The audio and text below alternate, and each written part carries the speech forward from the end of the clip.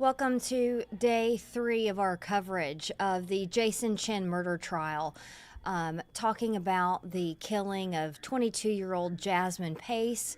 Hamilton County Court is about to start in just a little while. You can see in the top box of your screen there our live camera from inside court, so we're monitoring that and we'll take it when it begins. For now, though, let's do a quick recap of what happened yesterday in testimony. CPD homicide investigator Zach Crawford was the majority of the testimony we heard yesterday. He was the prosecution witness, and he is the lead homicide detective in the Jasmine Pace murder. Some of the highlights that he hit on the stand yesterday, they walked through some more evidence of some bloody items that were found in Jason Chin's apartment. They talked about the carpet that they pulled up and saw blood that had saturated in the carpet and into the carpet pad underneath. And then they also introduced into evidence some pictures of some items outside a dumpster at Jason Chin's Tremont Street apartment on the North Shore. Now, this became a point of contention under cross-examination, because while the prosecution showed these items and said they appeared to have blood on them, there was also a pair of white shoes. They said that those items were never tested to see if that blood was the blood of Jasmine Pace. That came up under cross-examination. So while they were outside Jason Chin's apartment, a dumpster there, while they looked similar to shoes he had on in surveillance video, investigators never confirmed that what they believed to be was blood on those items was the blood of Jasmine Pace. So another thing we heard from investigator Crawford was about the arrest of Jason Chin at his Nolensville home where his parents lived. He still had a bedroom there. They went to find him there after they had tracked him using cell phone records. And when they got there, they discovered that he was there and there were several items inside the room with him. So they had a search warrant and they went through some of those items in court yesterday as well. One of the things that they introduced into evidence was this picture. This is Jason Chin, a picture of him when they found him there at his parents' address. They talked about his demeanor there when he was encountered police for the first time. He asked if they had spoken to his lawyer, so some procedural things like that. Another thing they found was this backpack. The prosecution said inside of it had a SIM card that belonged to the phone of Jasmine Pace. Also in his parents' home, they found these handwritten notes. They say they were written by Jason Chin, detailing some of his last interactions with Jasmine Pace. You can see this note there says, Saturday, November 19th, the last time I saw her. Tuesday, November 22nd, the last time she called. She has a long history of running away from her parents, running to Canada, has a restraining order against her ex. So again, these are notes found in Jason Chin's parents' home in Nolensville that the prosecution entered into testimony yesterday. So another thing that the defense brought up when investigator Crawford was on the stand is something that we heard in some of the preliminary hearings. Now, they asked, and this has been a big point of the defense's case, about Jasmine Pace's mother, Katrina, and their family members going into Jason Chin's apartment using a credit card to get into the apartment when they didn't know where Jasmine was yet, and that they may have disturbed the crime scene. One point of contention that came up is they asked investigator Crawford, were mistakes made in this investigation? He said there were mistakes made in every investigation. Then they said, were there a lot of mistakes made in this investigation? And Crawford said, no, he didn't believe so. So let's go to another witness that we heard from yesterday. This is Doug Lynch. He lives in the same apartment complex as Jason Chen on Tremont Street, and he has ring video of Jason Chen going in and out of the door of Tremont Street, the apartment complex there. So he provided that ring camera there. He also testified that he saw Jason Chen loading something into his car that day of, that's in question, November 23rd, when we heard a lot about Jason Chen's actions that day. Now, another thing that became very important was a different picture of Jason Chen. I'm just going to see, here it is. So this is from the same ring camera that day. And if you notice here, Jason Chen has on a light hoodie. And this became important in the testimony of the timeline of what the prosecution believes that Jason Chen did throughout the day on the day of November 23rd. We're just going to flip through some of these timeline slides here. Okay, this is what becomes important for that light hoodie. This is what the prosecution showed is a picture of a car that matches that of Jasmine Pace. And you can see here someone driving the car that the prosecution says that the investigator testified was a person with a light hoodie on. You can see that in the very middle part of your screen there. Now, they were not able to testify 100% that this was Jason Chen, but they showed this driver in the light hoodie, and then they showed this picture of Jason Chen in the light hoodie leaving the apartment complex at about the same time.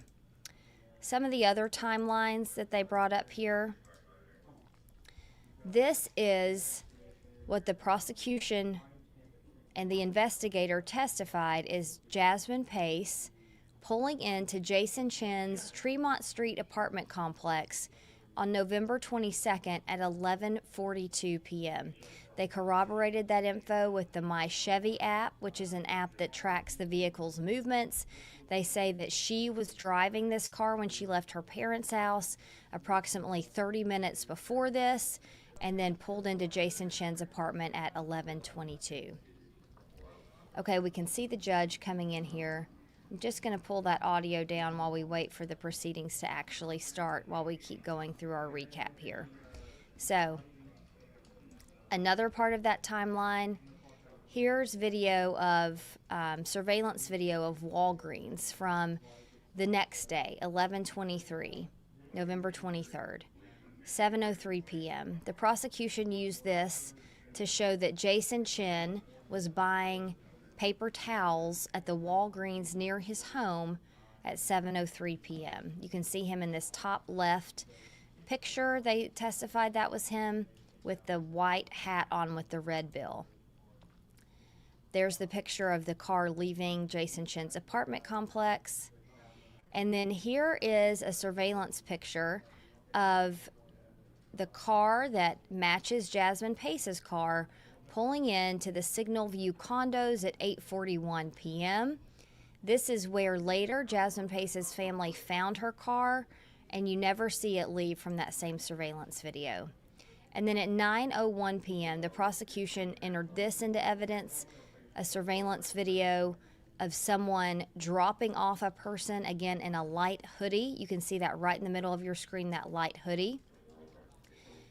And later in testimony, when asked a question actually by the jury, which is something the judge has allowed in this case, it's not very common, the homicide investigator testified that Jason Chen had a Lyft transaction in his cell phone records at this same time. So you see this car pull in, a person in a light hoodie gets out and goes into the apartment complex.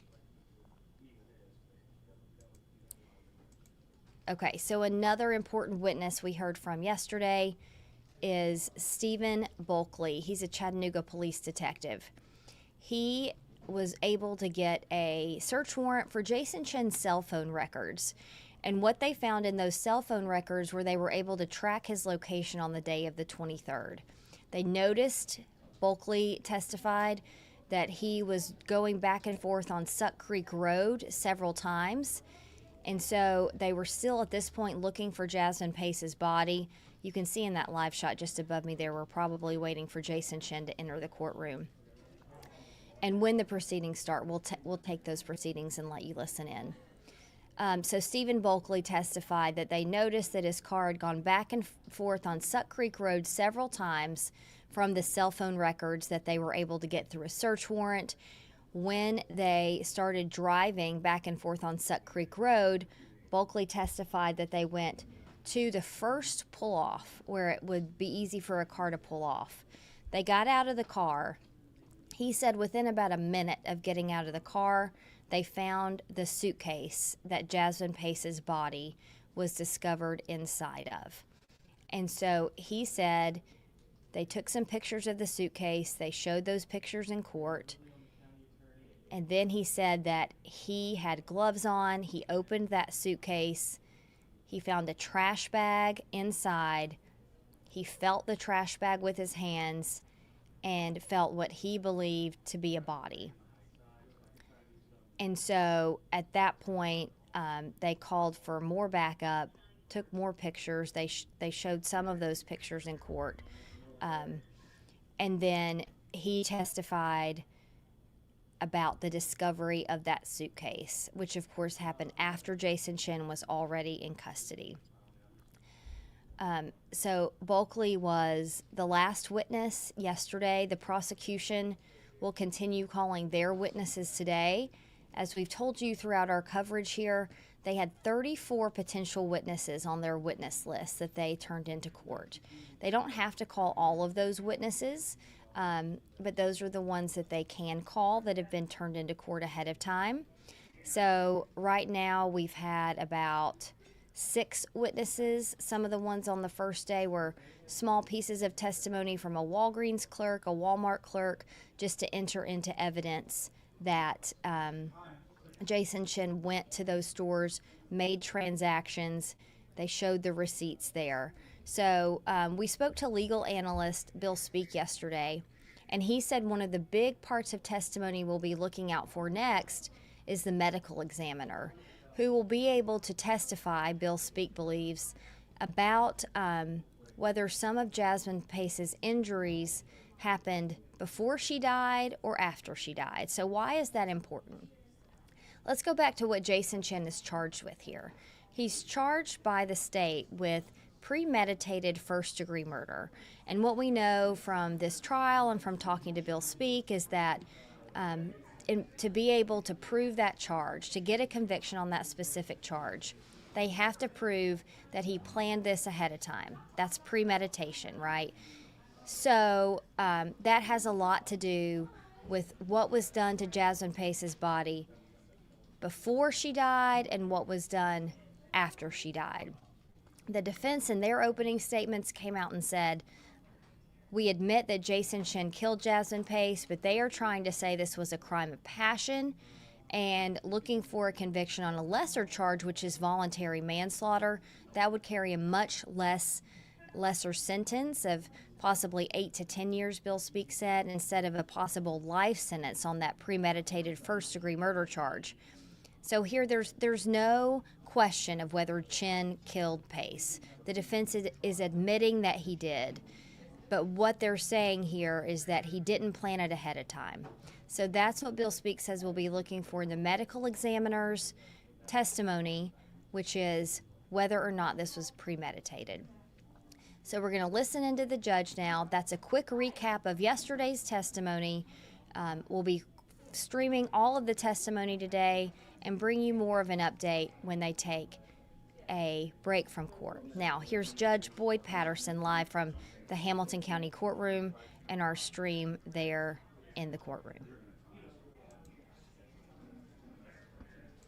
Appreciate John Moore coming up with that work.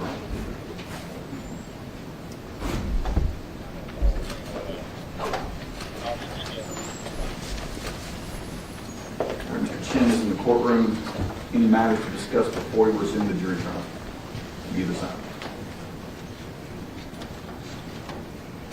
No, Your Honor. Right, jury. Yes, Judge.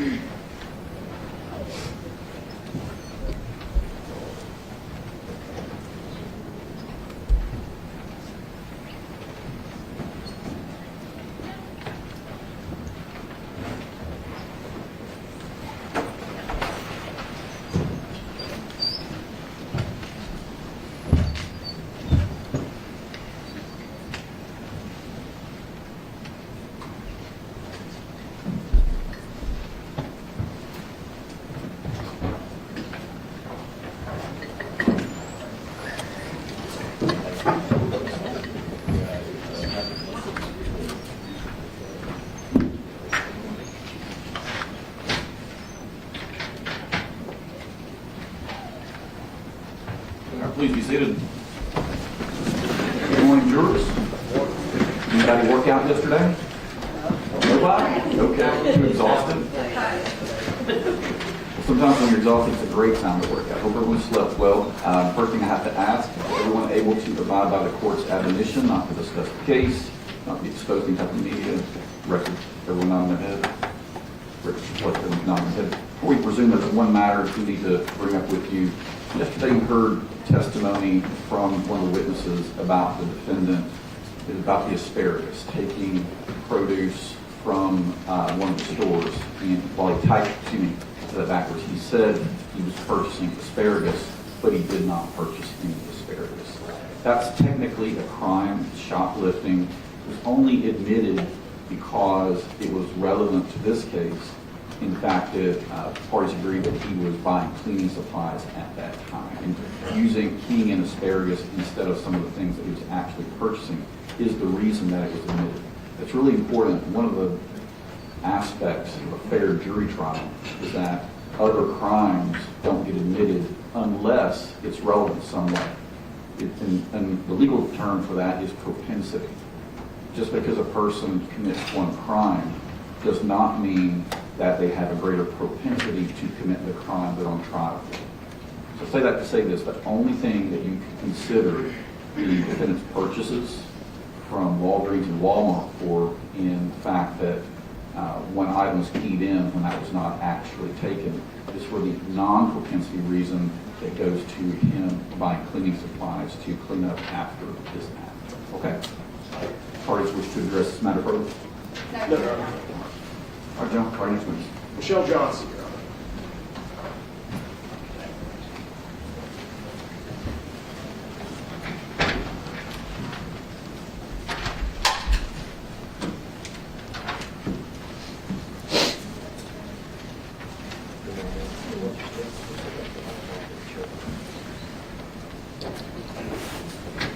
Solemnly swear affirm the testimony about to give the truth, the whole truth, and nothing but the truth, so help you God. Yes. Good morning, ma'am. Would you please state your name and spell your last for the record? Michelle Johnson, Johnson. What's your profession? What do you do for a living? I'm a crime scene investigator with the Chattanooga Police Department. How long have you worked as a crime scene investigator for the Chattanooga Police Department? Approximately 7.5 years. Did you have any experience in law enforcement prior to becoming a crime scene investigator? I also worked 16 years in corrections. Have you received any kind of specialized training that assists you in the performance of your duties as a crime scene investigator? Yes, I have. What is that? As a crime scene investigator, we go through 6 months of on-the-job training with a senior crime scene investigator, hundreds of hours of specialized training, including 400 hours for attending and graduating from the National Forensic Academy. It's a 10-week intense training for crime scene investigators. Day to day, what does a crime scene investigator do for the police department? We respond to normally major case crimes and process the scenes. I'd like to take you back, if I could, to November the 22nd of 2022. Do you recall the events that took place on that day? Yes, Were you working as a crime scene investigator on the 27th of November? yes, On that day, did you have an opportunity to assist with a, collection of evidence? correct. Do you recall what location you first went to on the 27th? I was notified around 10 p.m. by Detective Crawford, and he requested that I respond to 5977 Old Dayton Pike. And do you know the significance of that location? He had informed me that he was working a missing person case, and he asked me to respond to this location where the missing person, or Jasmine Pace's mother was, and collect items of evidence that had been taken from Jason Chen's apartment. Do you recall specifically what items you collected? I collected electronic devices. I believe there's some clothing, some notebooks, Jasmine Pace's ID, along with several credit cards belonging to her. Ma'am, I'm showing you what's been admitted into evidence as Exhibit 12. Are you familiar with this photograph? Yes, that's the photograph I took. That's the in the manner in which I received the items. And when you say the items, are those the items that you just described to the jury, the clothing, the notebooks, the electronic devices? Yes, sir. I'm now showing you what has been admitted into evidence as Exhibit 11. Can you describe what we're seeing in this photograph? Yes, there's 4 cell phones, a Polaroid camera, and a tablet or laptop. Thank you.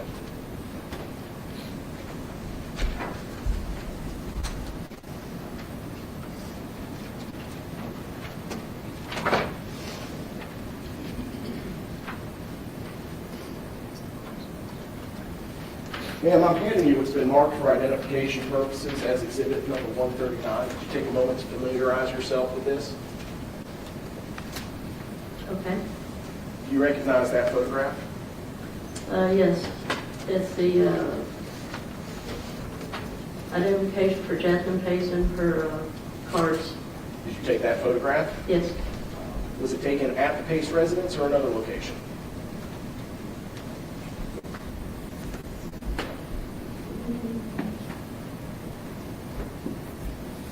it's hard to tell. I may have taken it when I got back to the office just to take more detailed photographs. Is it common practice to collect evidence at a location and then further photograph it once you take it back to the police department? Correct, yes. Specifically, ma'am, why would you want to do that? It's just a more controlled environment, and we can lay things out and have better lighting also. Does that photograph fairly and accurately depict the IDs that you collected from the Jasmine's residence? Yes. I'm showing you what's been admitted into evidence as Exhibit 10. Do you see the items in the lower left-hand corner of Exhibit 10? Yes. Are those the same documents and IDs that we see in Exhibit 139? Yes, that's correct. Here are at this time, I would move to admit into evidence Exhibit 139, the photographs of IDs and credit cards. 139. That helps you hear. Yes, sir. Thank you. Ma'am, I'm now going to show you. Okay, I have the document there. Yes, sir.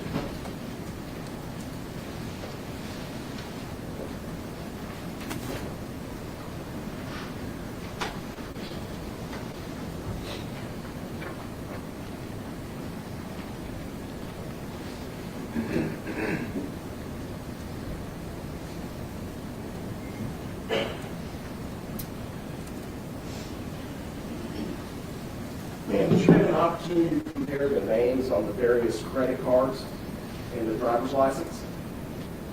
Yes. Are they all for the same person, Ms. Jasmine Pace? Yes, I believe they were. And specifically, what is Truist and SunTrust? Those are banking institutions. Same with Capital One. I believe they have banking and credit card services. Thank you, ma'am. Back to the DVD.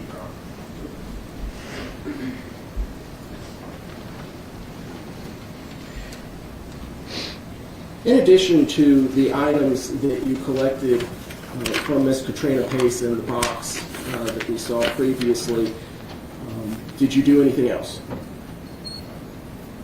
I also documented with digital photography the residence where Jasmine Pace was residing. Specifically, could you describe the location that Ms. Jasmine Pace was residing? It was just below her mother's house. It was I guess a pool house. Just an open room and a bathroom. Ma'am, I'm showing you what has been admitted into evidence as Exhibit 17 to this trial. Did you take this photograph? Yes. And what does it depict? That was the shower inside the bathroom. Ma'am, is that location located inside what we see here in Exhibit 14? Yes, that's correct. After you collected these items, the photograph, the items shown in the photographs, including the electronic devices, Jasmine Pace's credit cards, her driver's license, what did you do with those items? I secured them inside my crime scene vehicle. And after you secure them in your crime scene vehicle, what do you do with them then? What's the next step? Normally, if I go back to the crime scene office, I would package and seal them and secure them possibly in the evidence vault and eventually turn them into our property and evidence division. You mentioned the evidence vault. Is that different than the property and evidence division? Correct. It's a secured vault we have inside the crime scene office where we keep evidence that we are still packaging or processing. How do you prepare a document for submission to a particular, to the property? The first thing we do is an evidence report for all the items we collect. Then we have to complete a property sheet. We also have to complete labels to identify the evidence inside the bags, and we place those labels on the outside of the bags. What type of bags do you use? Brown paper bags or cardboard boxes sometimes. Why would you use one over the other? Just for size. If something's really large, we may have to use a box. And who does all of the packaging, the preparation of the property report, so on and so forth? The investigator who normally collects the evidence. I would have packaged the stuff. Specifically in this case, those items you collected from Ms. Katrina Pace at her residence on Old Dayton Pike, did you go through that process? Yes.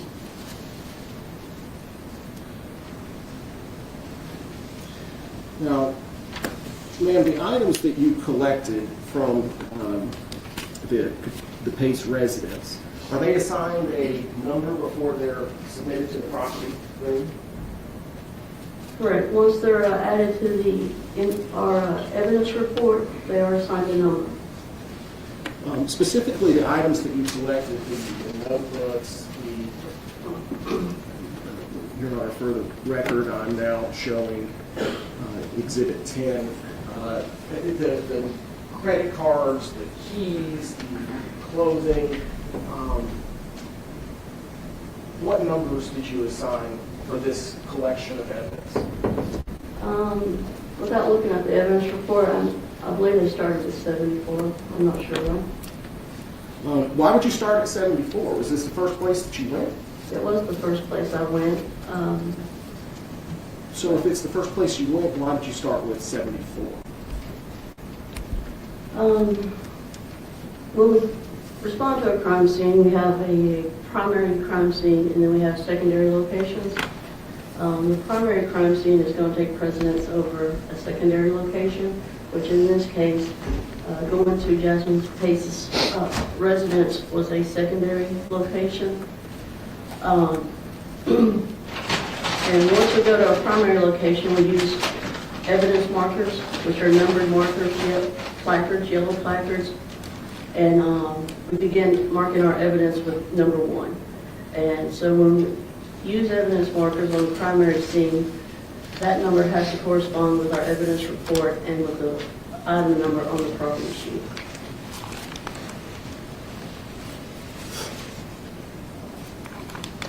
So in other words, the items we mark with evidence markers will be listed first. Okay. So the bottom line is, if you started at 74, that would be indicative of going to another location. Okay. Did you in fact go to another location? Yes, I did. What other location did you go to? Detective Crawford requested that I respond to 110 Tremont Street, apartment 210. When did you go to that location at Crawford's request? I arrived there right around midnight. What time did you arrive at the Dayton Pike location? Not for certain. I think it was probably around 10:30. During between the time that you arrived at 10:30 and then when you got to Tremont Street very late in the evening, what were you doing? What were your activities? I'm sorry, can you repeat that? What were you doing in between when you arrived at Dayton Pike and when you eventually arrived at Tremont Street? I was taking photos of Dayton Pike and collecting those items that Detective Crawford had requested that I collect. Thank you. When you arrive at a crime scene such as 110 Tremont Street to conduct a search, is that typically incident to a search warrant? Correct. When you arrived at 110 Tremont Street, was there already a search warrant there? I believe Detective Crawford had notified me via phone that he had signed the search warrant. I'm not for sure if it was physically there yet or not. So after the warrant is obtained, is that when the search begins? Yes. Specifically, ma'am, do you recall the location that you searched at 110 Tremont Street? As far as the apartment? Yes, ma'am. Yeah, apartment 210. Can you describe to the jury what apartment 210 looked like? It was a small apartment, kind of a shotgun style, where pretty much one way in, one way out. Entered into the living room area. Then there was a kitchen, a laundry area, and then a bathroom, and then the bedroom. Now, would you walk the jury through the process that you as a crime scene investigator go through to search a location such as the one that you just described? The first thing we would do is an initial walkthrough, and during the initial walkthrough, we'll look for any evidence in plain sight. During this time, we don't disturb anything. And we also formulate a plan of action as far as processing the scene, and just get an idea of the layout of the crime scene that we will be processing. Would you describe the initial walkthrough as an actual search for evidence? Anytime we walk through a crime scene, we are continuously searching. But during the initial walkthrough, we don't move anything or search inside of anything. We don't disturb anything during the initial walkthrough, but we do search. As you begin to process the scene, do crime scene investigators produce any kind of documentation that helps them remember where items are collected? Yes, we take written notes, and we also do a scene sketch marking the location of where items are recovered from. What was your specific role at 110 Tremont Street? My role was to document the scene with digital photographs and collect the items of evidence. Who was the lead crime scene investigator at that location? I was.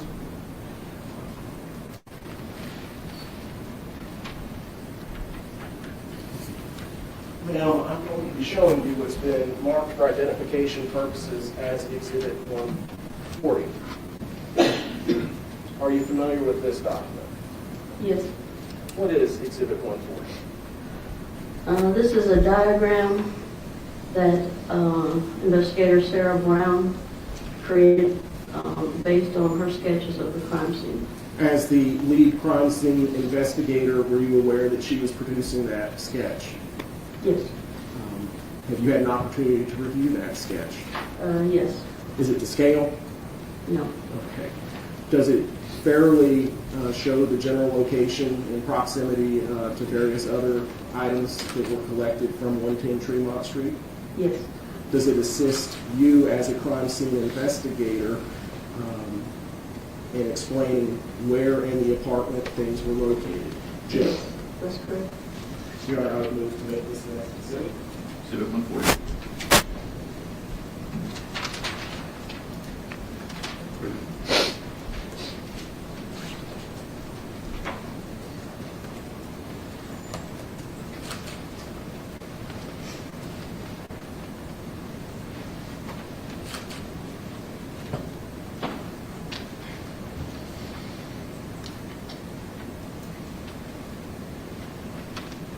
All right. I'll publish the jury judgment. Yes, sir. All right. Can you see the television? Barely? Yes. Okay. I know it's not the clearest. You know how to use cell phones, et cetera? You can pinch Okay. and make bigger, okay? Can you see this clearly? Would you like me to make it a little brighter for you? Yes.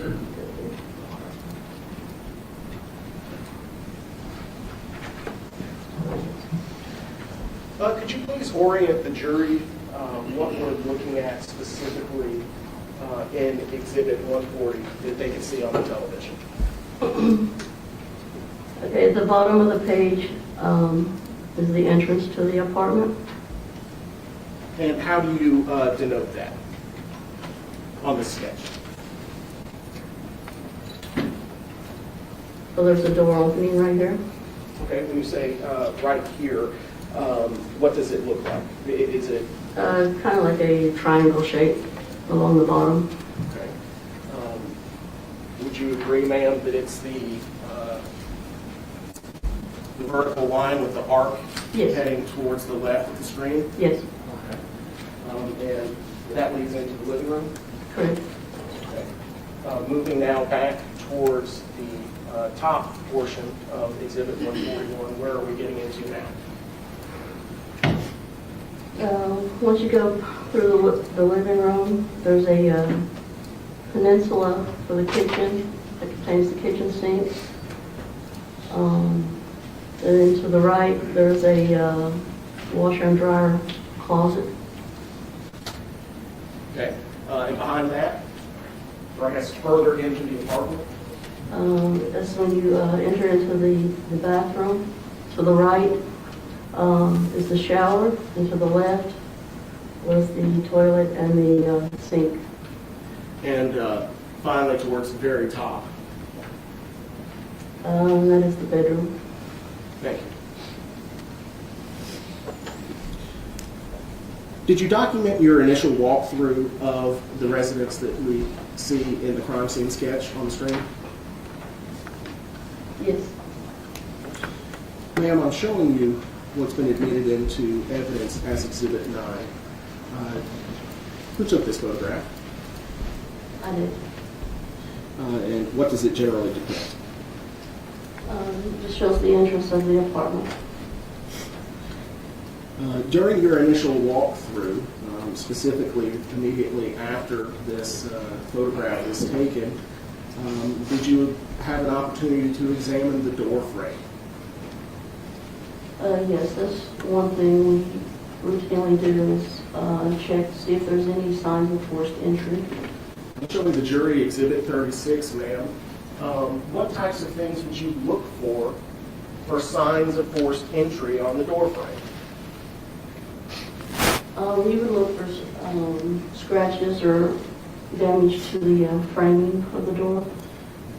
Would you agree, ma'am, that there's some scratching on this door frame? Yes.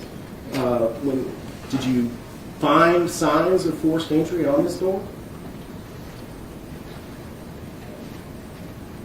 Yes, and it's also hard to determine when those would have occurred. Sure. Were there large dents or gouges into the door frame? No, not that I recall, no. Going to the actual locking mechanism of the door, Exhibit 37, did you see signs of damage to the door indicative of forced entry? No. How do you, is there a method or a process that you as a crime scene investigator go through to document and process a scene? Yes. How do you do that? As far as documenting with digital photographs, we'll take overall photographs of the scene, and then we'll take closer up photographs of the scene, and if items of evidence are discovered, then we'll take close-up photographs. Do you work your way through the residence in any particular manner? Normally we have a pattern that we'll follow. Different investigators use different patterns. In this case, it being such a small area, there was pretty much just one way to navigate through the apartment. Okay. Do you recall what pattern or method you used to walk through the apartment? Just started at the entrance, and like I said, it was pretty much like a shotgun apartment, and walked to the back. And from there, we were able to see, all areas of the apartment. What items were you looking for? What kind of evidence were you looking to collect? At the time, it was a missing person case. We were looking for any items of evidence that really didn't belong in the apartment, anything out of place, or anything that could have indicated that there could have been a crime committed there. During your initial walkthrough, did anything catch your eye? The first thing I noticed was the coffee table. It seemed a little out of alignment with the couch. I'm showing Exhibit 38. Could you please explain that to the jury?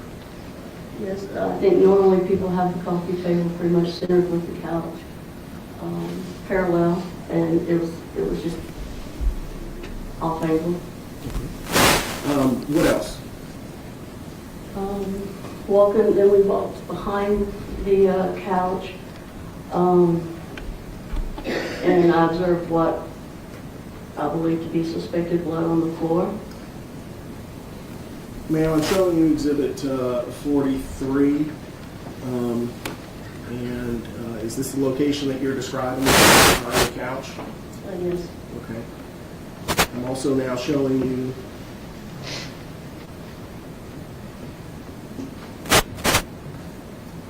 Exhibit 80. Do you see any of the suspected blood in this photograph? Yes, I believe so. Okay. Could you point it out? There's a place pointer right there for you.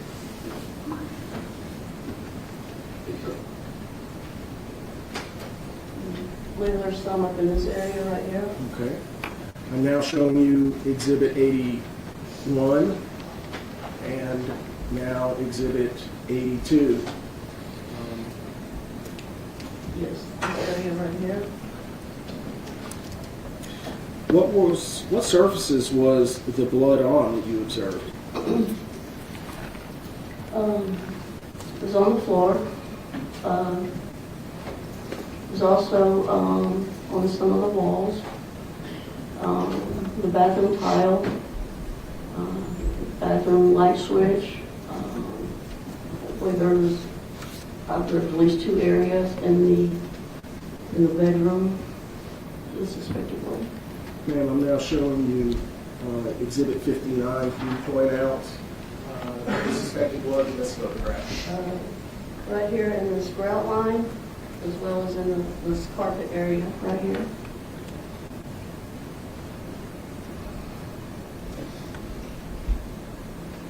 Now I'm now showing you it's been admitted into evidence as Exhibit 67. Do you see any suspected blood in this photograph? Was this area right here that caught my attention? Exhibit 68, was that a close-up of the preceding photograph? Yes. Okay. Thank you, ma'am. And in what rooms was the suspected blood located? Living room, kitchen, bathroom, bedroom, all the rooms. Every room? Yes. Excuse me. Not the room.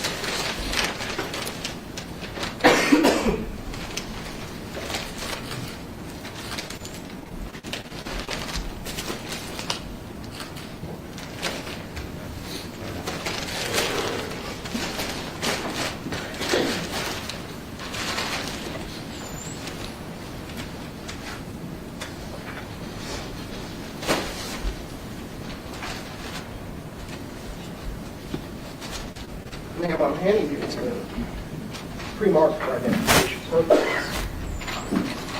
It's item 141. You recognize this? Yes, it's a carpet sample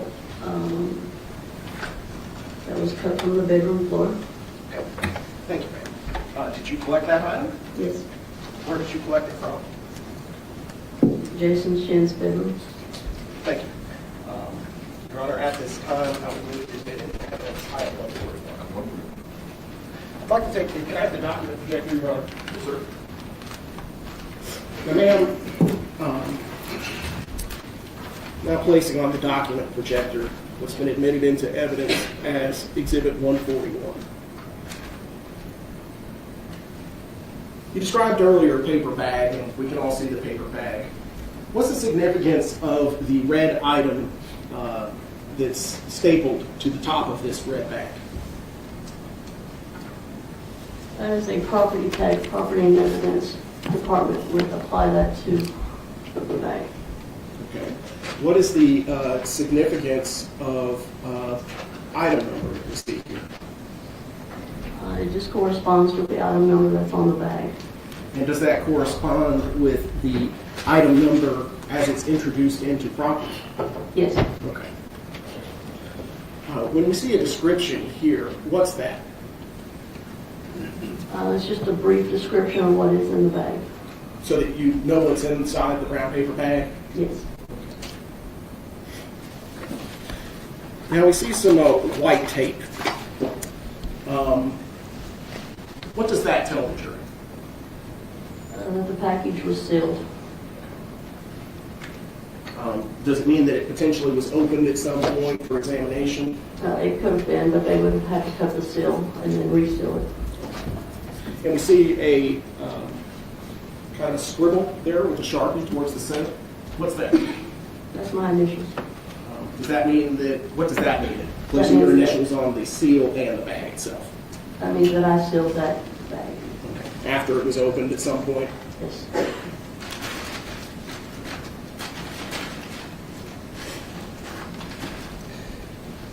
What's the significance of the white label? That is a crime scene investigator evidence label. We apply it to all items of evidence to give a brief description of what the item is, where the item was collected, and when it was collected. Who prepares that white label? The crime scene investigator would. So in this case, it says Investigator M. Johnson. That means you prepared this label. More than likely. Sometimes when we get back to the office, other people will assist in typing up your labels. The location of recovery, okay? If the jury were to want to, there's a lot of evidence already in evidence in this case.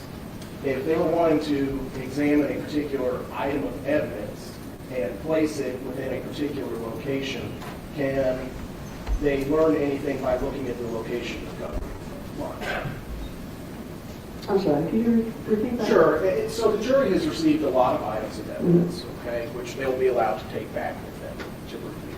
Okay. If they were wanting to look for a particular item of evidence that was found at a particular location, could they do that by looking at the recovery location? Yes. Okay. And in this case, it says bathroom, bedroom, transition, southeast of shower. What does that mean? That was the location given to it by me and on the evidence report. And then we will transfer that information to the evidence label. Okay. And ma'am, you indicated that item inventory number 6 is on this label. It's also on the red card that was stapled to the other side. Could you show the jury where on the crime scene sketch that would be located?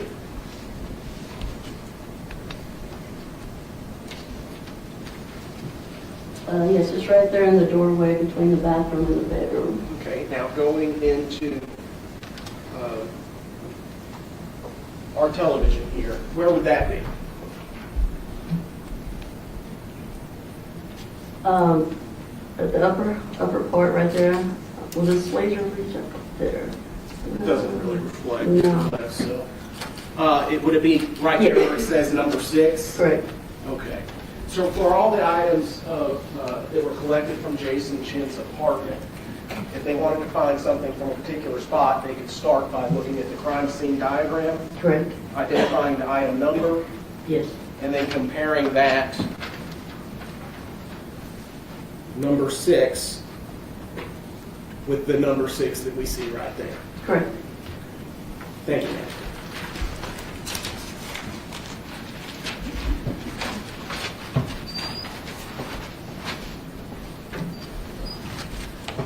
Ma'am, I'm handing you what's been marked for identification as item 142.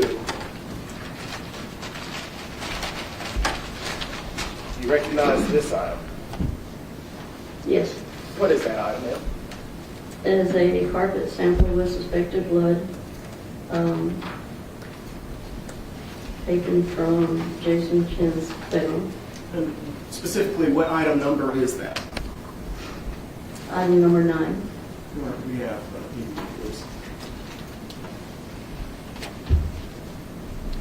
so using the crime scene sketch, where is item 9? It'll be above and to the right of number 6. So above to the right? Yes. Okay, so right here next to the rectangle. Correct. Draw your attention now to Exhibit 68. Is there any correlation between inventory item 9, what's been marked for identification 142, and the bloody spot that you identified in Exhibit 68? I'm sorry. Okay. Is there any correlation between this physical item and what we see on the screen, Yes. Exhibit 68? It's that area right there where the suspected blood was. Did you remove that area of carpet? Yes, it was cut out. Is what you've identified as 142 the area of carpet that you removed from that location in Exhibit 68? Yes. Your Honor, I move to admit item 142 into evidence. So admitted.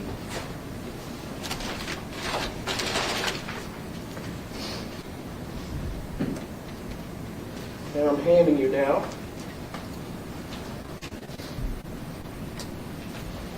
what's been marked for identification as item 143. You recognize that?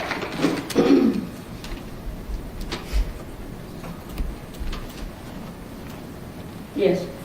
What is item 143 now? It's a blue and red plaid shirt, Where was that? button down, Where's that item recovered from? bedroom closet. All right, move to admit item 143. So moved.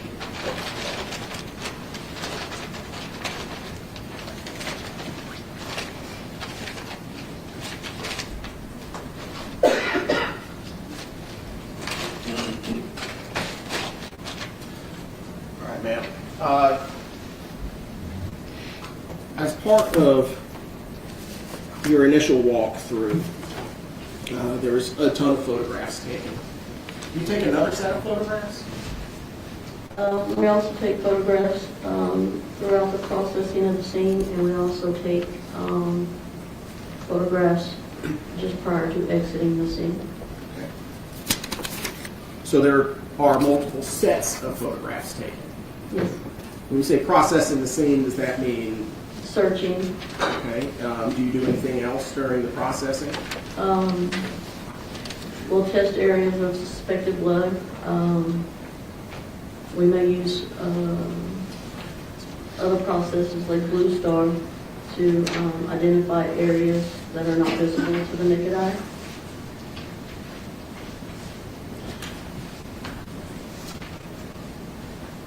Ma'am, I'm handing you what's going to be marked as Exhibit 144, a collective exhibit, specifically pages 1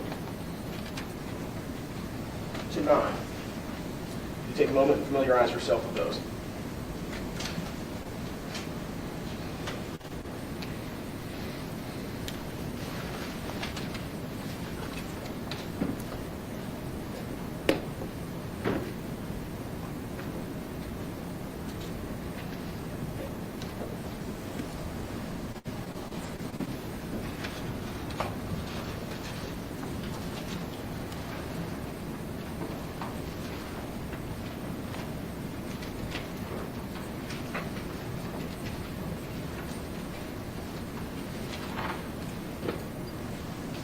Okay. Ma'am, what do those photographs generally depict? These are photographs of the apartment once the evidence markers were laid down. And specifically which room? Living room, kitchen area,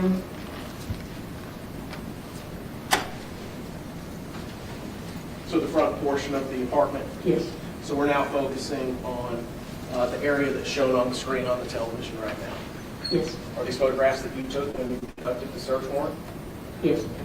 Your Honor, I would move to admit into evidence Exhibit 144, collective 1 to 9.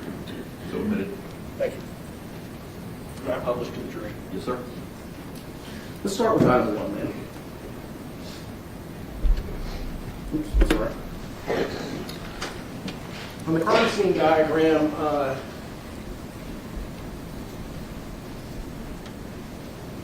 we go. Item 1 is indicated with a circle and an arrow. What does that mean? That's the location it was located, and the arrow probably indicates it was under the couch. Okay. Can we see Exhibit 1 in this photograph?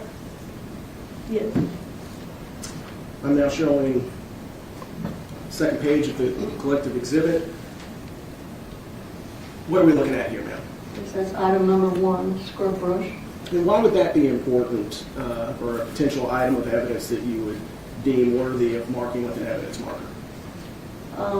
After seeing the suspected blood throughout the apartment, it was probably believed that there was a strong possibility that there was some cleaning up done based on the amount of cleaning materials and other items that were there. Now showing you third page of the collective exhibit. What are we looking at in this photograph? This is suspected blood right here, beside number 2. Zoom in so the jury can see that. Would you mind pointing it out to the jurors? And where is this adjacent to? Where is it in the crime scene? It's behind the couch.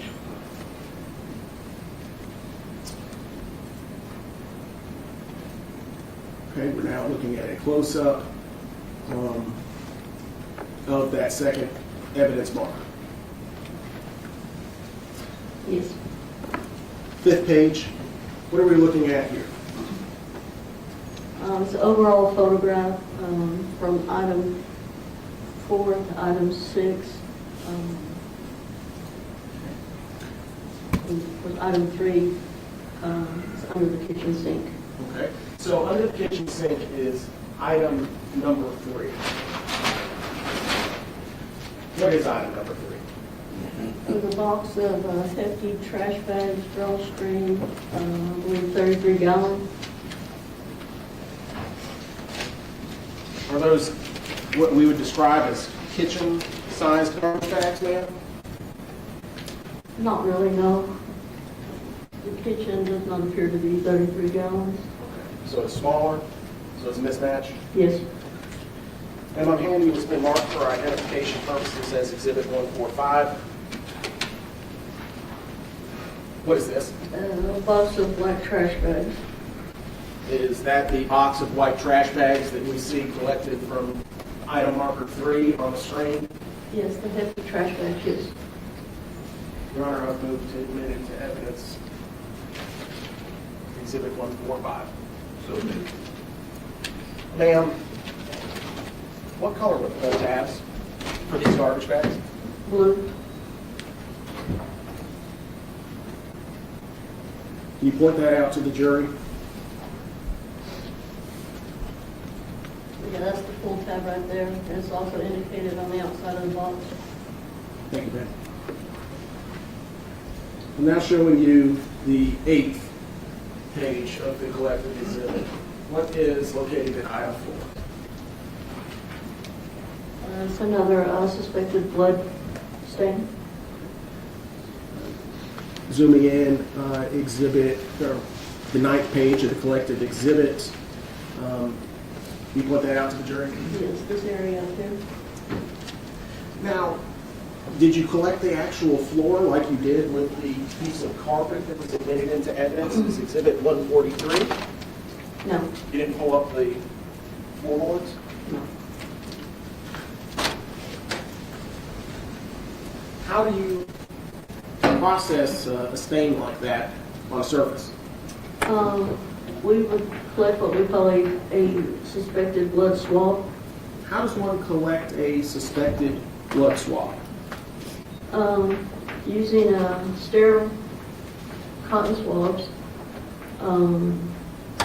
We add distilled water to one of them. One is wet, one is dry. And we will swipe over the suspected area. And then we'll place that in a sterile cardboard box. And then we'll place that inside a brown paper bag. Is that the process that you learned through your training? Yes. Is that the process that you've used throughout your career as a crime scene investigator? Yes.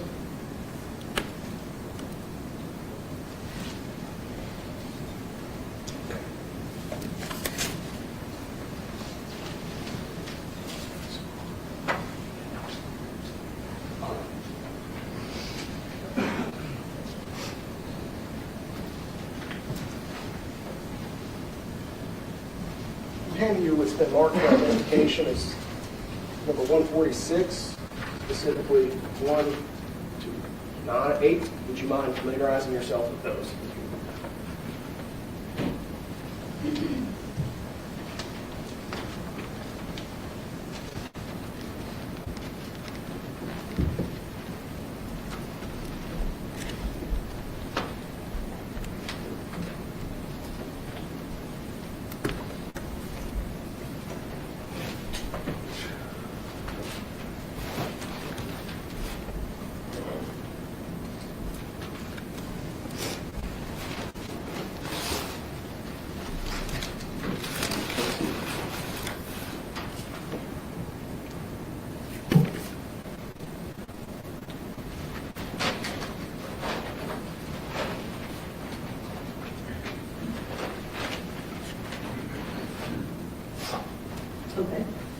they show, ma'am?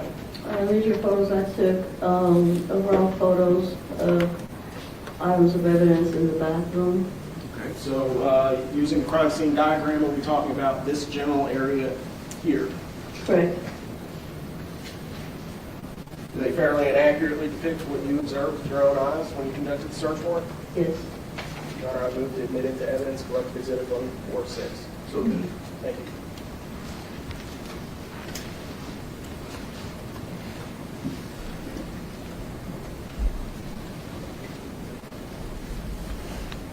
Ma'am, could you please describe to the jury what we're looking at here? Again, it's an overall photo of items marked for evidence in the bathroom. Item 5, I believe, was a blood swab. 6 was the cutout of the carpet with blood. 7 was some boxer brief underwear. Specifically, item 5, did you collect a sample of the reddish substance that we see immediately to the right and below Exhibit 5, Correct? using the process with that sterile swab that you described earlier? Yes. Now, what about item 6 that we see in the third page of the collective exhibit? How did you process that particular item of evidence? I actually cut out the section of carpet and looked underneath, and it appeared that the blood had saturated through the carpet and the padding and to the subfloor. And so the record is clear, the process that you just described resulted in item 6, which is Exhibit 141 to the trial. Yes. Thank you. You described that there was a substance that went through from one side to the other. I'm now showing you page 4 of the collective exhibit. Could you point that out to the jury? Yes, right here. All right, thank you, ma'am.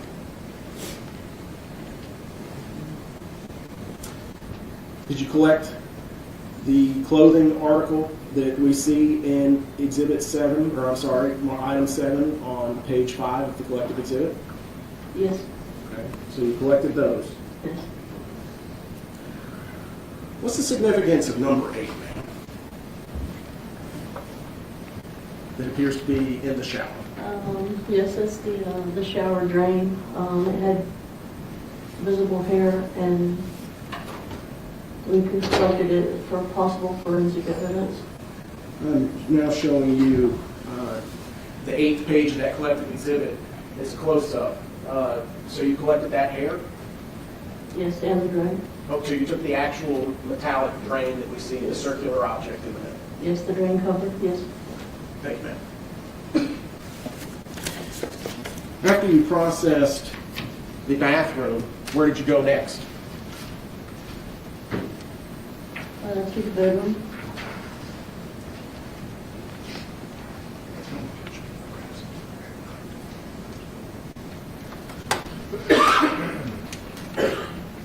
Handing you what's been marked for identification as 174, specifically pages 1 to 6. Would you mind familiarizing yourself with that?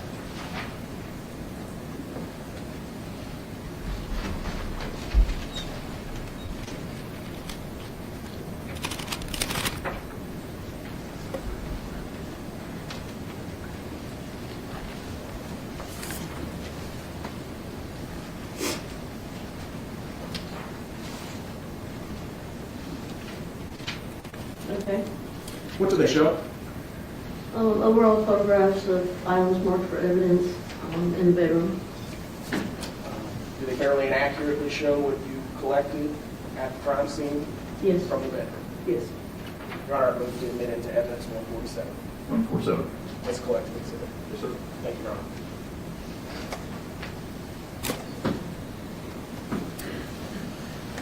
All right, so we have here Exhibit 9, or Evidence Marker 9, Evidence Marker 10. Evidence Marker 9 is that carpet piece that we have here as Exhibit 142 to the trial? Yes. What is item 10? It's a button with a small piece of material attached to it. Now, showing you the second page of the collective exhibit, and I'm going to skip ahead to the third page. I'm sorry, the fourth page of the collective exhibit. What was on about that? Why did you mark that as a possible item of evidence, and did you in fact collect that?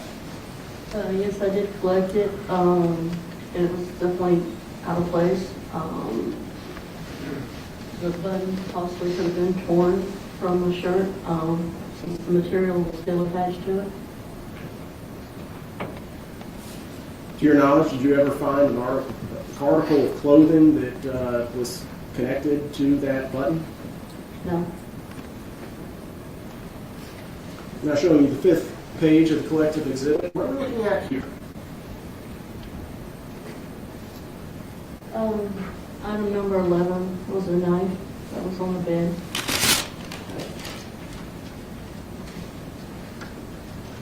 May we approach? Yes, sir.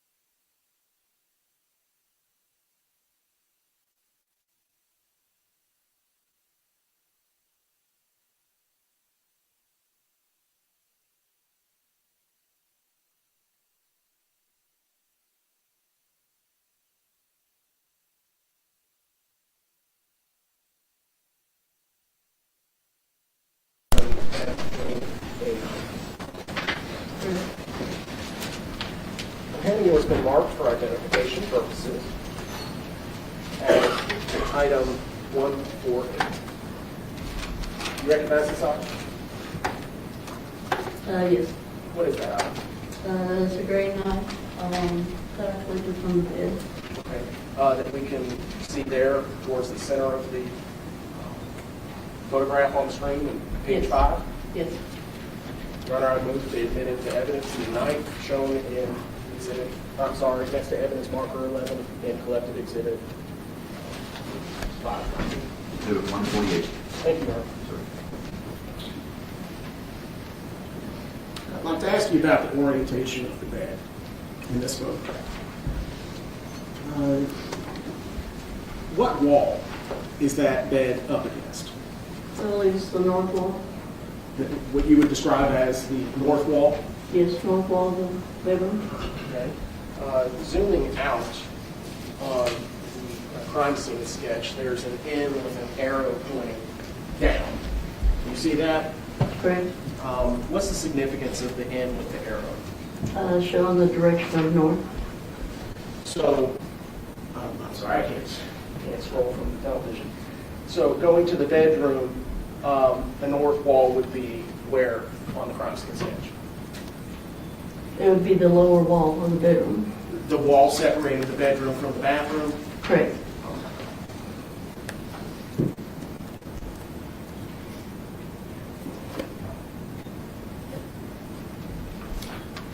Now, when you conducted your initial walkthrough and your search, did you know prior to your search the normal orientation of the furniture in this bedroom? No. I'm now showing you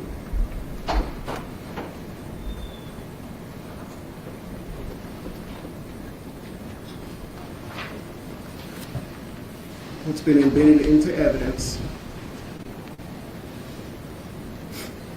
as Yes, sir.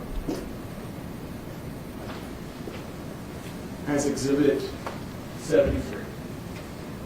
Do you see the green tapestry on the wall? Yes. Do you see the markings on the wall to the lower left of the tapestry? Yes. And do you see the bed that we saw in the collective exhibit just a moment ago, where item 11 was? Yes. Orient the jury to that. As far as the headboard is up here on this wall. Okay. So if where that wall is the north wall, what wall would you call the one with the tapestry on it? The east wall. The east wall. What is adjacent to the bed along the corner where the east wall intersects the north wall? The nightstand. I'm showing you what's been admitted into evidence as Exhibit 74. Did you see that? Yes. I'm now showing you what's been admitted into evidence, ma'am, as Exhibit 72. Okay. Particularly, I'd like to draw your attention to the intersection of the east wall with, I guess, the south wall. Is that, you see that right there? Yes. Where would the south wall be for the jury?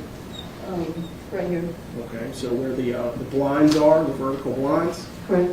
okay, where there's an electrical outlet. Yes. Now, when you're conducting your initial walkthrough, did you notice those marks towards the corner? We did not know.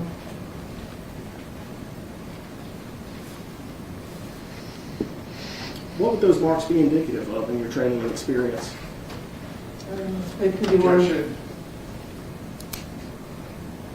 does call for opinion or speculation. I'm assuming that's the objection? Yes, sir. You want to answer that? Yes, Your Honor, it's within the scope of everyday observation and common sense. Someone who leaves an item on carpet or against every tree in its limitations. Okay. So it's not about what the substance of the carpet would be, just the indentations in the carpet? Yes, that there's not a decision. Here, may we approach? Yes.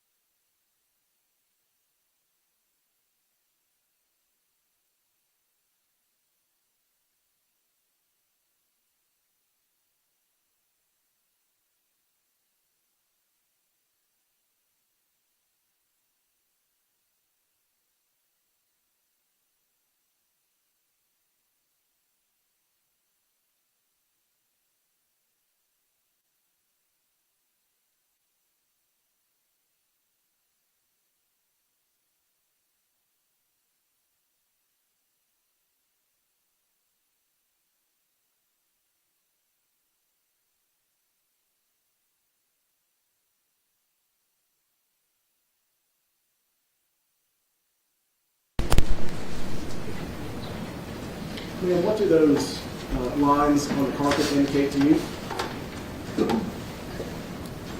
They do look like indentions in the carpet where furniture could have been prior. Thank you, ma'am.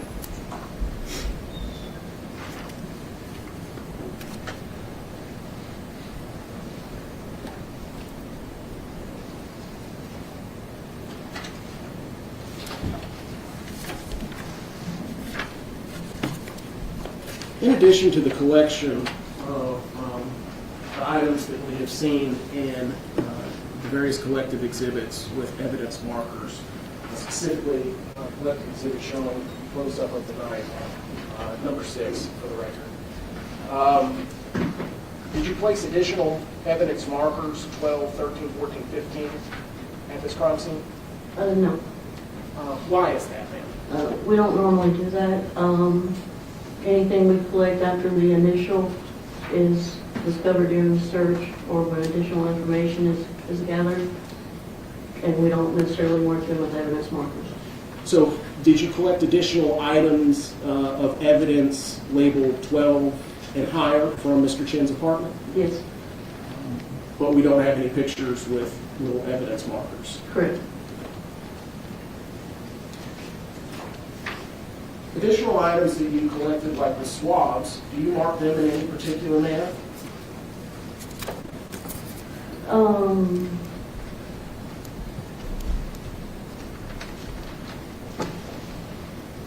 If we don't use evidence markers, we may document it with scale tape, or we could document it with just photos. Okay.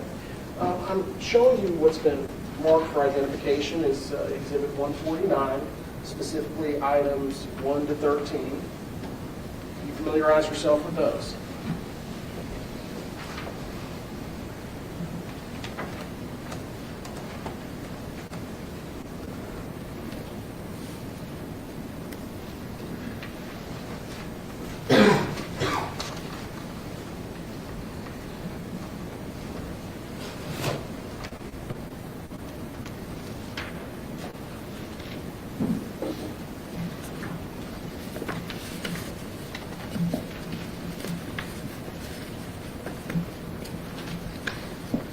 Okay.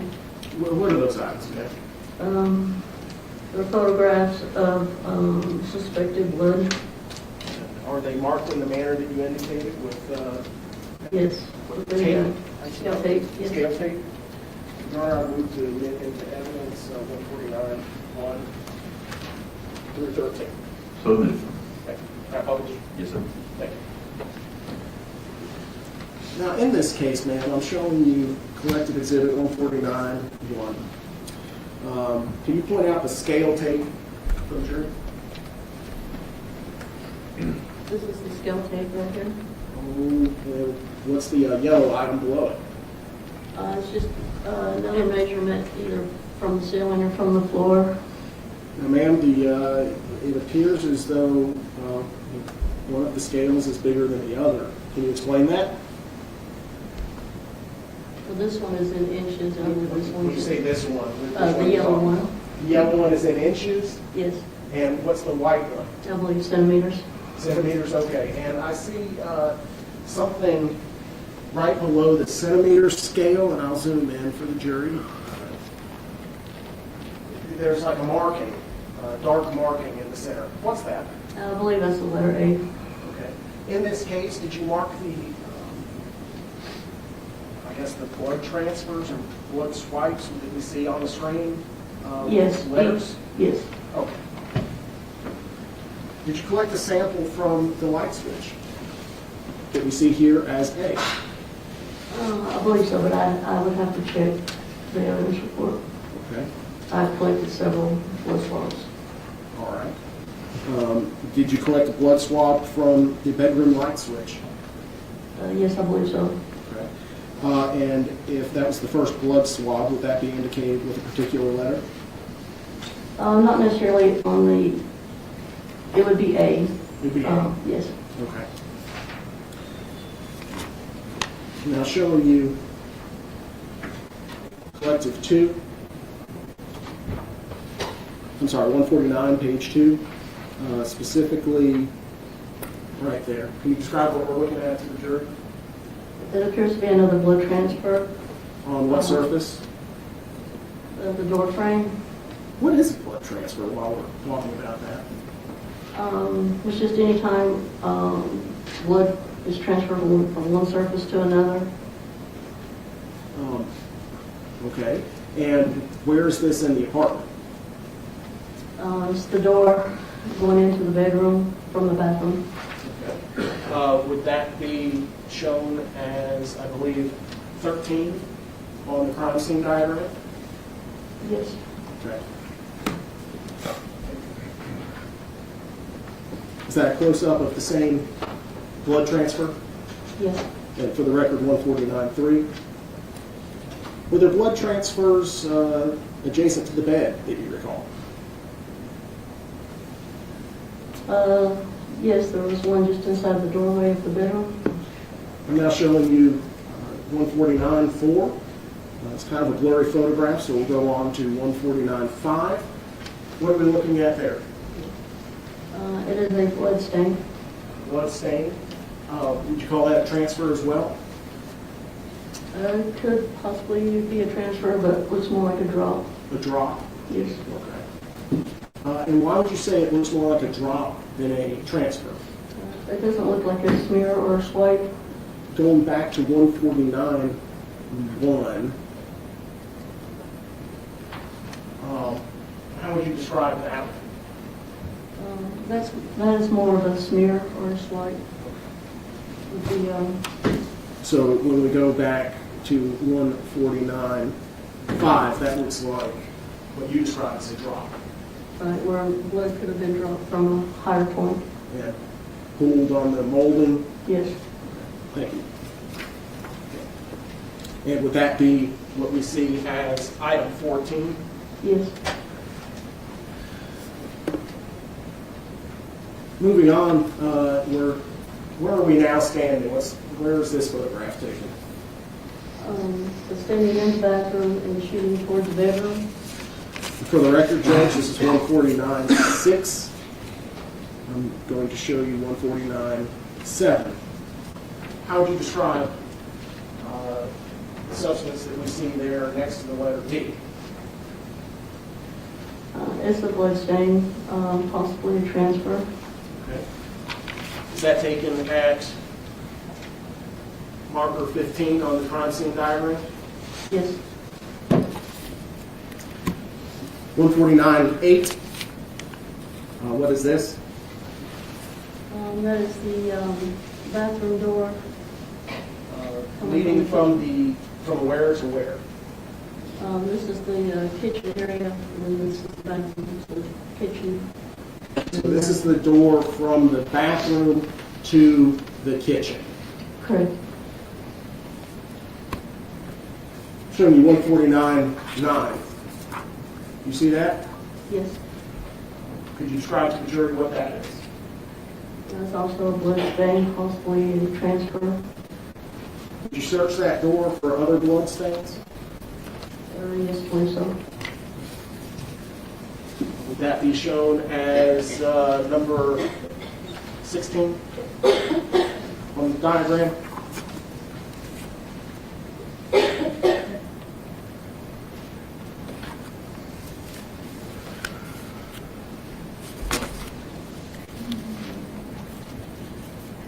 Yes, I believe so, yes. Okay.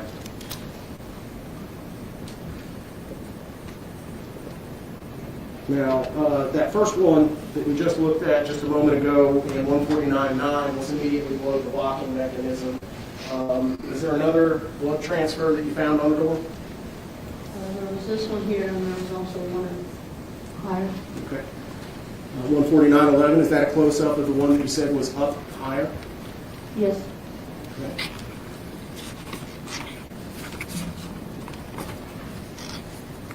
Do you recall finding any other blood transfers on the door? Not that I recall. Going now to 149.12. What are we looking at with this?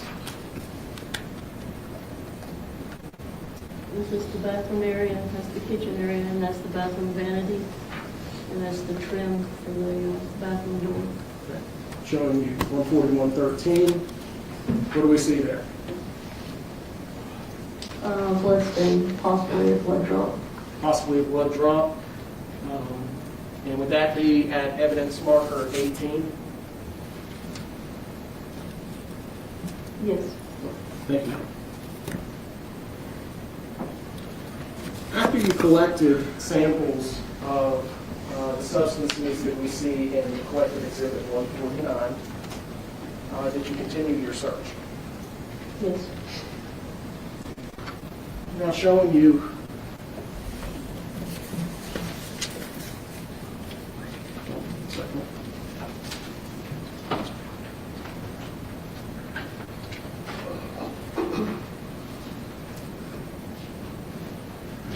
Yours is about 10:30. We'll take a mid-morning break, probably about 15 minutes or so.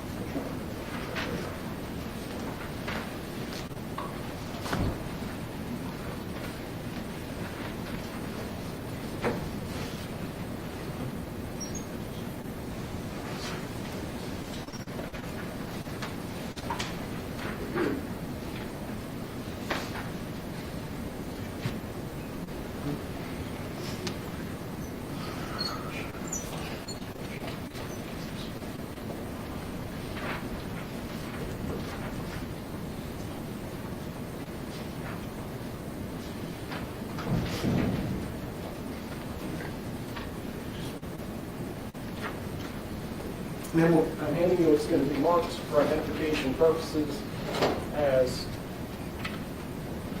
150, collective 1 through 18. Would you familiarize yourself with those?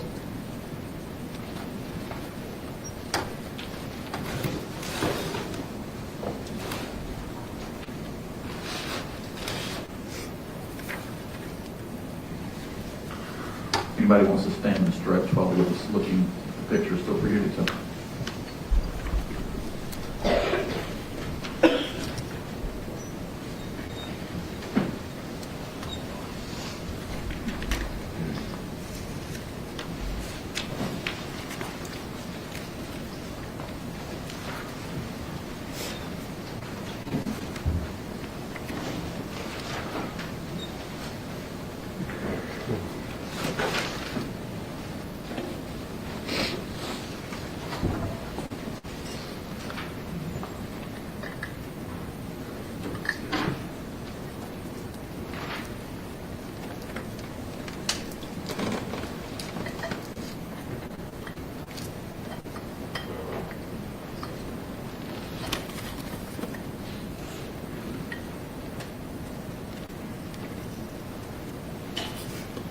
Okay. What's shown in those photographs, ma'am? These are additional photographs taken during the search process of items of potential evidence. Do they fairly and accurately depict what you observed? Yes. Now I move into evidence, collected exhibit 150, What was it, 1 through? 1 through 18. So again. Now we'll see a green hat in this photograph, or maybe it's gray.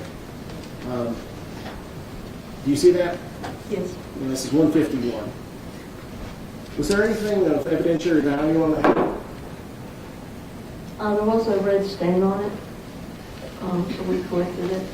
That red stain, is it shown in 152? Yes. And for the record, going back to 1, would this be in between the bed and the east wall? Correct.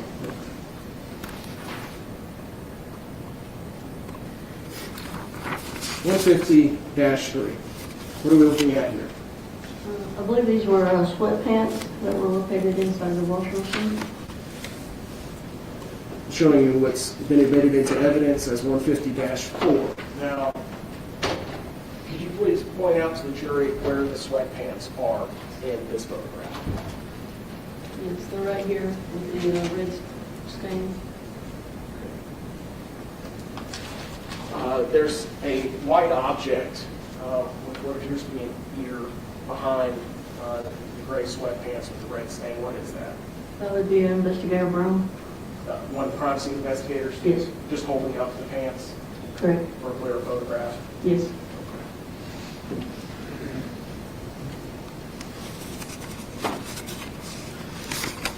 In addition to continuing to process the crime scene, did you find any glass? Yes.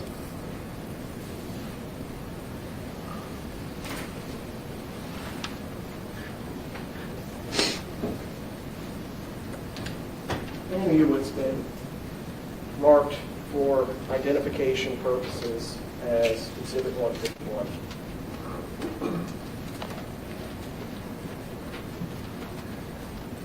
Do you recognize this item?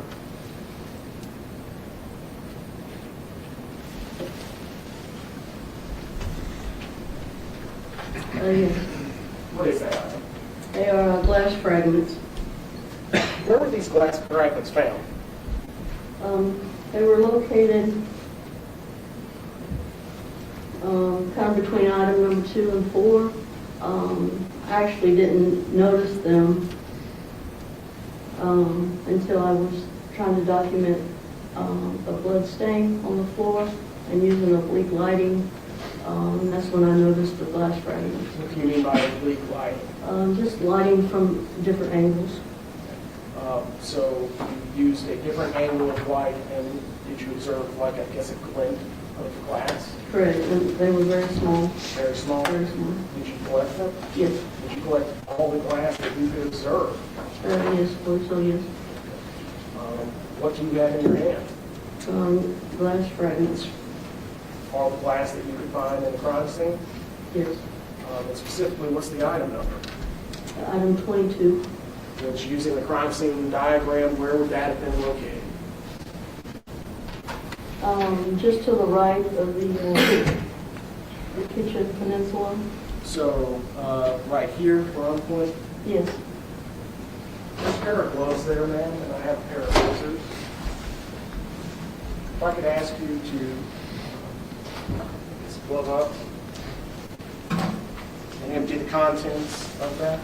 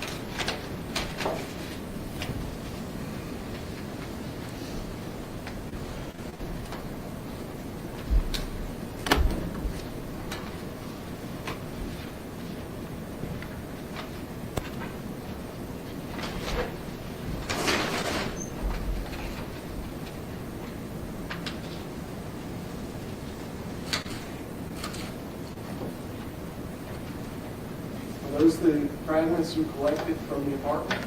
Yes. All right, move to admit into evidence item 151. So then, Ma'am, do you have an objection? no, I don't have to admit this if you have an objection to it yet. no, listen, I don't have to admit this if you have an objection to it at this point. I just want to see it. Okay.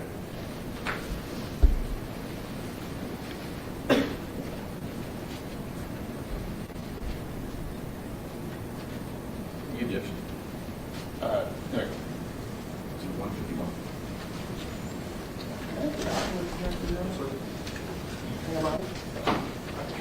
kind of fold up the sides to make like a little bowl for us?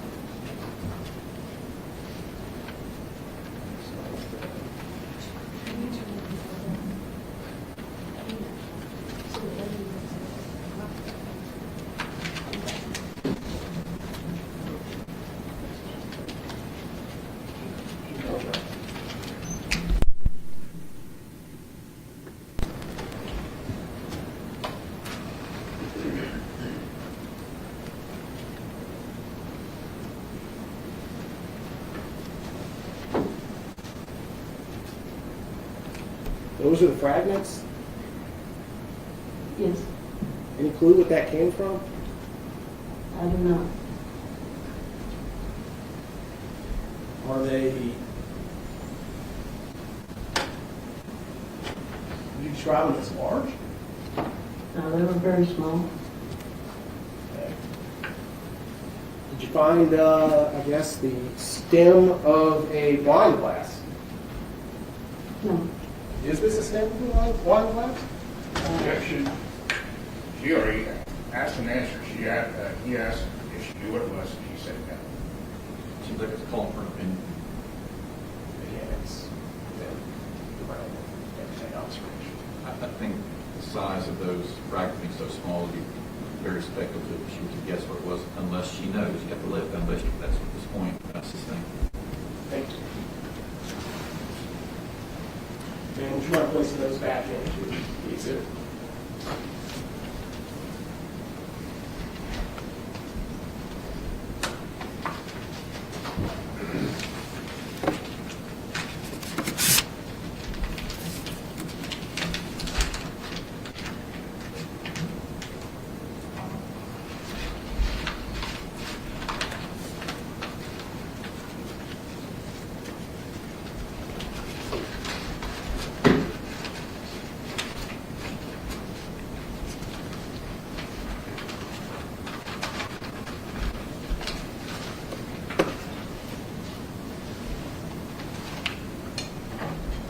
Thank you.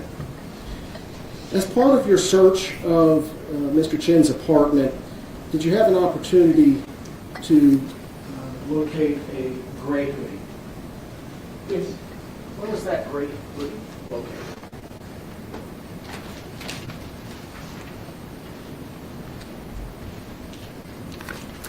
I believe it was either on the bed or one time, and then it may have made its way to the floor. A lot of times we get additional information while we're processing the scene, and we may not know exactly what we're looking for. And then we get additional information from the detectives. But I believe this gray hoodie that I collected was originally on the bed. It may have been moved during the search, and then we got information about collecting a gray hoodie. So we would have collected it. It may not have been in its original location. Regardless, it was inside Jason Chin's bedroom. Okay. Now I'm handing you, it's been marked for identification purposes as Exhibit 152.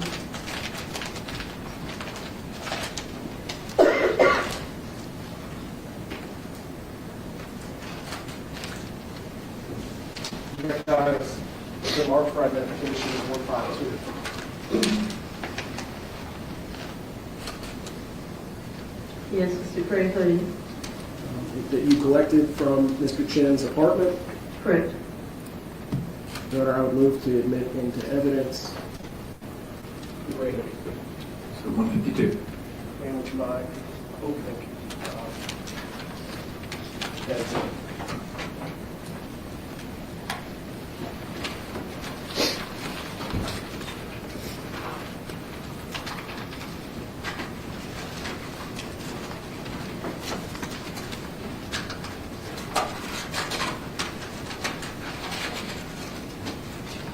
It's about 15 to 11.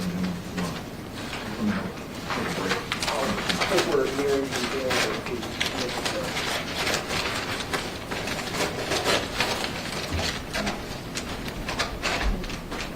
Okay, if I stand. Yes, ma'am.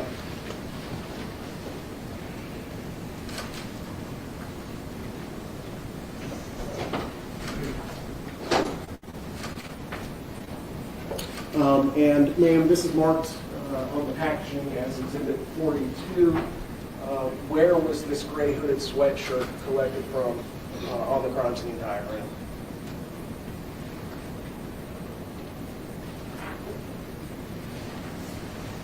It's shown it was on the bedroom floor. Okay. And specifically, where on the diagram? Right on the right-hand side, near the top. So right there, number 42? Yes. I'm now showing the jury, if I could have DVD judge. Sir.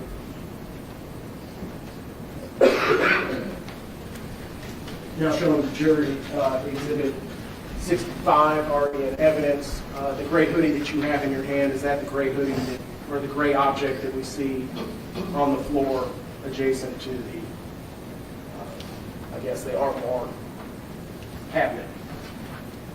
Honestly, I do not believe that is this. Oh, it's a different gray hoodie? Yes.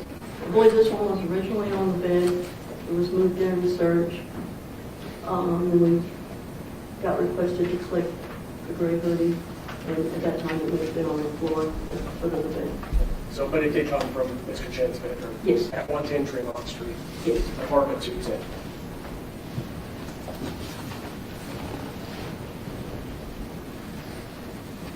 Thanks, ma'am. You can place that back in the bag.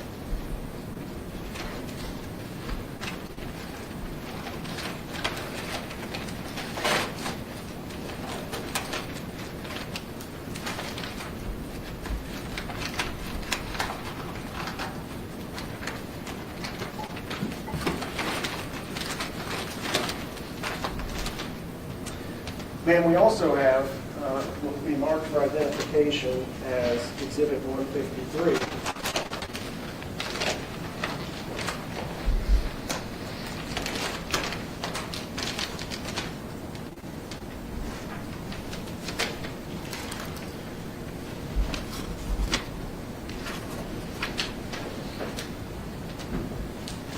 This side. You recognize it? Yes. What is this item? It's a gray sweatshirt. Okay. Does it have a brand associated with it? I believe it's J. Crew. And where was this collected inside Mr. Chen's apartment? I believe the investigator Booker collected this. It was in the bedroom. Okay. And specifically which item? Number 45? Yes. Okay. Which would be in the same area? Yes. Okay. Originally, I believe this was probably in the closet hanging up. Originally the closet hanging. Collected from Mr. Chen's apartment during the search warrant. Yes. Your Honor, I move into evidence 153. So, And may I publish the jury by opening the exhibit?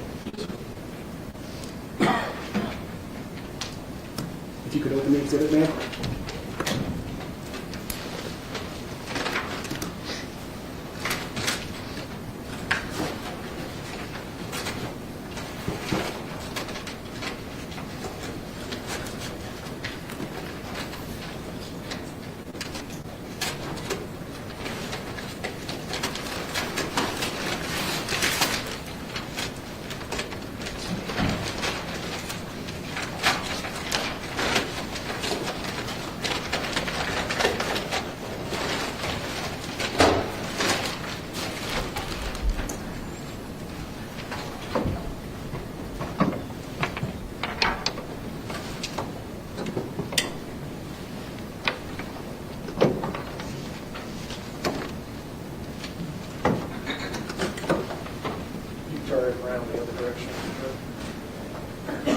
Ma'am, is there a zipper down the front? Yes. Does the zipper run all the way? No. Is it what we would call a, I guess, a quarter zip? Yes. Is it in fact a J. Crew hoodie? Or not hoodie, sweatshirt?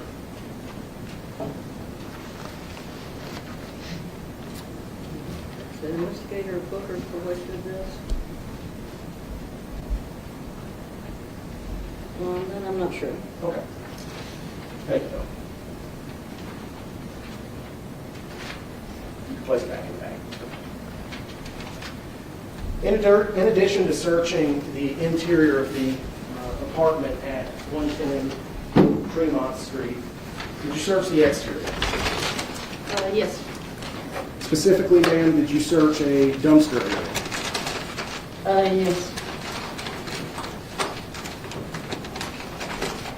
I'm showing you what's been admitted into evidence as collected exhibit 83-1. Are you familiar with this location? Yes. What is that location? It's the apartment complex dumpster.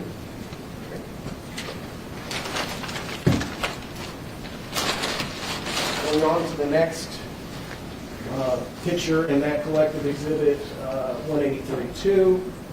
Is that the condition of the inside of that dumpster enclosure as you found it on the day you executed the search warrant with Investigator Crawford? Yes. Okay. And 183-3, 183-4. Ma'am, there's a question about what the bluish item is that's peeking out from under the blue jeans. Can you identify that for us? Looks like maybe vent air freshener for a vehicle. Okay. Zooming back out, did you collect any of the items shown inside collective exhibit 183-4? Yes, I collected the blue jeans, the underwear, the sanitary pad, and a pair of white shoes. Ma'am, I'm handing you what's going to be marked for identification as 154. You recognize this? Yes, the underwear collected outside the dumpster. Would you please point out to the jury where that is on the photograph? Right here. Thank you, ma'am. I move to admit 154 into evidence. So moved. Handing you the marked for identification as 155. This is the sanitary pad that was located outside the dumpster. Right here. Move to admit into evidence, and that's the same one? Move to admit 155. So moved. This is 156 for identification. Can you identify that for the jury? Pair of blue jeans. Shown in that picture. Yes. Move to admit into evidence item number 156, the blue jeans. Thank you, Your Honor. Finally, it's been marked for identification as 157.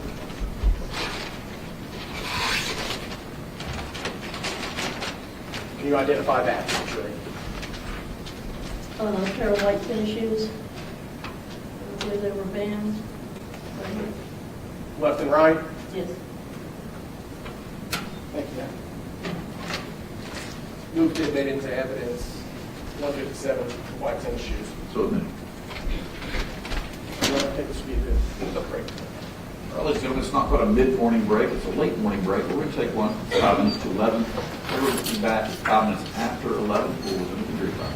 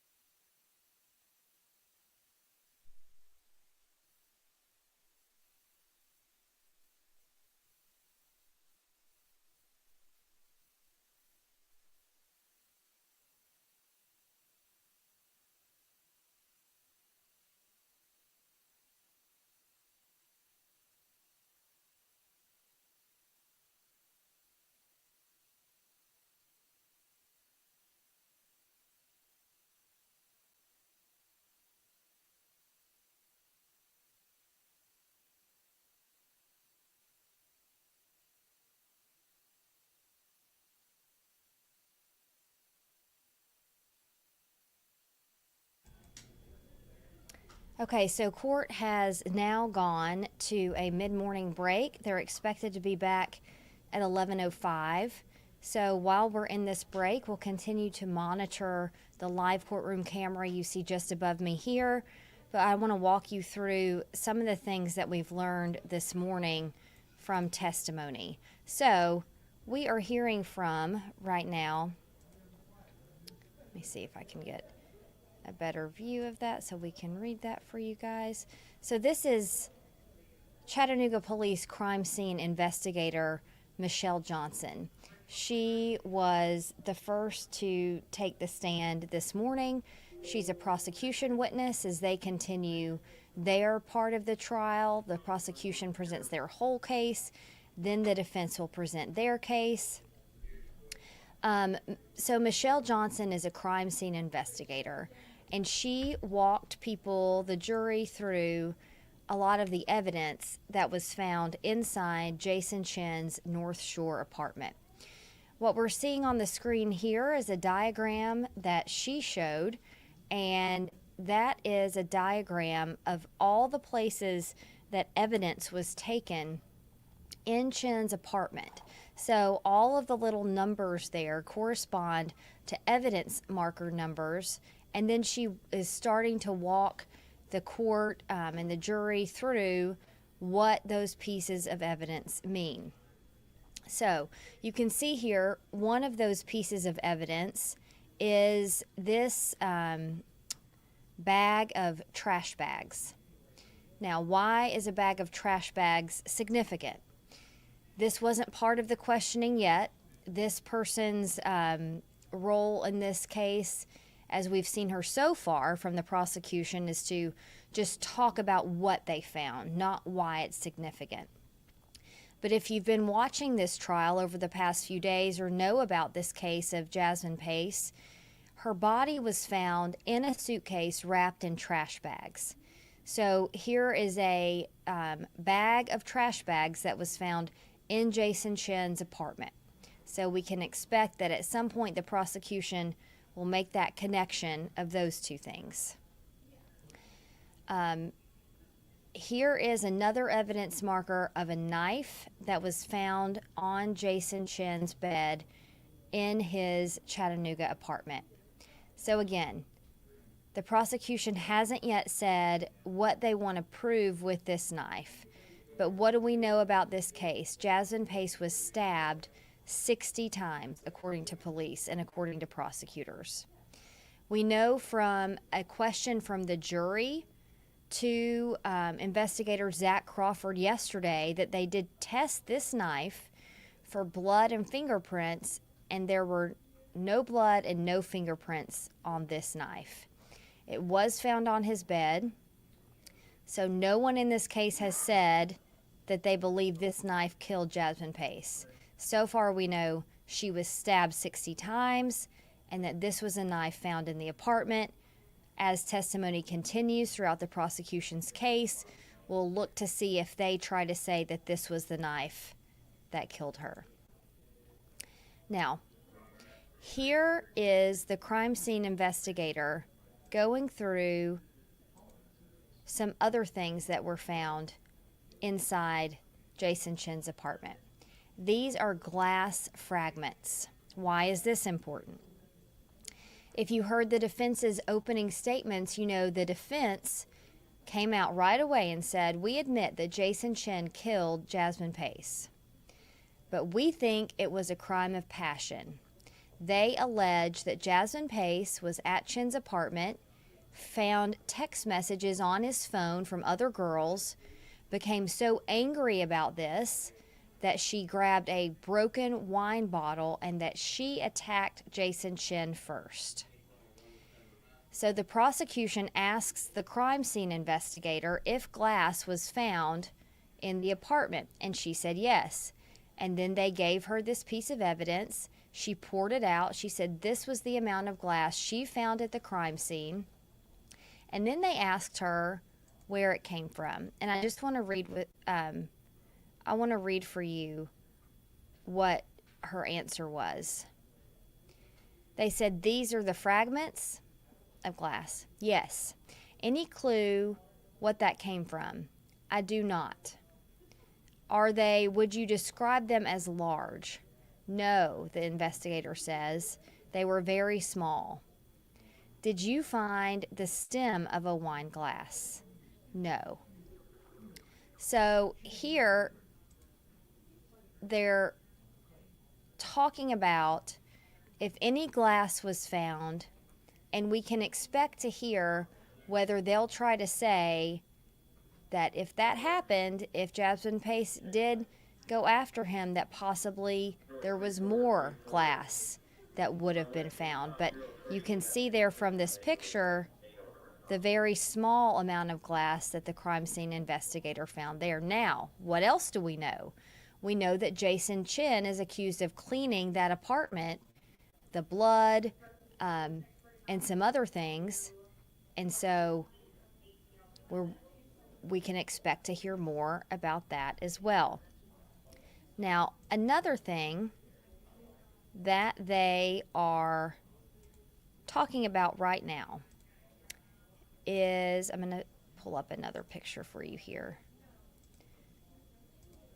is about this dumpster. So this was a big part of what they talked about in court yesterday. You can see there a pair of pants, and the crime scene investigator talked about that there were dark stains that he believed to be blood on the pants. Right before they took this break, they handed the crime scene investigator a bag, an evidence bag that they said contained those same pants. So we can assume they're about to pull those out and show. What else do we know? That the defense brought up in cross-examination yesterday that some of these items here were not tested to figure out whose blood that was on them, if they're saying those dark spots are blood. They said they did not receive the test results back yet. So we can expect in cross-examination of this witness to hear more about those test results. We asked Bill Speak about this, the outside attorney that we're using kind of our legal analyst in this. And we asked him why the prosecution would present evidence if they hadn't had it tested. He brought up the point about circumstantial evidence and that they're trying to give all the evidence that a crime happened here that they have, and so that this would be part of it. You can also see here the shoes, the white shoes. That also was a big part of what they talked about yesterday. Now, let me go back just a little bit. Okay, so here's a picture, a closer picture of those shoes. What do we see here? We see that this is a picture on the left-hand side of a surveillance video from a Walmart on November 23rd, where they say Jason Chin is wearing similar shoes. And then on the right side is a picture of the shoes that they found by the dumpster at Jason Chin's apartment. Again, these are one of the pieces of evidence they say they're not testing. So we'll expect to hear more about these. Just let me know if it's going to. Okay, the judge is back. We're going to switch back to the court feed, and we'll see you back here at the lunch break. Remember, you can follow along here on YouTube, Facebook, and Twitter. Also, our Meg Joyle is in the courtroom. She's posting on social media as well. Follow her. You specialize in raw spirit, don't you? Try not to go off script.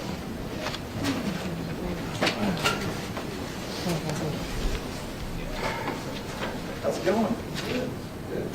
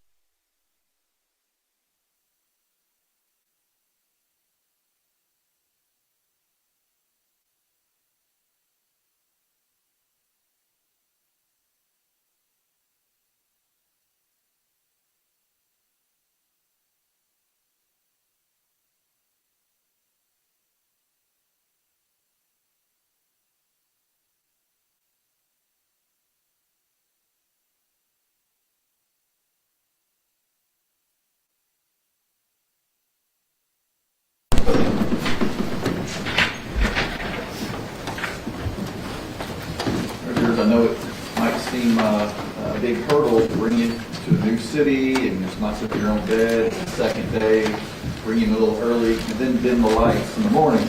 But I appreciate you all staying attentive. I think we'll go probably about another hour or so, then break for lunch, whenever the state has a stop. Gentlemen, you may proceed. Thank you. Ma'am, remind the jury, what day did you go to 110 Tremont Street, Apartment 210 for the execution of the search warrant? I was notified on 11/27. I think I actually arrived around midnight on 11/28. Did you have an occasion to return to that location later? Yes. Do you recall what day that was? I'm not sure. Was it many months later? Yes. Who did you go with? I went with investigator Curtis. Did you meet anyone else at the apartment? I believe Detective Crawford. What was the condition of the apartment when you returned to it that second time? It looked like they were in the middle of renovating the apartment. They had torn up a lot of the carpet, a lot of the flooring, the tile flooring. So they were renovating the apartment. And what was the purpose of your going to that location a second time during that tearing the apartment up process? During the renovation, the workers discovered, I believe what they thought was a large pool of suspected blood. So what was your role in going to that location that second time?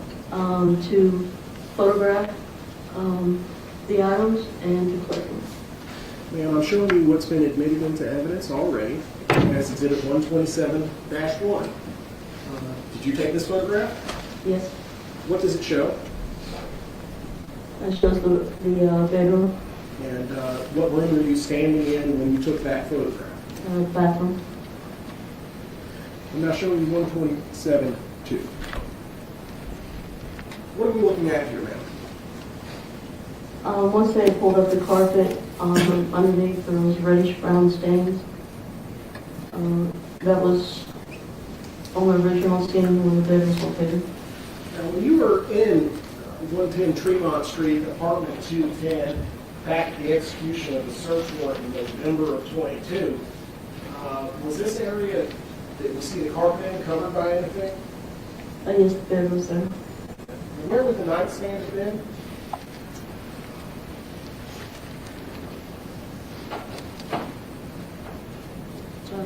Would have been in this corner here.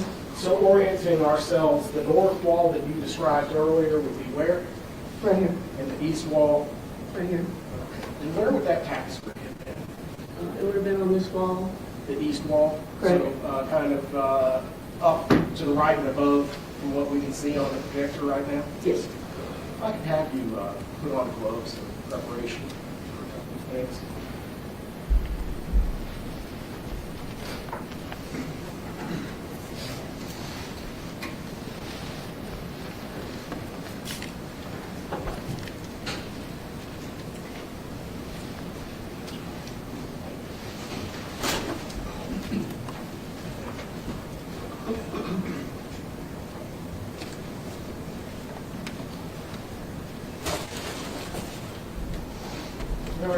I'm sorry, ma'am, I see a rectangular object in this photograph that's kind of outlined in blue, if you will. What is that? That's the carpet from the bedroom. Okay. Did you collect that? Yes. Ma'am, if I could ask you to step down off the bench and take a look at what I have right here.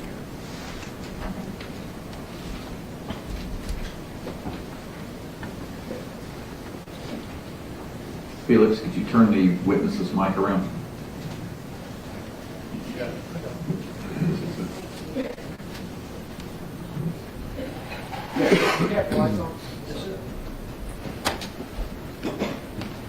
You recognize that object, ma'am? Yes, a large section of carpet, brown with padding. Is it the same item that we see in 127-2? Yes. Move it open. Oh, I'm sorry. And that's what you collected on the day you returned with Detective Crawford when they were renovating? Yes. The same January day, 5th. the same day that that photograph was taken? Correct. Your Honor, at this time, I would move to admit into evidence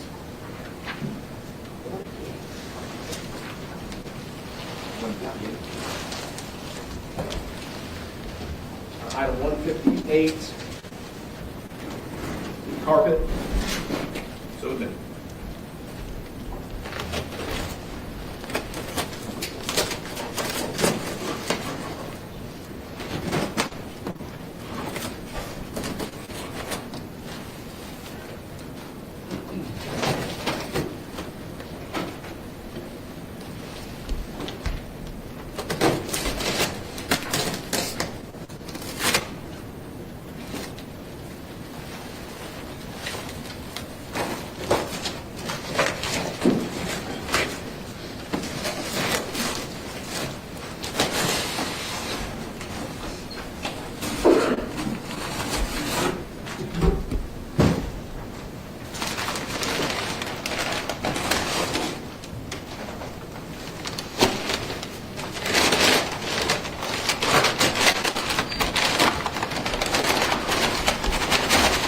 Jurors in the back row want to stand to see us better.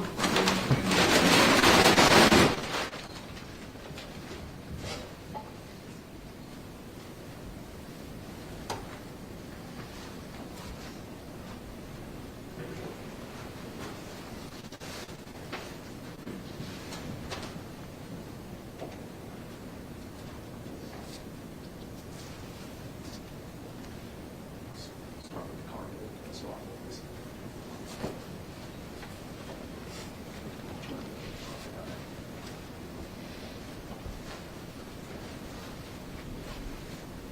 While that's happening, it's a good time to remind the jurors that all exhibits will go back with you if you feel the need to examining this. Some of this is biohazard, so you'll need gloves, and perhaps even the court staff may handle it for you. Thank you, ma'am. You can step back up.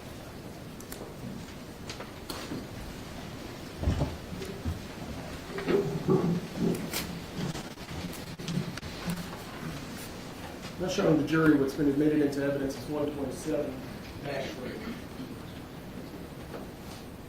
Is that stain that the jury can see in the physical evidence sitting in front of them?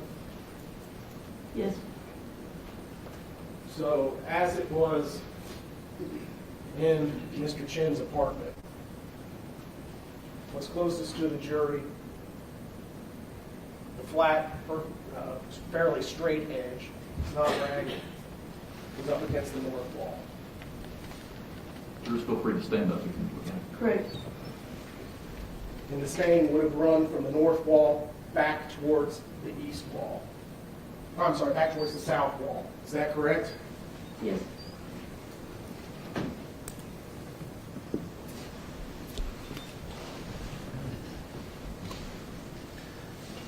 Now showing you 127-4. Is it the photograph of the same piece of carpet that we have in evidence right here? Yes. What are the yellow and black item on the left-hand side of this photograph? Scale tape. What's the white line running along the bottom of the carpet in 127-4? Is the tape measure. Are these in centimeters or inches? Inches. So, ma'am, could you tell the jury the approximate size of the stain on the carpet that we see in 127-4 and on the ground? Approximately 5 feet by 32 inches. 32 inches by 5 feet. Yes. So that includes a stain that's, I guess, at least, Maybe a little more than 5 feet. okay, a little bit more than 5 feet. So a stain, there's a separation between the two stains. What kind of gap are we looking at between the stain that we see on the right side of the carpet in 127-4 and the very large stain?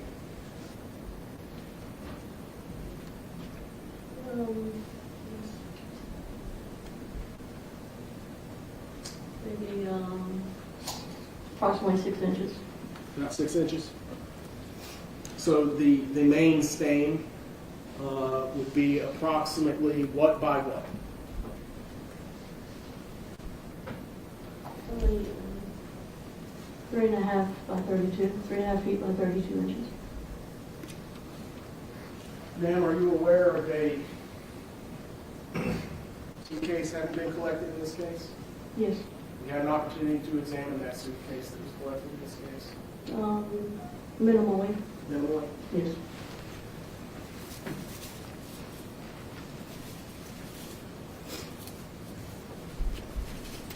In addition to collecting the carpet, did you take swabs of anything? Yes, I believe I collected 2 swabs. Showing you 127-5. Do you see the area that you swabbed in these photographs? I'd have to check my evidence report, but I believe it was these areas right here. What areas? I'm sorry. The stains on the actual wooden subfloor. Yes, I'd have to refer to the evidence report to be certain. Would that help refresh your recollection Yes. Or the item itself. for the item itself? Oh, okay.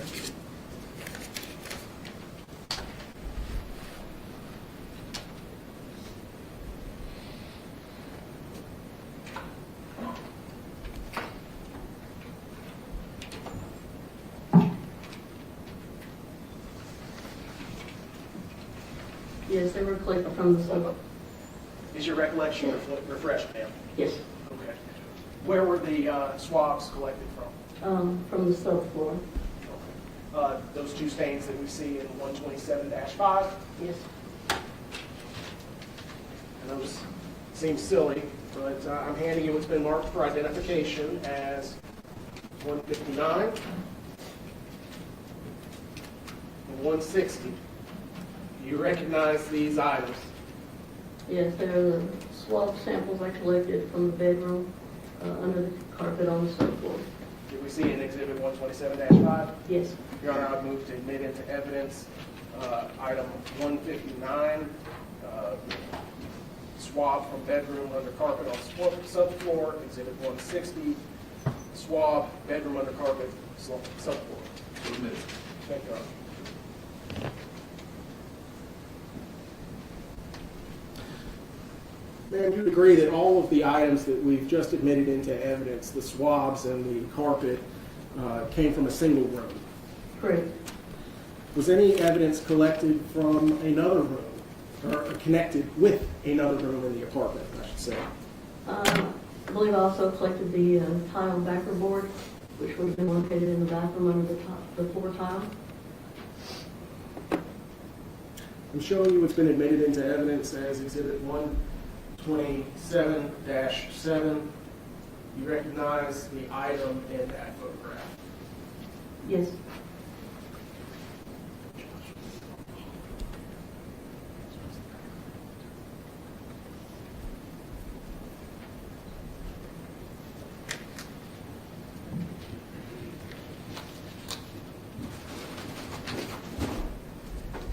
You don't.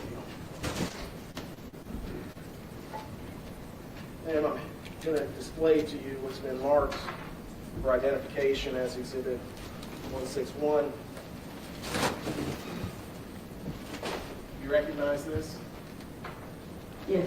Don't make me hold it much Yes. longer. What is it It's the tile backer board. that you collected from Mr. Chin's apartment Yes. when you went back with Detective Crawford as it was being renovated? Yes. Is it the same item that we see up there? Yes, that's correct. Move to admit into evidence 161, back and forth. So moved. Okay.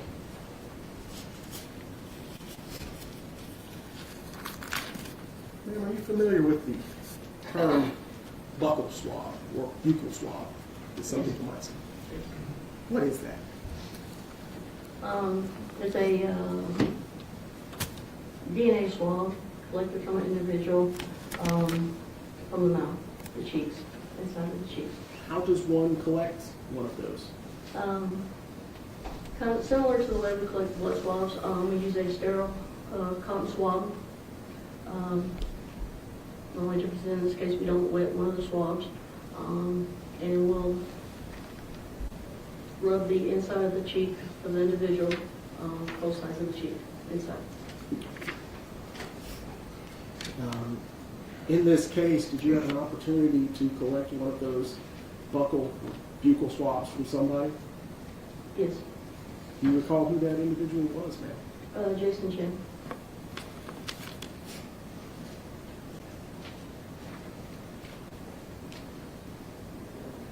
What would be the purpose of collecting a DNA swab from Mr. Chen? It's a genetic standard, for comparison purposes for forensic value. Is that what the DBI requires, to be able to conduct a comparison analysis between the two? They like the buccal swabs and or the blood spot card. I'm handing you what's been marked for identification purposes as Exhibit 162. You seen that before? Yes, What is it? it's the buccal swab I collected from Jason Chen. Move to admit into evidence, the swab, buccal swab. Exhibit 162. You see the person from whom you collected that sample, the genetic material here in the courtroom? Yes, Who is that? straight ahead in the dark blue suit with the light blue shirt. Let the record reflect identification, Your Honor. So reflect. Thank you.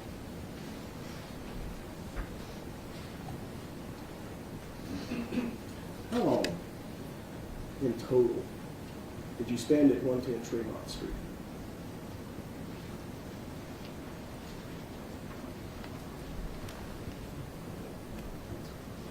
I believe I got there around midnight and probably left around 11 a.m. the next day. 11 a.m. the next day, Yes. approximately 12 hours. As part of that process of examining and looking for evidence, did you use a substance called Blue Star? Yes, You've heard of the name luminol. Is that the same thing as Blue Star? it's similar. Similar? Is there a difference? That I'm not sure. Okay. Were you present during the application of the Blue Star substance at Mr. Chen's apartment at the Yes. execution of the search warrant? Yes. Ma'am, I'm showing you.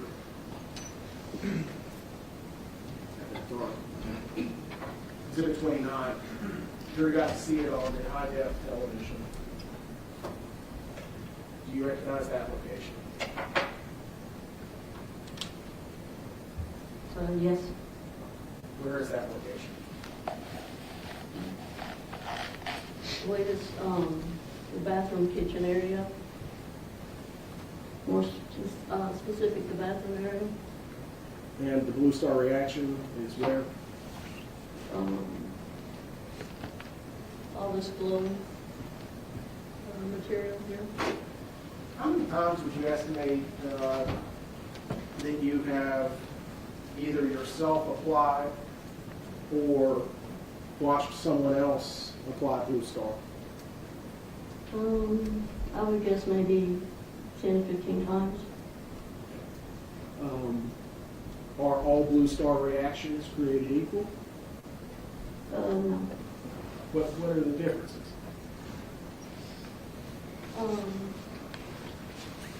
For a positive reaction, to say that it's more than likely blood, it would be a far more intense and longer duration. If it was what we consider a false positive, possibly cleaning materials or other substances, the duration would be very quick and not as bright. How would you describe the Blue Star reaction that you yourself observed inside Mr. Chen's apartment? It's very intense and long duration. It was probably the most I've ever seen on a reaction with Blue Star on a crime scene. Of those 10 to 15 times that you've seen it done? Yes. Is there, now showing you Exhibit 30, I'm going to zoom in. Is there a strong Blue Star reaction in the kitchen? Yes, Strong Blue Star reaction in the bathroom? yes, Is there a strong Blue Star reaction in the bedroom? yes,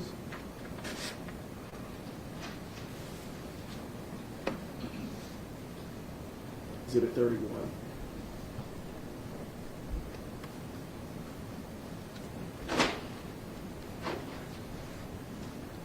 What part of the apartment are we looking at here? this is the bedroom door, so we were standing inside the bedroom shooting for the living room. Thank you, ma'am. After you left 110 Tremont Street, where did you go? So I went back to the crime scene office. For what purpose? I believe I packaged and sealed the evidence I had collected and downloaded my photographs. Is that when you started ascribing specific numbers to the property items? Yes, So the packaging that we see here today is the packaging that you originally packaged them in. yes. Did you submit those items to the property room? Not on that date, Where did you keep them in the intern? in the evidence vault. Do you have a particular area at the vault that you're assigned? Yes, I have an evidence locker. So you have your own locker. Is it secured? Yes, Inside a vault. yes, Is the vault secure? yes. And is the vault inside another structure? It's inside the crime scene office, the crime scene building, which has limited access, which the only people that have access to the crime scene vault are crime scene investigators. So if someone were to come in off the street, could they just walk into the crime scene office? No, Is it also locked? yes, So you place the evidence inside a locker, inside a vault, inside an office, all locked. what would fit inside the locker, yes. Okay. What would fit inside the locker? Some items such as, for instance, the carpet, would that fit in your locker? No, Okay. But other smaller items such as buccal swab that we see here in 162, would that fit in your locker? yes. If it would physically fit in the locker, we would utilize the locker. And after you did all of that, what was the next thing you did?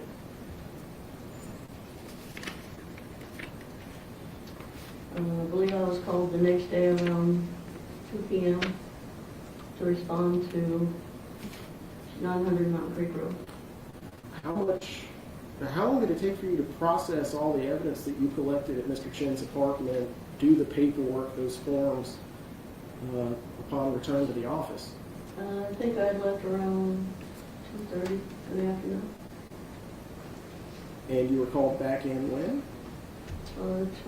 2 o'clock the next day. The next day. So you had 12 hours off. Or 24 hours off, I'm sorry. I know I worked like 51 hours in those 3 days. So over the course of 3 days, you worked a grand total of 51 hours. What was the next location that you responded to? 900 Mountain Creek Road. What was the purpose of going to 900 Mountain Creek Road? They had requested crime scene to respond to the location and coordinate the search of 2 large dumpsters. What were you looking for at 900 Mountain Creek Road? Anything that may have been discarded by Jason Chin. And y'all struck out at 900 Mountain Creek Road, is that fair? Correct. Didn't find anything. Correct. So what did you do next, ma'am? Then I was advised that we would be responding to the Nolensville Police Department to help in the execution of the search warrant. Do you recall the date that happened?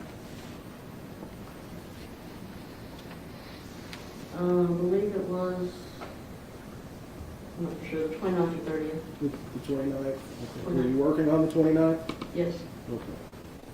What services were required of you to respond for the execution of the search warrant at the Nolensville Police Department? What were you going to do? Process the scene. Do you know what scene you were going to? It was the parents' house of Jason Chin. Is that located at 1943 Ashburn Court? Yes, in the city of Nolensville, yes. Williamson County. If you say so, yes. Okay. So, during your search of the residence at 1943 Ashburn Court, did you process that scene in a similar manner that you did 110 Tremont Street? Correct. Investigator Curtis and I conducted a walkthrough of the scene. I took visual photographs of the scene and also took video of the scene. Did you find anything particularly noteworthy during your search of 1943 Ashburn Court? Objection. Call. Cause for speculation, anything interesting. Not narrow enough. I said no. Overall, at this point, it gets into something speculative, you can renew your objection. In the upstairs bedroom, located a laptop on desk area, a laptop, some handwritten notes, some eyeglasses, and a wallet belonging to Jason Schiff.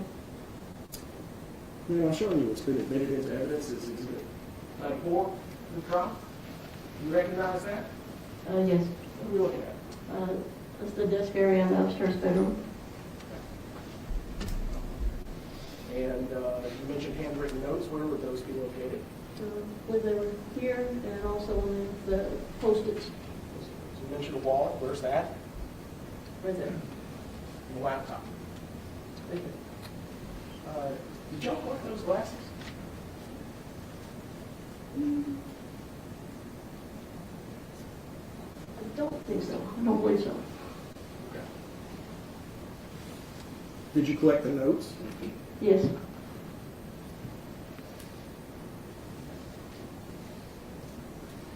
You also mentioned the bedroom. I'm going to show you another exhibit.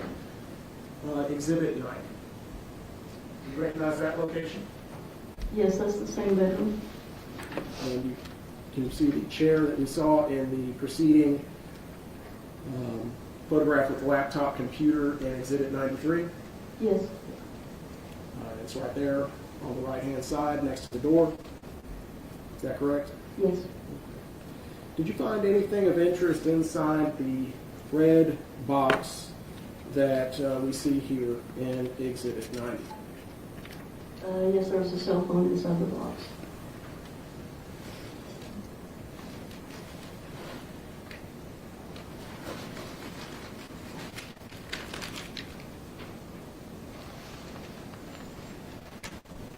And I'm showing you what has been admitted into evidence as Exhibit 91. You can point out that cell phone in this photograph.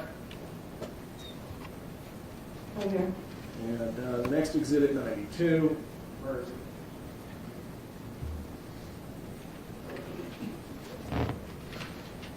I'm handing you what's been marked for identification purposes as 163. You recognize that item? Yes, it's the Apple iPhone I collected. In the photo. Okay, so that's the photo from 1943 Ashburn Court that you Yes. hold in your hand right now. Yes. Move to admit into evidence the cell phone, Your Honor. Exhibit 163. Thank you, Your Honor. Thank you.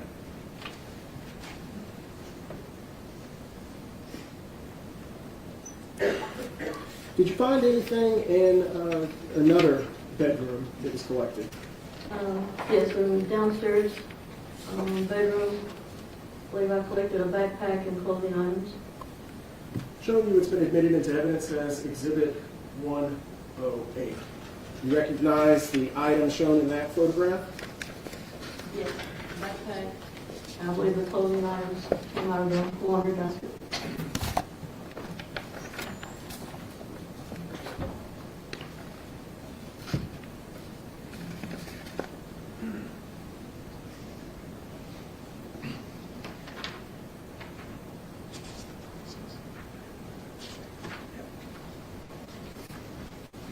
And I'm handing you what's marked for identification as 164. Could you take a moment to familiarize yourself with that collected exhibit?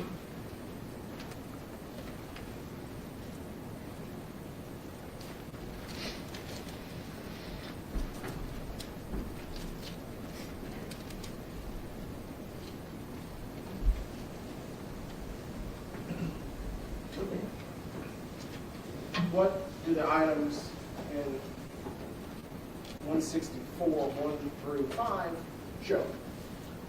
They show the backpack and the contents inside the backpack Where was this analysis done? in the crime scene office. Back in Chattanooga? Yes. Did it fairly inaccurately show the contents of the backpack shown in Exhibit 108? Yes. Your Honor, I move to admit into evidence 164, pages 1 to 5. So admitted. Thank you, Your Honor.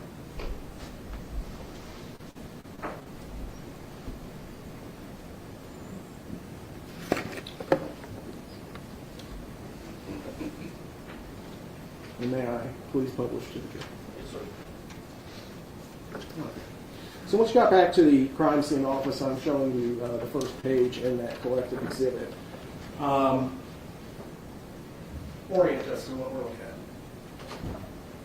at. It's just a close-up of the backpack. Okay. And to the right-hand side, there's a black object. What's that? Over here, Yes. No. Above. a shirt, t-shirt, muscle tee. No, I'm sorry. Right-hand side, above the black and white. Oh, an umbrella. Okay, that's what I was looking for. And on the left, what's that? A black shirt. Okay.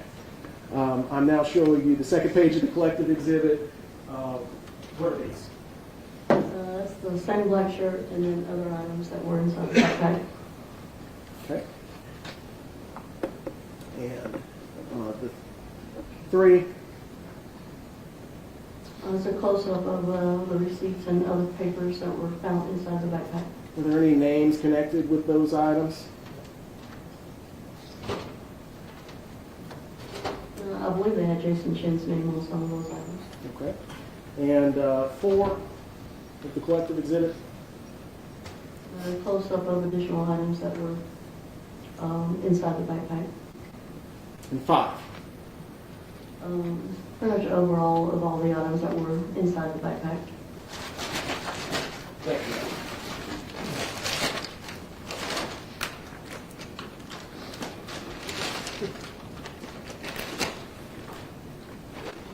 Ma'am, I'm handing you now what's been marked for identification as 165.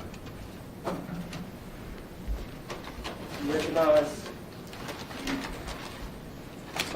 what's been marked for identification as 165. Is this the black backpack? Does it include the contents that we see laid out on the screen here? Not all the contents. Not all the contents. Most of the contents? Correct. Okay. But these are the things that you collect from 1943 Ashford Court? Yes. Your Honor, have been admitted to evidence 165. So admitted. Why did you say not all the contents? Some things are packaged different. If they may contain evidentiary value, we want to separate them that way. If they have to be analyzed, they don't have to pull out the whole backpack, but just certain items. Okay. I'm going to draw your attention to the lower right-hand corner of this photograph. There's a black rectangle sitting there right next to a $5 bill and some change and a bobby pin. What is that object? Eyeglass case. What was inside of the eyeglass case? A SIM card from a phone. Are there any glasses in there? No.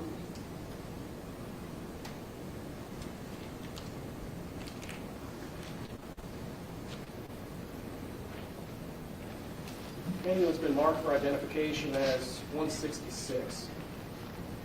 You recognize that? That's a cell phone memory card, 5G with Verizon, and it was inside the backpack, inside the eyeglass case. Do we see on the screen? Yes.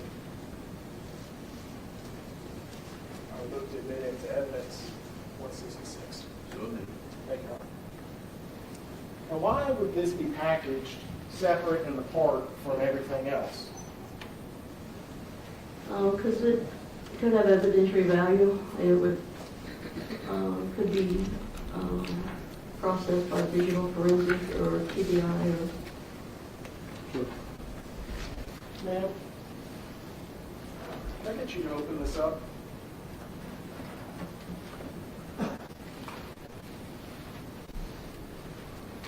Do you have a document here for you?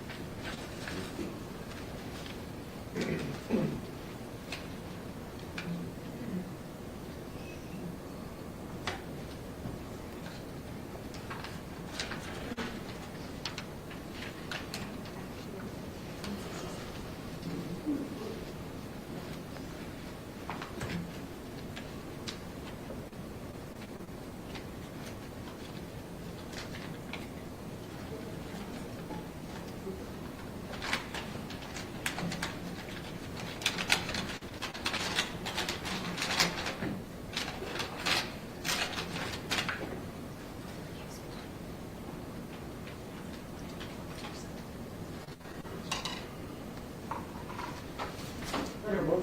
Yes, sir.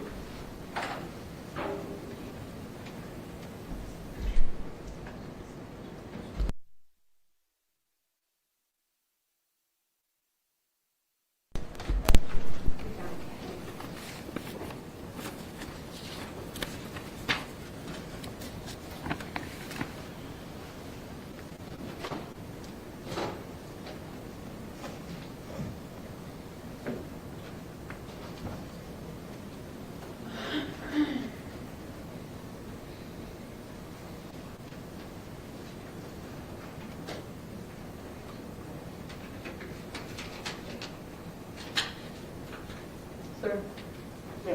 it's tucked in the corner. I'm trying to find it in there. It's a small little thing, Yes, isn't it? yes. Oh, wow. Would you mind putting that on the document projector for me? May she step down, Judge? Oh, it's small. It's a miss. Bring me out the sweat, Judge.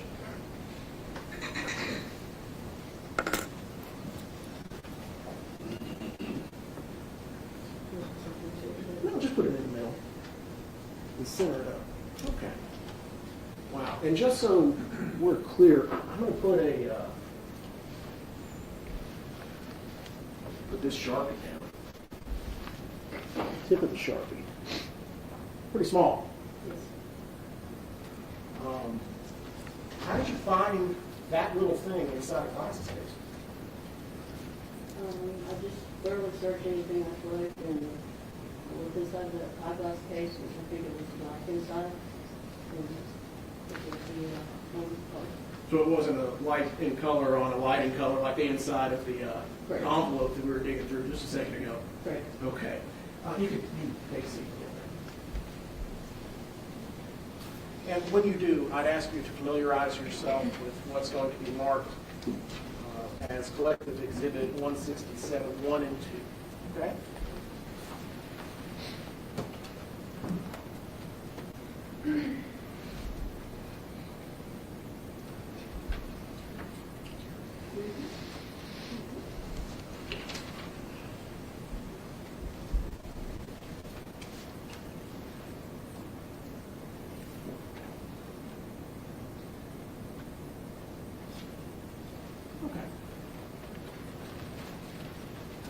You had an opportunity to familiarize yourself with that collective exhibit. Yes.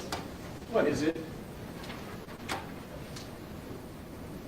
It's a photograph of the evidence bag that the memory card was sealed in, and a photo of the memory card. Okay, on the second page? A photo of the memory card. Okay. Thank you, ma'am. I've moved to admit into evidence 167-102. Yes, sir. Now, ma'am, the SIM card itself, this small little piece of plastic that we have sitting on the document projector, does it have serial numbers on it or numbers? Yes, I'm sure it has numbers on it. Okay, and the numbers in the photographs, and they match the numbers on the SIM cards that you have? Yes.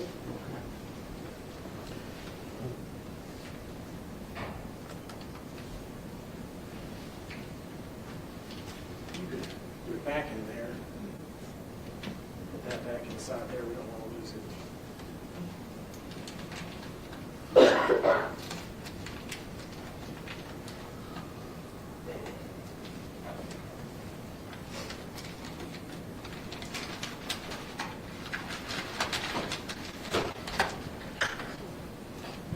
Now, ma'am, it looks like you have different colored tape on this bag. Specifically, there's a blue set of tape that we see up here at the top, and what I would describe as green or teal on the bottom of the bag. Is there a particular significance to the different colors of tape used on items of evidence? The blue crime scene tape indicates the crime scene unit. Okay. So that would be y'all's tape? Correct? Says crime scene, CSU, that stand for crime scene unit? Yes. Okay, so that's your tape. What about the green tape? I believe that's digital forensic unit. So if we see green tape on a item of evidence such as the SIM card, would that indicate that someone from that division has resealed the bag? Yes. Now I'm going to show you through the projector 163, which was admitted into evidence as the cell phone. Does it also have the, I guess, digital evidence unit tape on it as well, Yes. indicating what to you in your training and experience? They had checked out the item and processed it.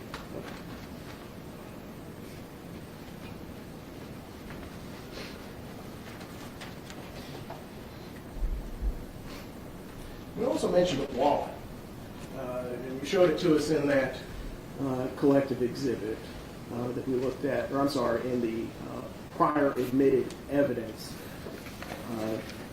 Did you go back to the police department and, similar to the backpack, lay things out for examination? Yes, I believe so. Okay.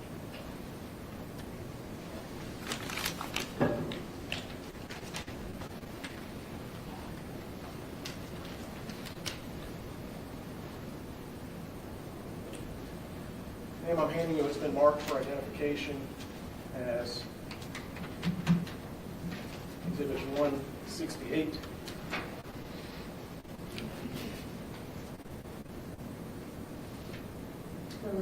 It's a gray wallet. Do you know who that wallet belonged to based on your examination of the contents? Jason Chin. Your Honor, and that's the same wallet that was seized from the upstairs bedroom of Mr. Chin's 1943 residence where he was. Yes. I move the wallet into evidence, Your Honor. 168. Great. Okay. Your Honor. Absolutely. Ladies and gentlemen, it's almost noon, so we're going to take our lunch break at this point. Take about, Terry, can you approach the one, please? Yes, Judge.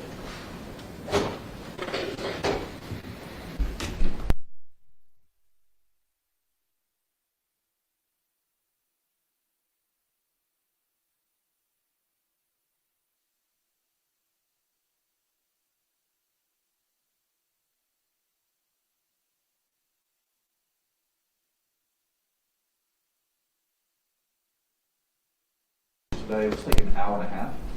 So parties can be back at 1:30. We'll begin the trial at that point.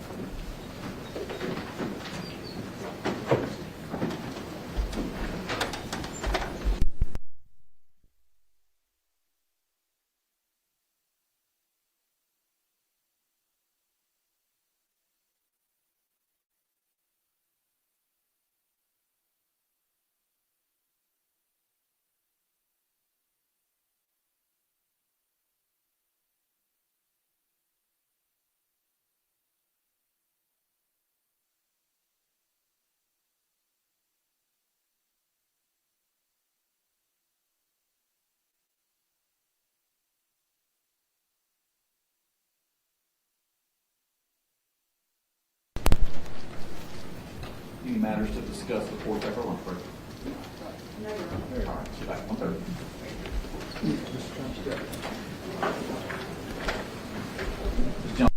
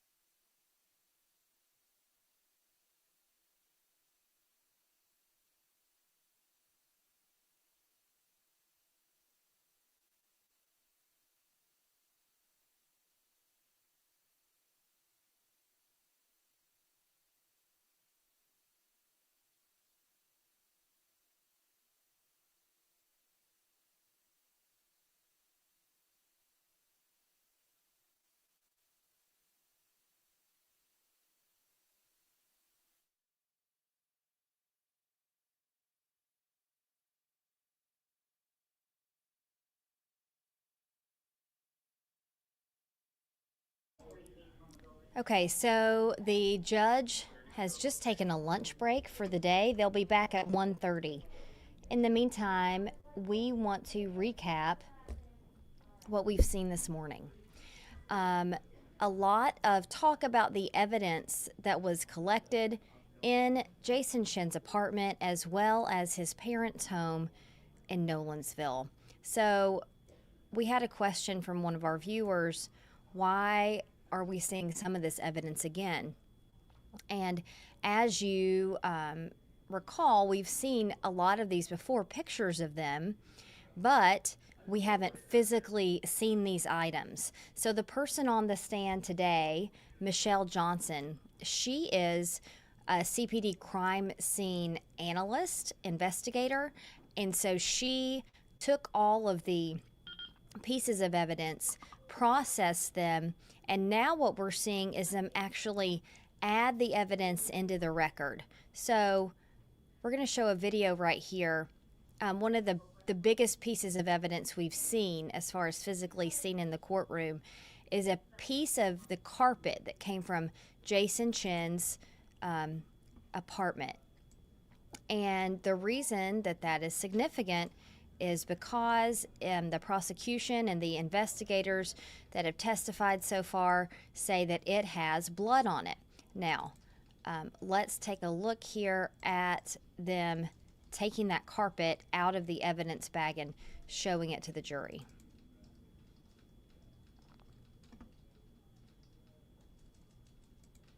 Okay, so we're having a little bit of trouble there sharing that. Let me see how we can do it a different way.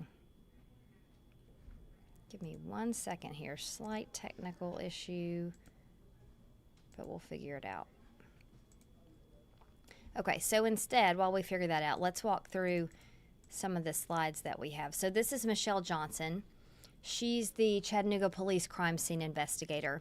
She's the one that's walking through all this evidence. Here's the diagram of all the evidence markers and where they came from in Shin's apartment. We talked about this a little bit in the break. Here's a crime scene key evidence marker number 3. You can see here that's a bag of trash bags. Why this is at some point going to become significant. You'll remember Jasmine Pace's body was found in a trash bag inside that suitcase.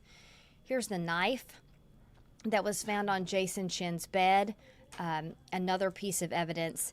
And then here are some glass fragments.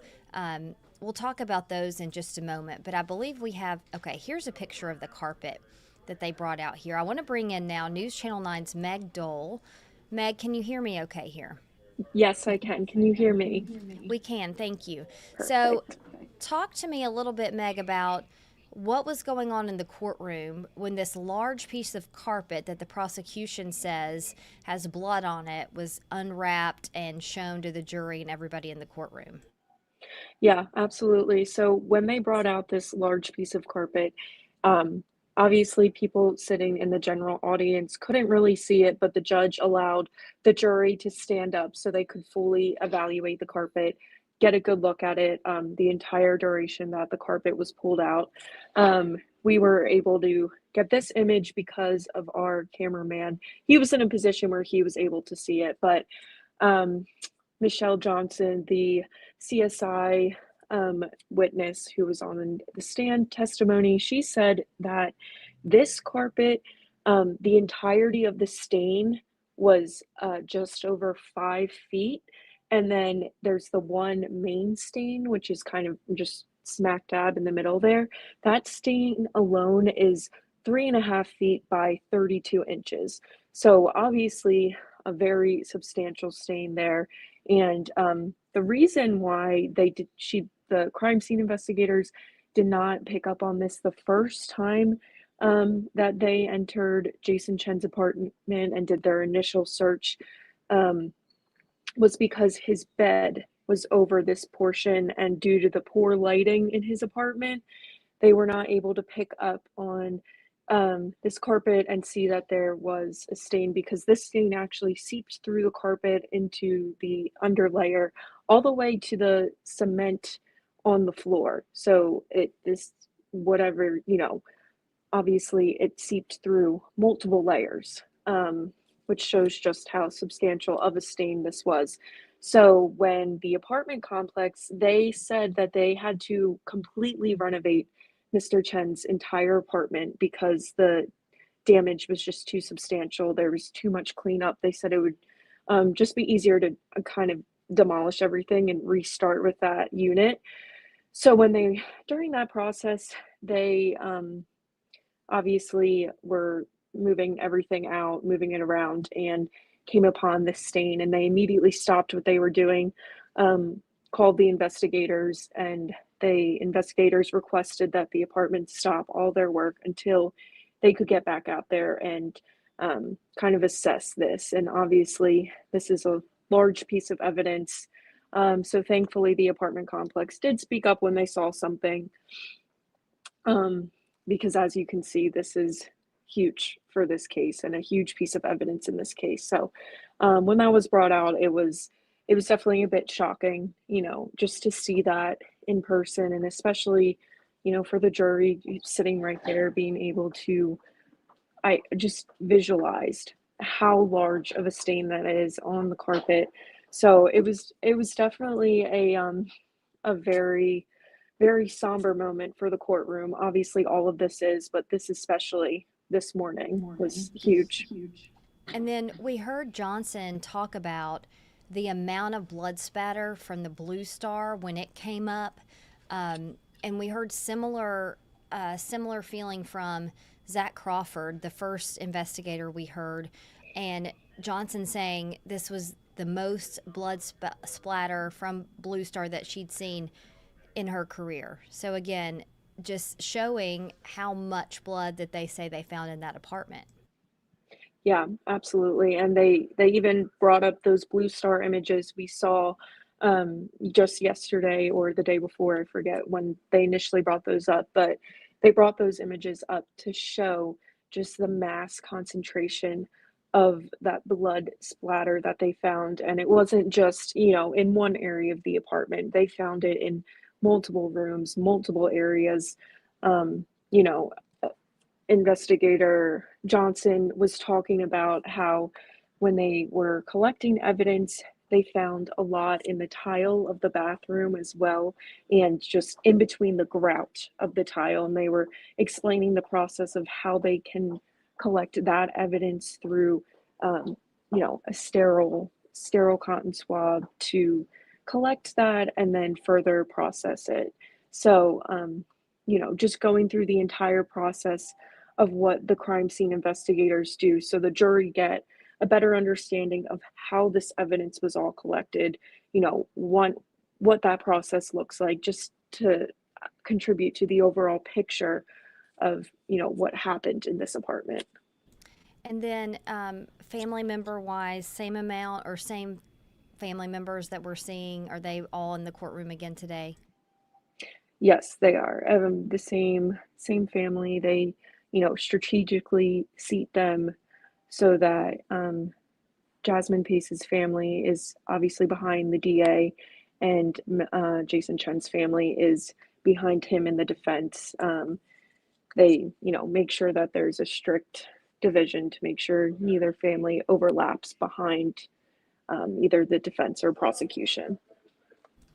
All right, Meg, thanks so much for joining us. I know you'll be back in the second session, and people can follow along on your social media pages to see happenings in the courtroom. Thanks for your coverage. Yes, absolutely. Thank you. All right, so Meg was talking about that carpet and the sheer amount of it. And so we have a different way that I think I can show you some of that video here. All right, let's take a look at that.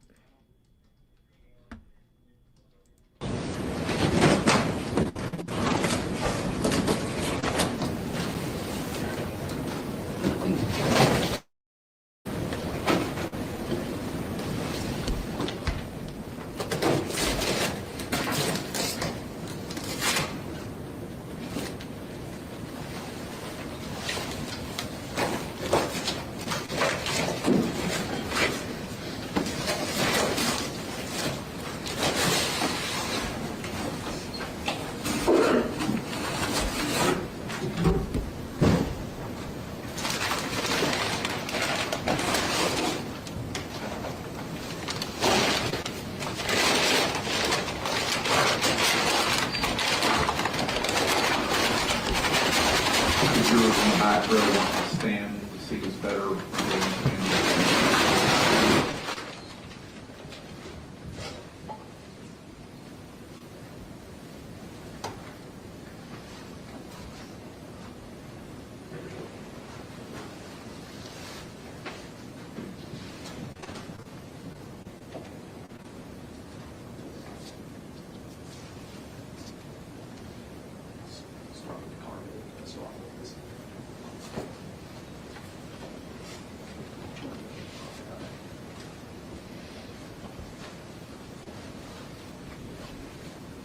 While it's happening, this would be a good time to remind the jurors that all exhibits will go back with you if you feel the need to examine any of this. Some of this is biohazard, so you'll need gloves, and perhaps even the court staff may handle it for you. Thank you, ma'am. You can step back up.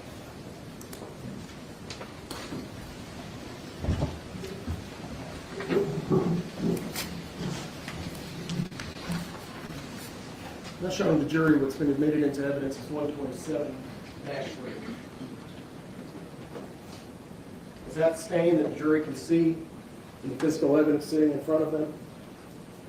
Yes. So as it was in Mr. Chen's apartment, what's closest to the jury, the flat, fairly straight edge, it's not ragged, is up against the north wall. Jurors, feel free to stand up if you can. Correct.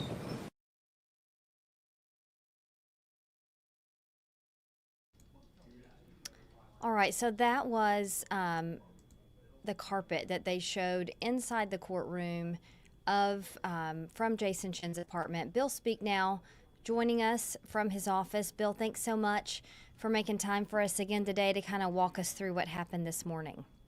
Yeah, absolutely, absolutely. Again, this is more of the crime scene evidence that's being submitted. It seems tedious, but again, as we've talked about yesterday, the state still has the obligation of proving, one, that it was a homicide, right, that there was an actual slaying, and also that it occurred here in Hamilton County. When they're showing pictures of the carpet, and they're showing all that, they're really trying to establish the crime scene is occurring in Chen's apartment, which gives the jurisdiction to the district attorney, which is a requirement for a conviction. They give the jurisdiction to the district attorney to go forward with these charges. So, there's going to be a lot of this evidence that's going to be coming forward.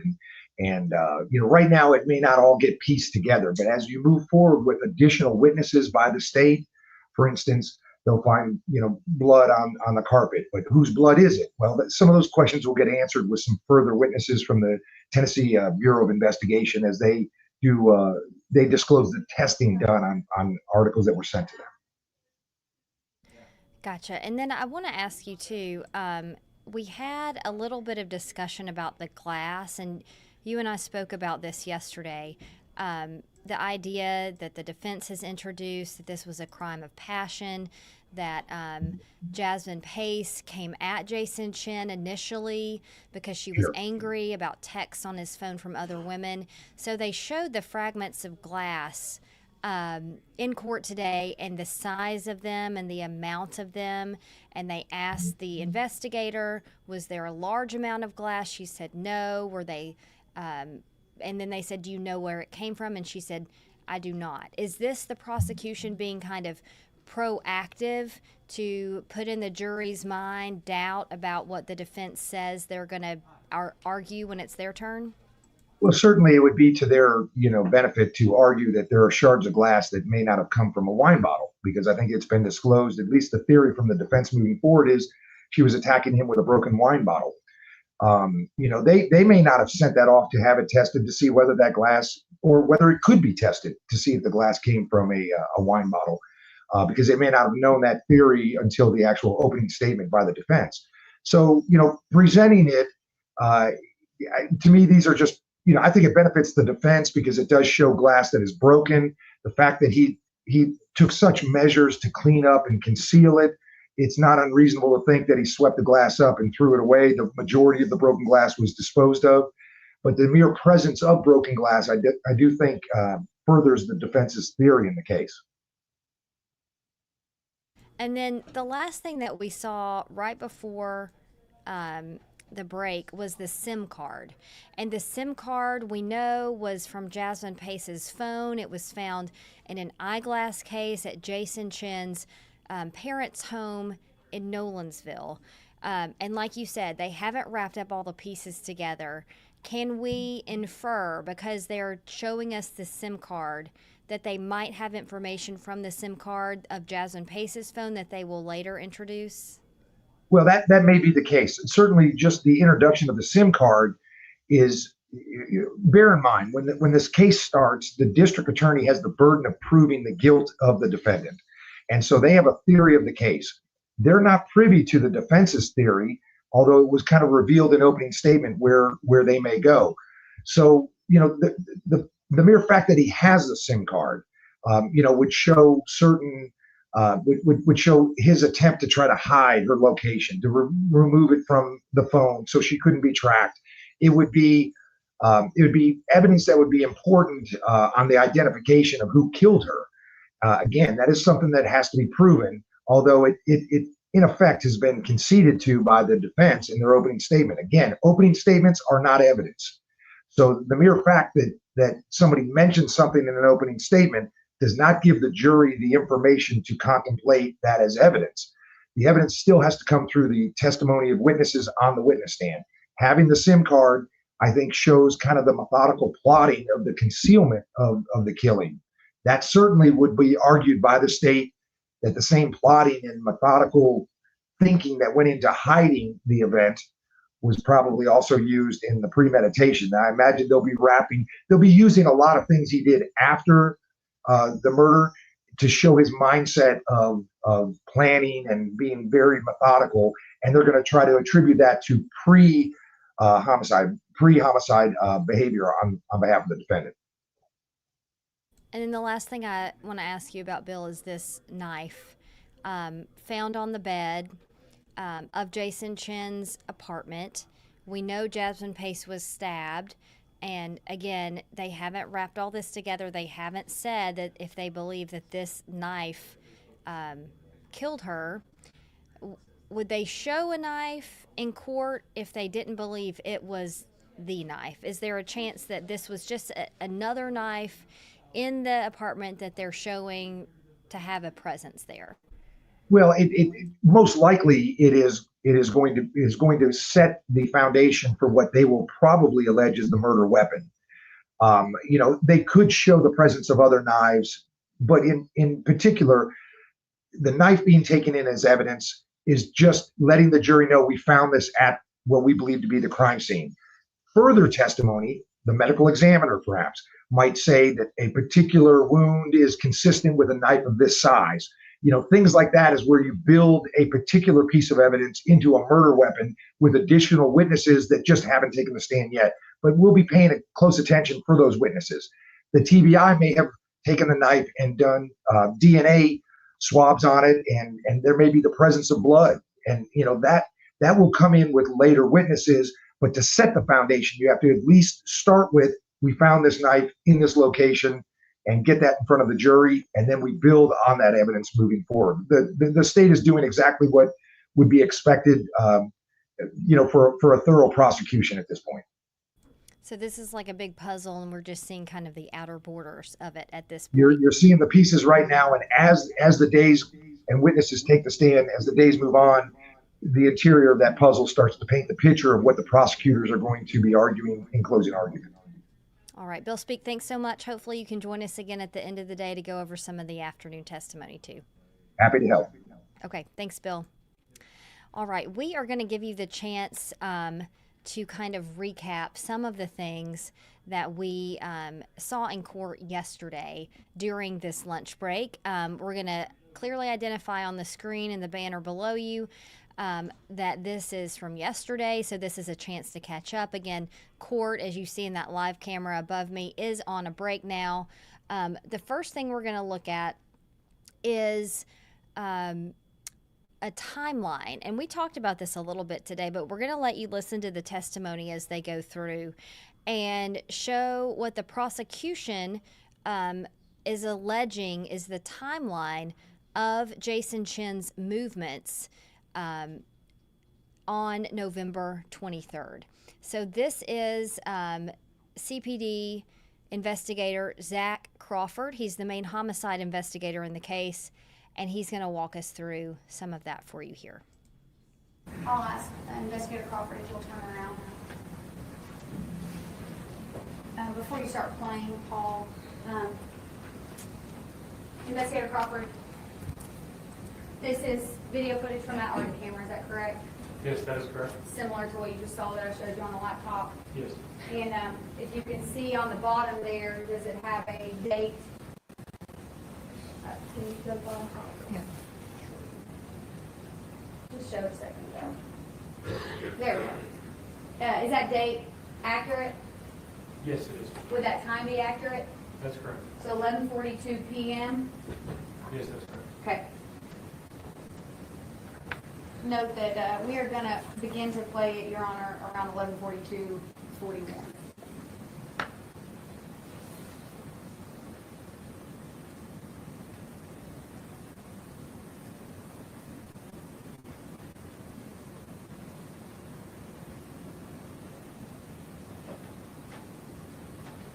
What type of vehicle did that look like to you? A Chevrolet Traverse.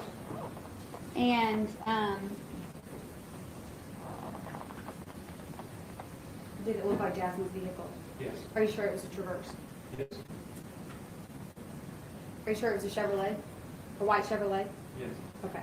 And when that vehicle pulled in next to the apartment building, what pull-in would that have been in comparison to Jason Chin's apartment? This pulling here is going to be the parking lot area that's just south. So the picture we kept looking at, the street view of 110 Tremont Street, it actually be to the right. To signify there's these signs here that are permanent. You can also see the trees over here. Essentially, there's a pulling location. It's kind of darker discovered here. That's the driveway to the southern parking lot. You are familiar with the My Chevy app that the Pace family was able to view to show where Jasmine's car was? Yes, ma'am. Does the time on this video match the time on the My Chevy app that would have shown her arriving at 110 Tremont on 11/22/22? Yes, it's consistent with her travel there. Okay. Now let's move on to 11/23, 2022.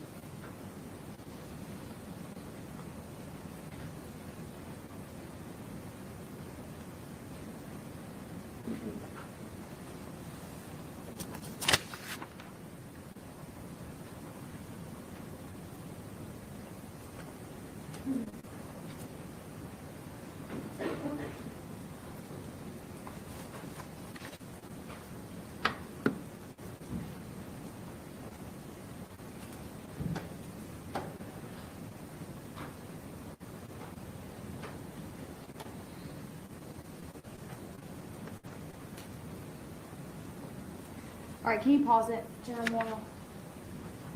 What are we looking at here, Investigator Crawford? This is a camera within the Walmart, specifically the 500 Signal Mountain Road Walmart. That was introduced earlier in the testimony. Do you recall when this surveillance footage was taken? Yes, the date from which the surveillance was taken was from November 23rd of 2022. If you can play it, General Moyle.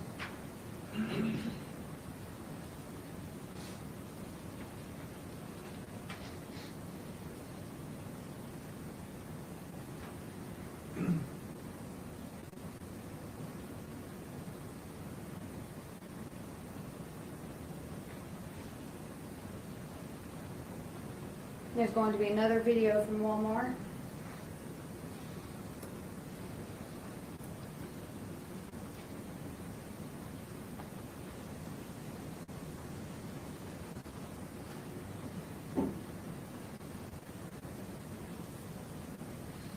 It's the same day, same event, just when Mr. Chin was checking out.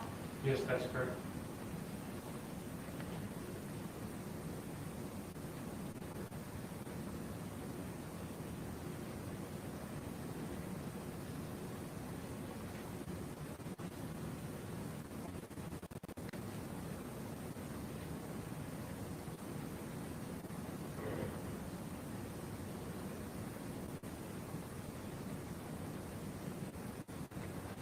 Those towels look like anything you've seen before.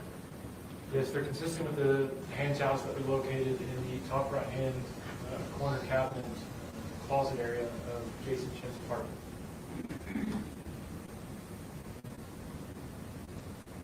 What color are Mr. Chin's shoes? They're white. Does that appear to be the same hat that Mr. Chin had on when you met him in Nolensville? Yes, that is correct.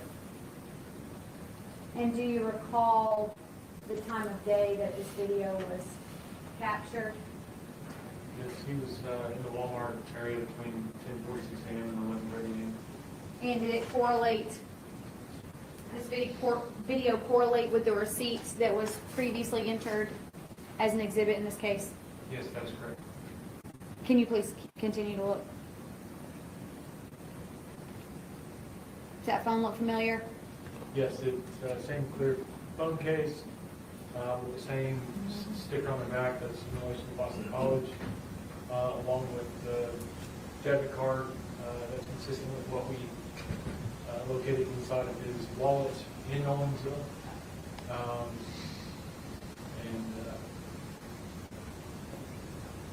You can go back.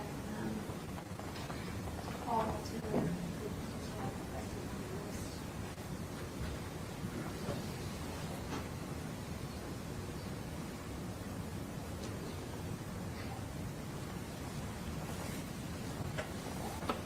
Did you see a time come up on Mr. Chin's phone that you can that December 9th date is the date that this video was retrieved, correct? Correct. Did you see a time on Mr. Chin's phone? There is a time associated with this. And here, in this photo, you can see Mr. Chin's wrist in this photo, correct? Correct. And does he have a bracelet on? He does. Does it match the bracelet that he had on in his matcha photo that he sent to Jasmine Pace? It does not. But that picture was, those texts were from the same day as this video, correct? That is correct. Okay. Move on to Walgreens.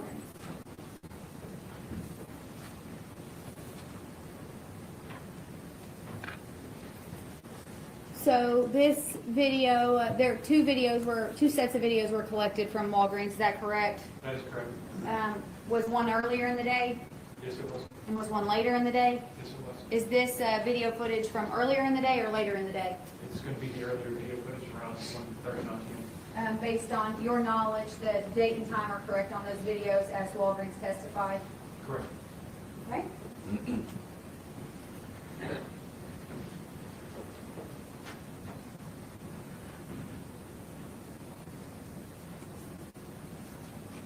Got to see somebody walk in the door.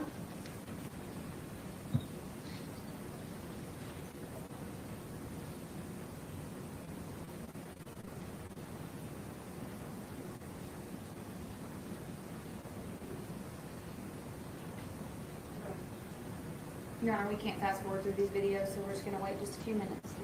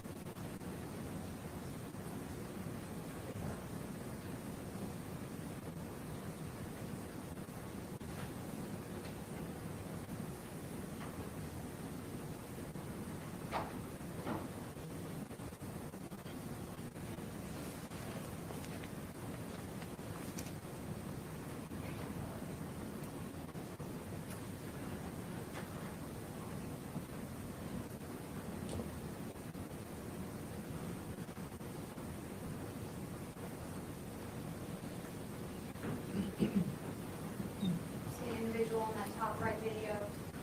Investigator Crawford, Yes, I, have you seen that hat before? yes, I have.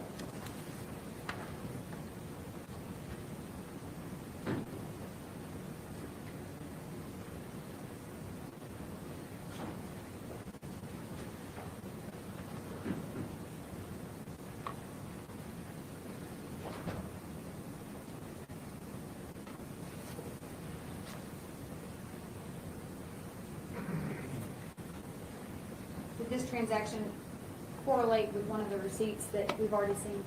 Yes, that is correct.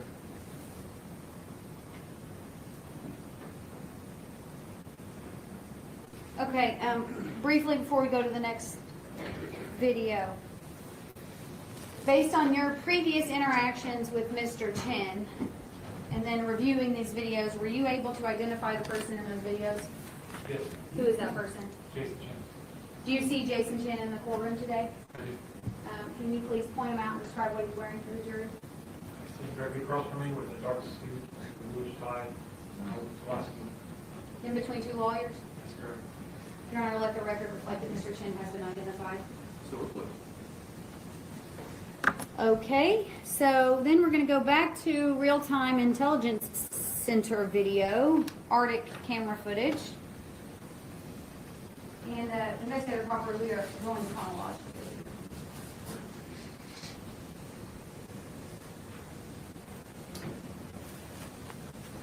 Can you pause this, General Moore?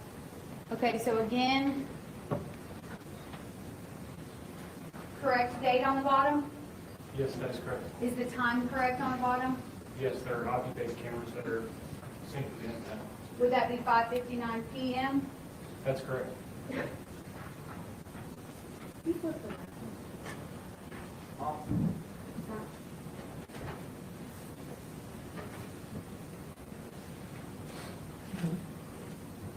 Mr. Chen's apartment right there to the right.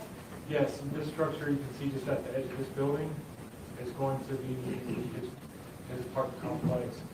Just between here is the front stairwell and obviously the brush, and then this is the parking area over here.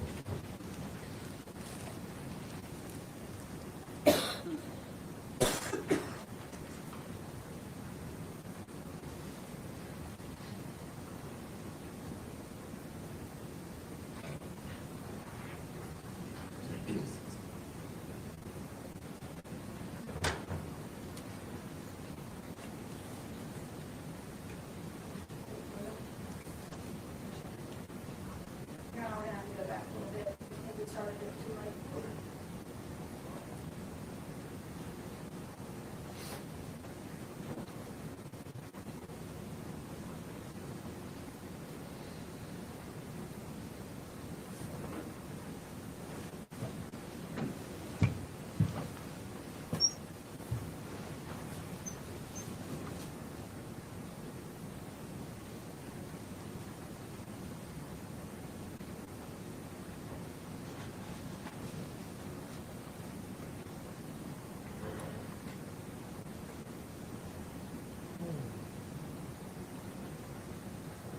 Let's get a Crawford, is that, here's the person in the suitcase?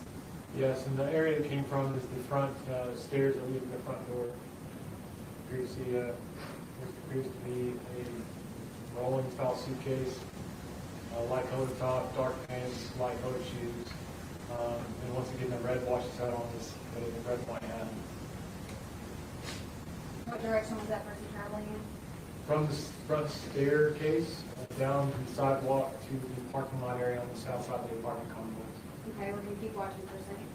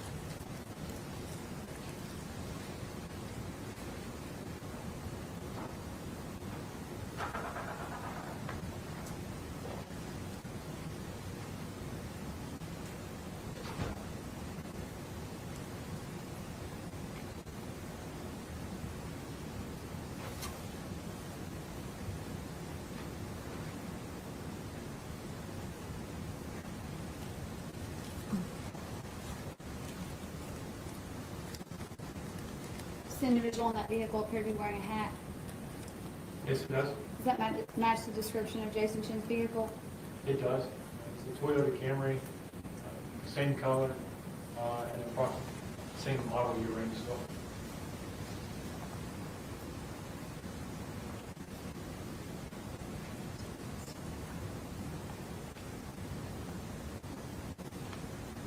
Based on your review of this video, was there anybody else in Mr. Chin's car?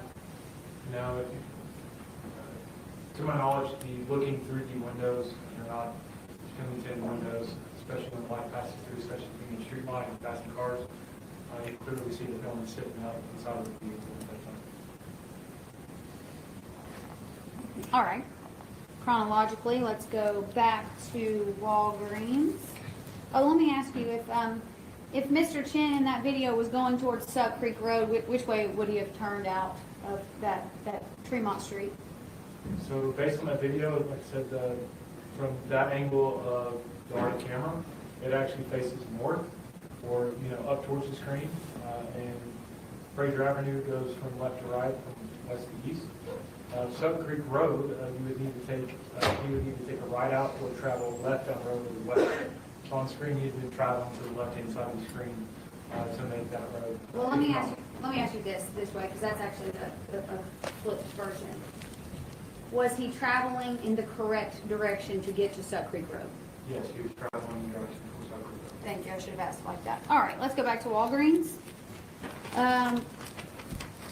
Later in the day, correct, but same day, 11:23, Investigator Crawford, That's correct. is that indicated on the screens again? Yes, it is. Now we're in the 1900 hour, Yes, 1903 would be 7:03, 7:30 p.m. That's correct. okay.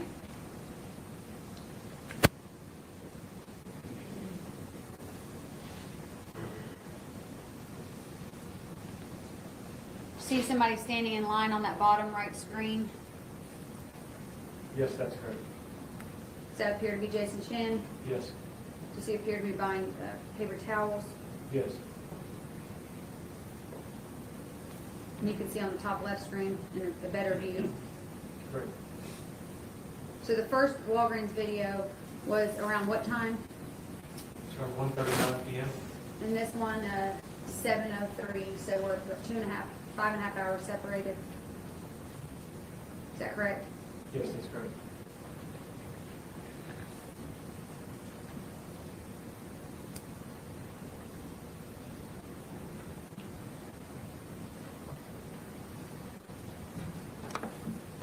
Okay.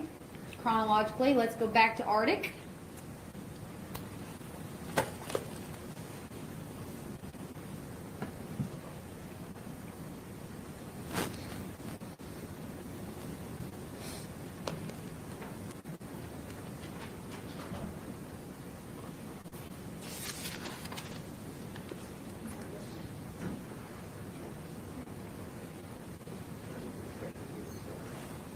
Can you, Investigator Crawford, can you move to the right a little bit so that Paul can see?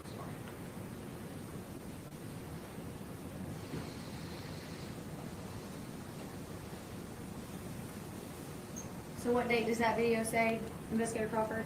November 23rd, 2022.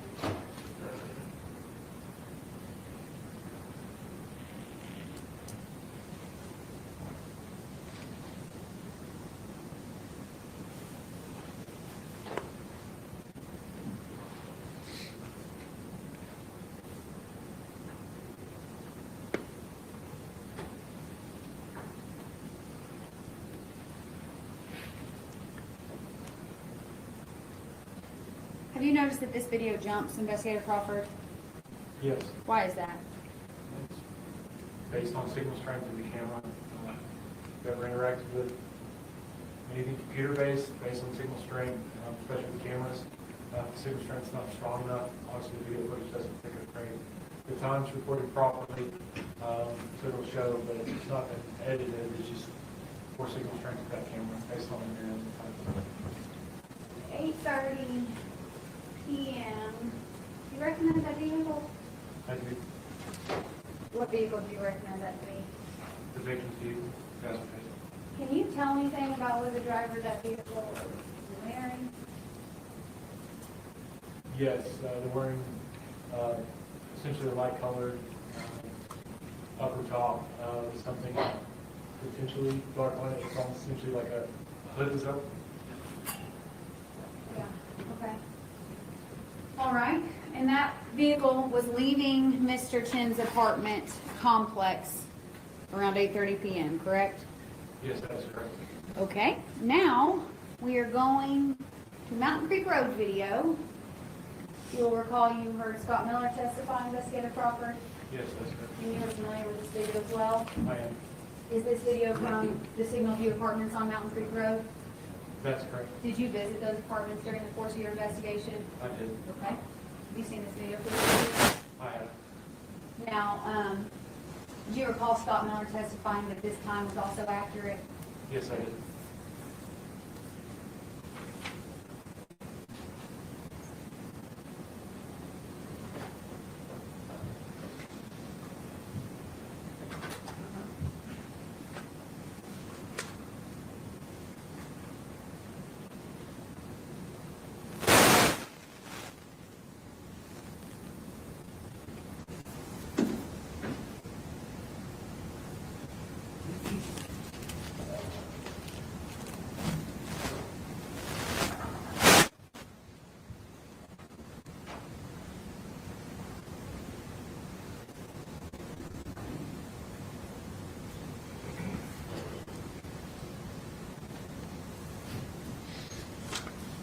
That white SUV, Investigator Crawford, was that SUV going in the direction of where Jasmine Pace's vehicle was located at the Mountain Creek apartment building?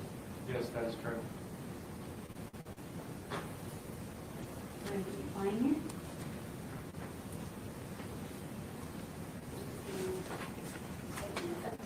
What we're getting to is about 8 minutes ahead of this, if the parties don't mind that we fast forward.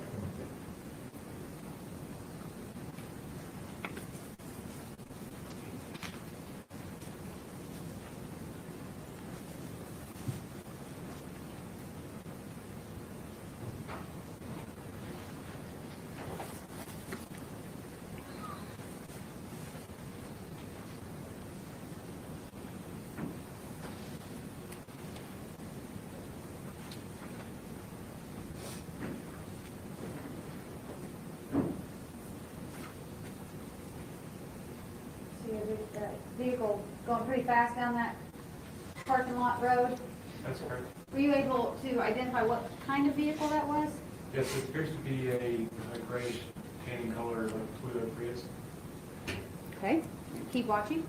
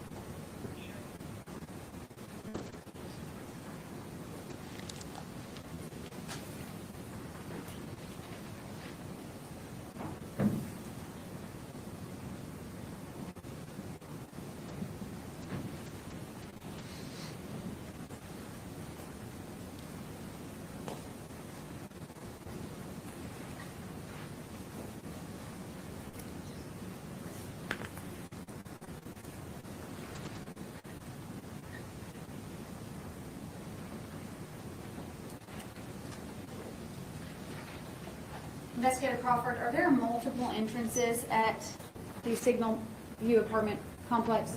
Yes, there is. Where in comparison to where Jasmine Pace's vehicle was located, where would the other entrance have been? Essentially, you have an entrance on this side, and then in between, well, this is the rental office, and back this direction is going to be all the apartment complexes themselves.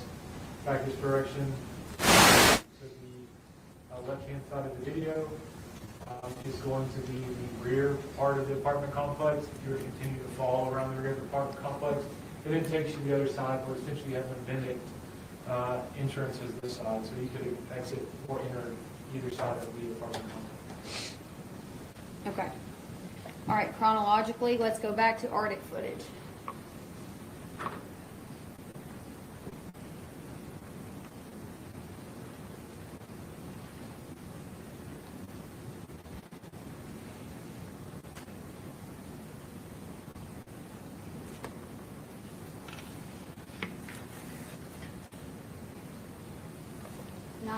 PM, 11/23/22. Yes, that's correct.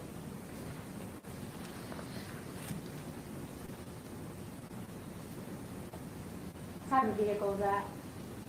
It's a Toyota Prius. What is it flashing? It's flashers in front of. In front of 110 Tremont Street. We're going to run double speed off. Let's rewind that in normal speed.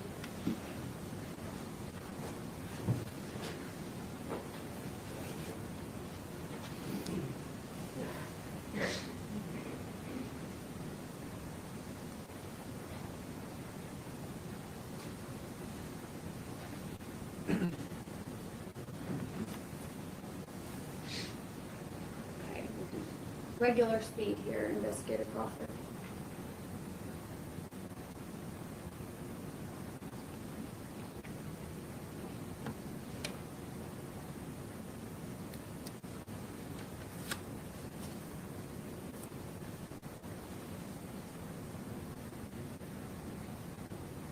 What appears to be on that individual's head?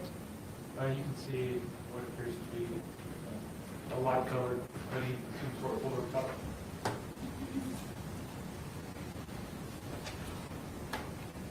Back up one moment.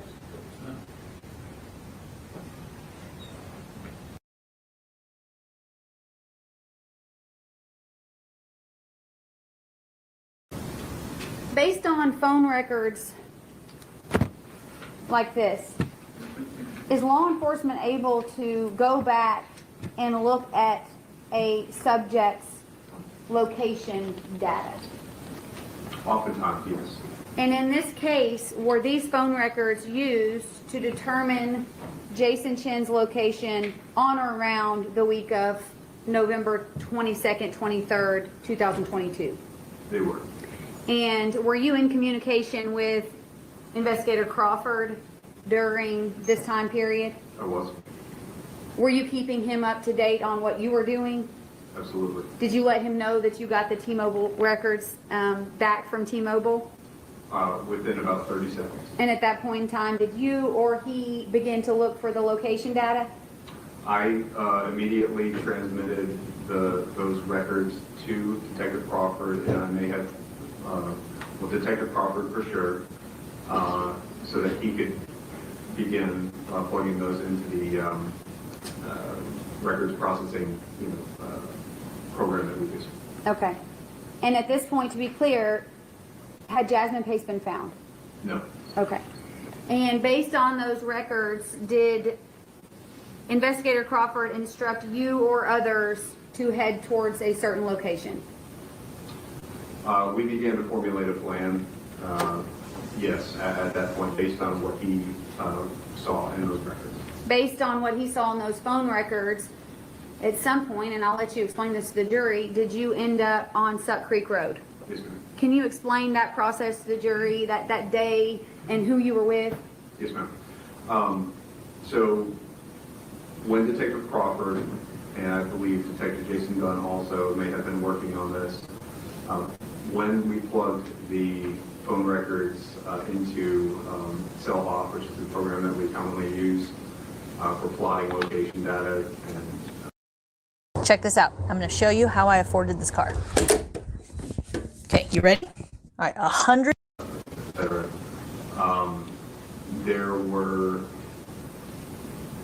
There was a fair amount of location data on the 22nd to the 23rd that was of particular interest. I recall that the timing advance records, which are more precise, showed that Jason Chen's device traveled along Suck Creek Road on, I believe, on the 23rd, during the afternoon, perhaps in the evening. I believe there were maybe two that showed up at two different times during that day along Suck Creek Road, in between, I think it's Signal Mountain Boulevard and Prentice Cooper on that stretch there, which parallels the river.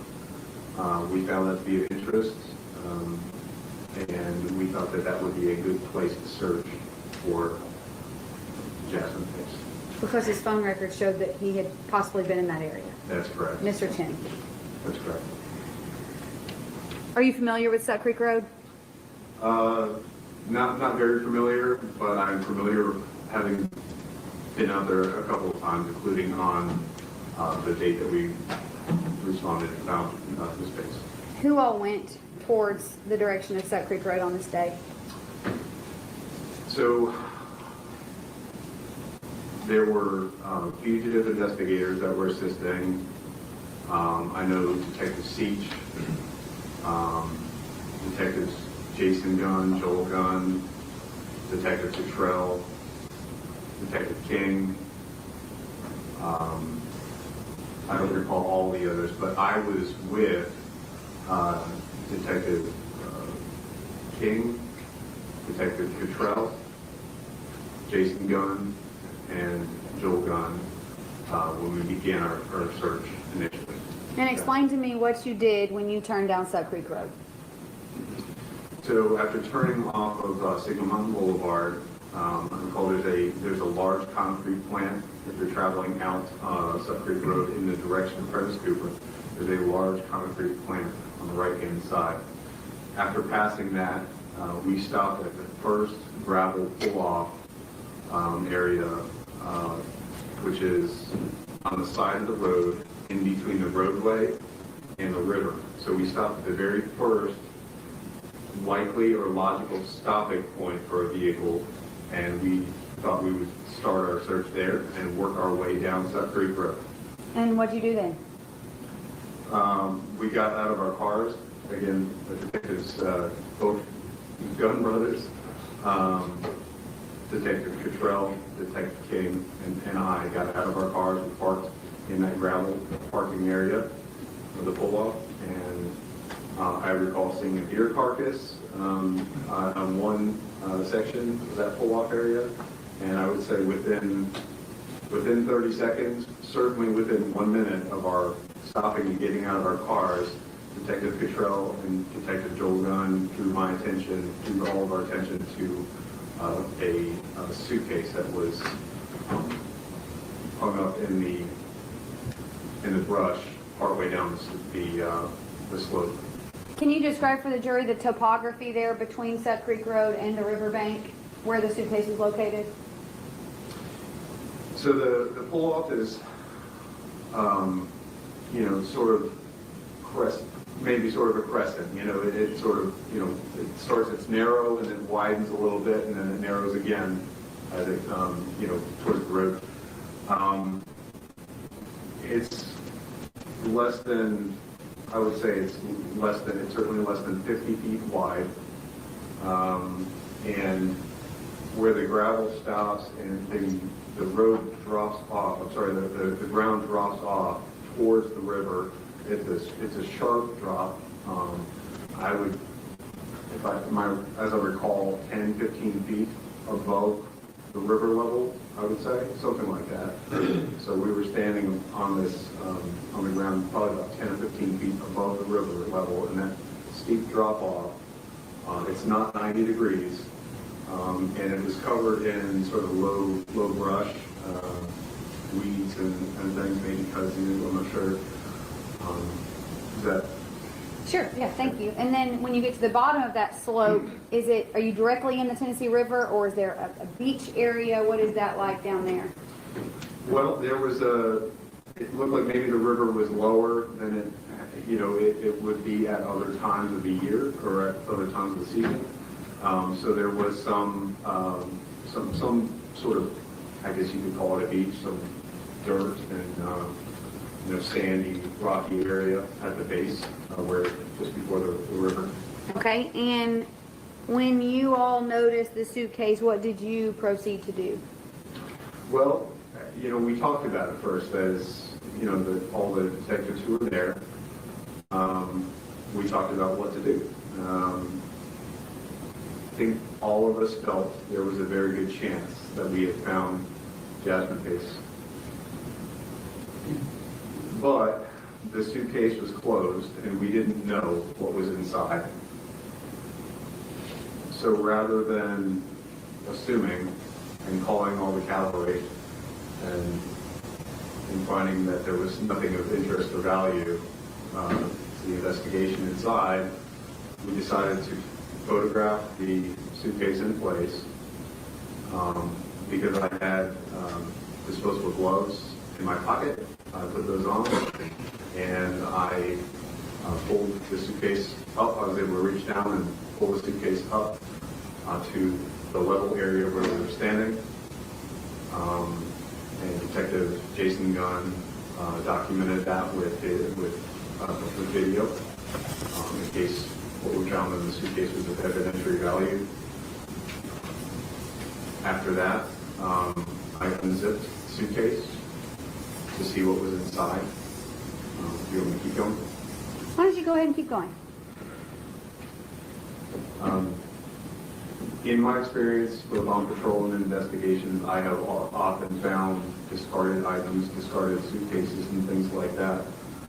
I've seen animals disposed of in suitcases and things like that. And so I didn't want to assume anything. We didn't want to assume anything. So when I unzipped the suitcase and saw a black trash bag inside, I was not able to identify the contents of that trash bag. So because I had gloves on, I placed my hand on various parts of that trash bag and its contents, and I could feel what was consistent with a human head, shoulders, and a torso. And at that point, we were even more certain that we had found Jasmine's face, but certainly that we had found a body. So at that point, did you back off and call others? At that point, we did not touch the suitcase or its contents anymore. We notified supervision, we notified our crime scene unit, and we notified the Hamilton County Medical Examiner. And we secured that scene until they arrived. Did the Hamilton County Medical Examiner come to that scene? Yes, ma'am. Were you present when he was there? I was.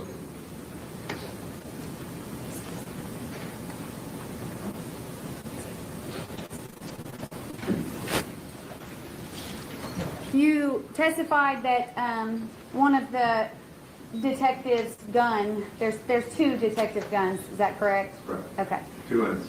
One of the detective guns took a video of you when you were retrieving that suitcase. Yes, ma'am. Do you recall about how heavy that suitcase was? It took some effort to pull it up, so it wasn't beyond my ability, but it was heavy enough. It was substantial. Okay, and have you seen that video since that video was taken? Yes, ma'am, I have. Have you seen the suitcase? Yes. It was on the sun drive. If I recall, that is video that Detective Jason Gunn took when we were checking that suitcase, pulling it up and checking. Are you depicted in this video? Yes, ma'am. And is it an accurate representation of what happened on that day in November 2022? Yes. Okay. Your Honor, I'd ask that this be state's next exhibit. 137. Detective Bulkley, I'm going to show you this video on the screen behind you.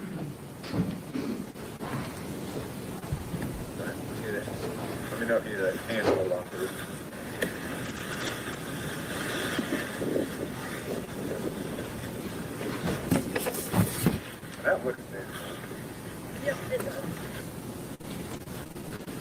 Sir, that's you. Yes, ma'am.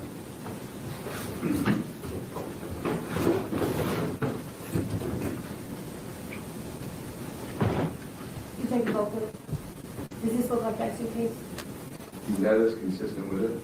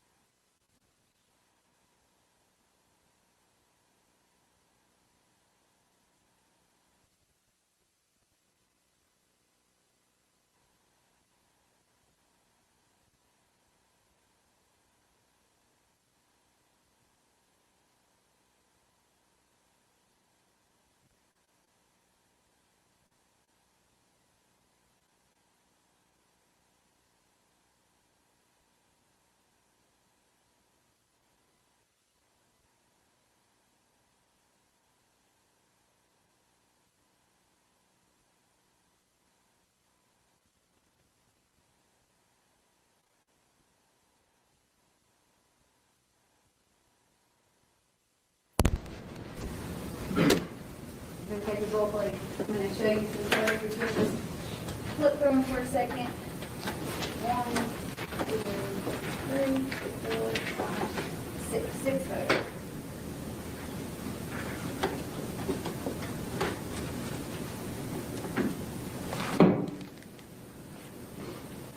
Would you like this to get collected or individual?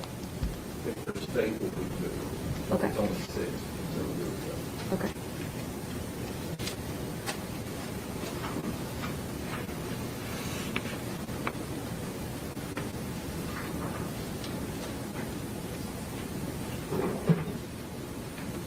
You recognize this photo? Yes, ma'am. And Detective Bulkley, you testified that you in fact opened this photo, didn't you? I did. To where you could see the entire contents, correct? That's correct. And that is when you reached down to feel what was inside of the black packages, the back package. That's right. Okay. Your Honor, I'd ask that you please review the 6 next to it. Should make it collective distribution. Yes, I'll go ahead and say that so we don't lose it. Yes. Thank you, ma'am. All right, what's that number, Your Honor? 138. And to be clear, is this what the scene looked like on that day when Miss Pace's body was found? Yes. Okay, the photos that you just looked at.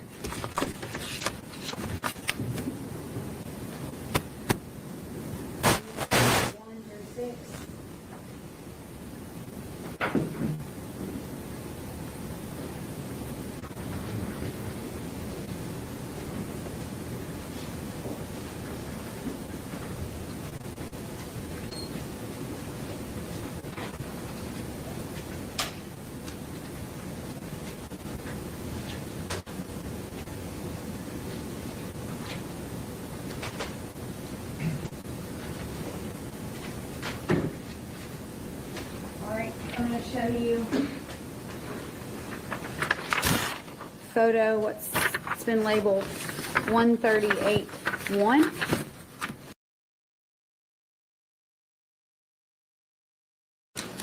Ma'am, remind the jury, what day did you go to 110 Fremont Street, apartment 210 for the execution of the search warrant?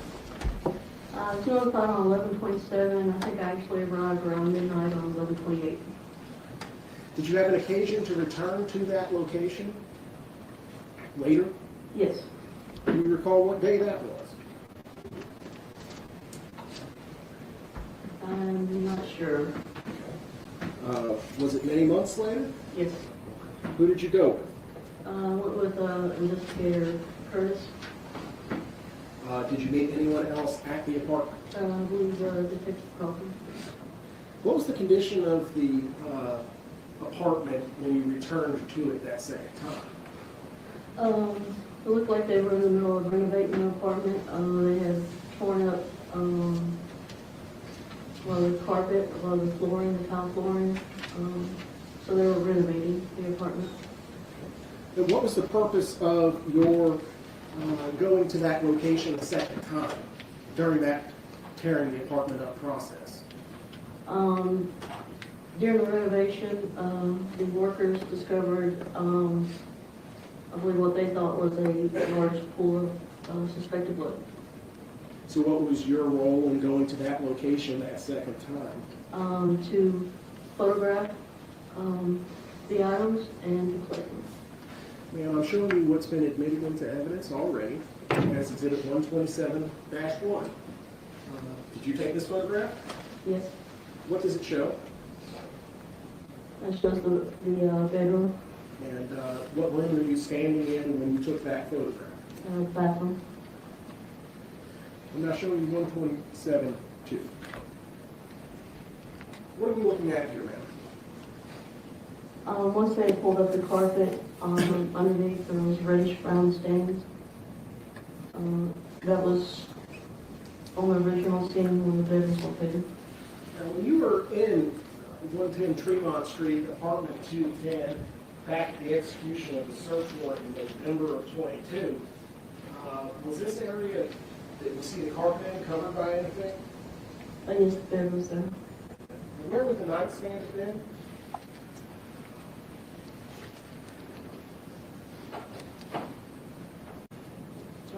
Would have been in this corner here. So orienting ourselves, the north wall that you described earlier would be where? Right here. And the east wall? Right here. And where would that tapestry have been? It would have been on this wall. The east wall? Correct. So kind of up to the right and above from what we can see on the projector right now? Yes. If I could have you put on gloves in preparation for a couple of minutes.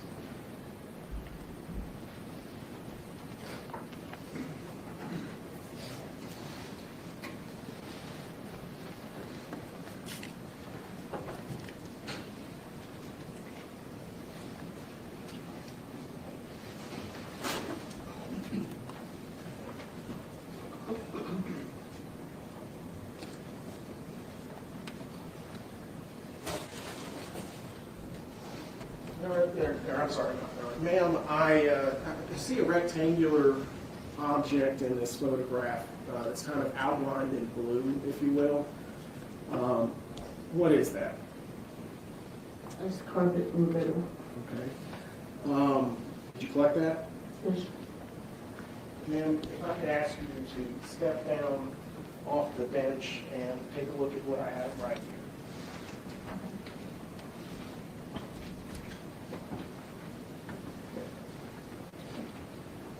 Felix, could you turn the witness's mic around?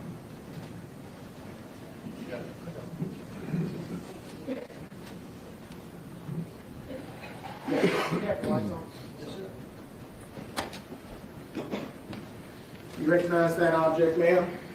Yes, a large section of carpet, brown with padding. Is it the same item that we see in 127-2? Yes. Just move it open. Oh, I'm sorry. And that's what you collected on the day you returned with Detective Crawford and they were renovating? Yes. The same January day, 5th. the same day that that photograph was taken. Correct. Your Honor, at this time, I would move to admit into evidence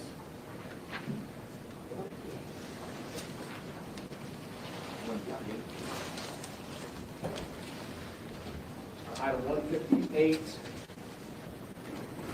carpet. So admitted.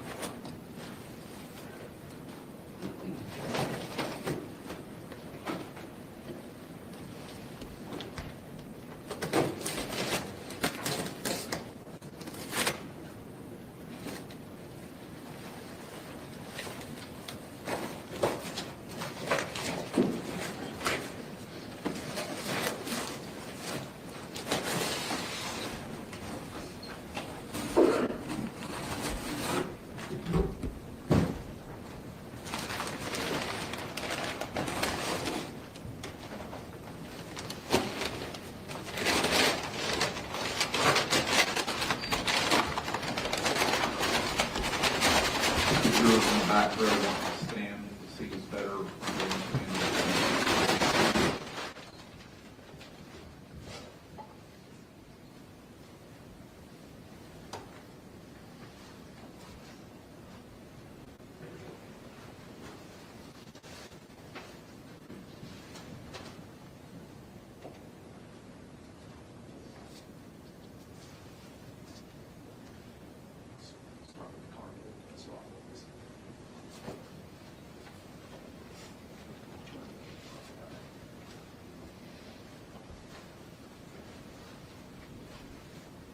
While that's happening, it's a good time to remind the jurors that all exhibits will go back with you if you feel the need to examining this. Some of this is biohazard, so you need gloves, and perhaps even course that may handle it for you.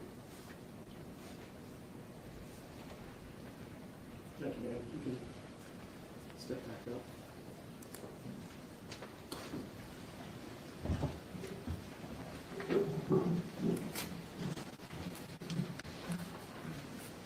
Now showing the jury what's been admitted into evidence is 127-3. Is that stain that the jury can see in the physical evidence sitting in front of them? Yes. So as it was in Mr. Chin's apartment, what's closest to the jury, the flat, fairly straight edge, not ragged, is up against the north wall. Jurors, feel free to stand up. You can look at it. Correct. And the stain would have run from the north wall back towards the east wall. I'm sorry, back towards the south wall. Is that correct? Yes.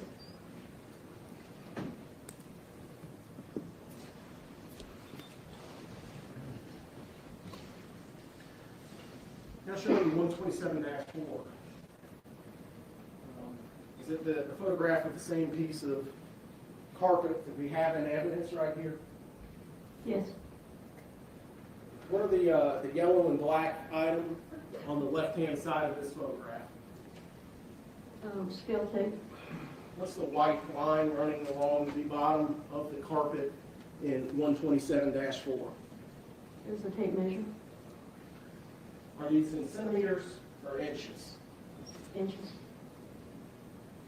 So, ma'am, could you tell the jury the approximate size of the stain on the carpet that we see in 127-4 and on the ground? Approximately 5 feet by 32 inches. 32 inches by 5 feet? Yes.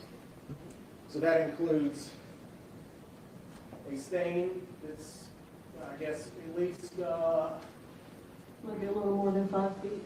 okay, a little bit more than 5 feet. So a stain, there's a separation between the two stains. What kind of gap are we looking at between the stain that we see on the right side of the carpet in 127-4 and the very large stain?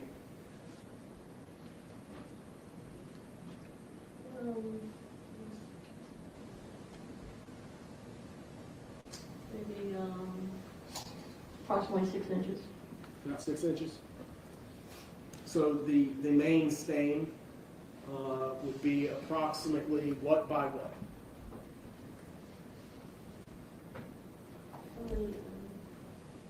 3.5 by 32, 3.5 feet by 32 inches. Ma'am, are you aware of a suitcase having been collected in this case? Yes. You had an opportunity to examine that suitcase that was collected in this case? Minimally, Minimally? yes.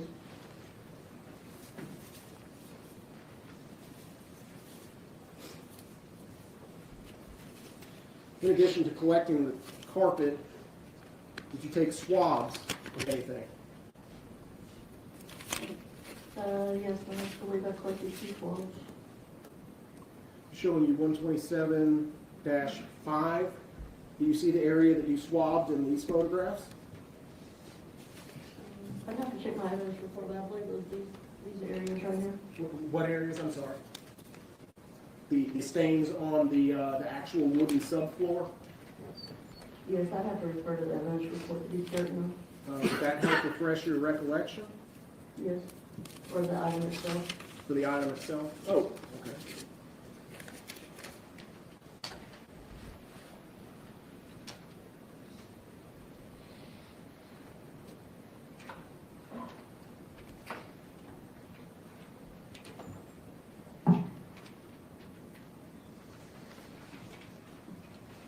Yes, they were collected from the sub. Is your recollection refreshed, ma'am? Yes, Okay. Where were the swabs collected from? from the subfloor. Those 2 stains that we see in 127-5? Yes. And those seem silly, but I'm handing you what's been marked for identification as 159 and 160. Do you recognize these items? Yes, they're the swab samples I collected from the bedroom, under the carpet on the subfloor. Did we see in Exhibit 127-5? Yes. Your Honor, I move to admit into evidence item 159, swab from bedroom under carpet on subfloor, Exhibit 160, swab bedroom under carpet subfloor. Admitted. Thank you, Your Honor. Ma'am, you agree that all of the items that we've just admitted into evidence, the swabs and the carpet, came from a single room? Correct.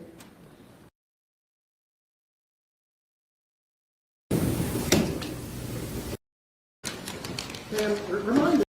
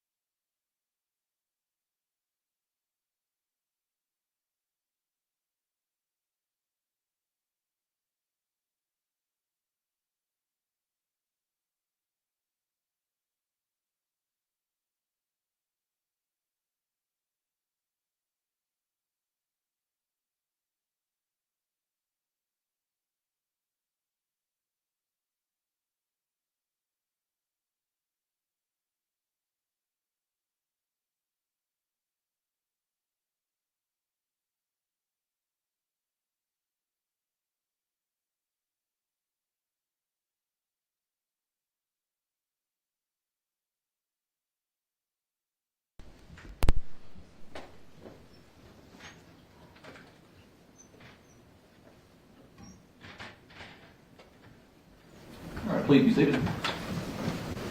Hope you have a good lunch. Got a little exercise today.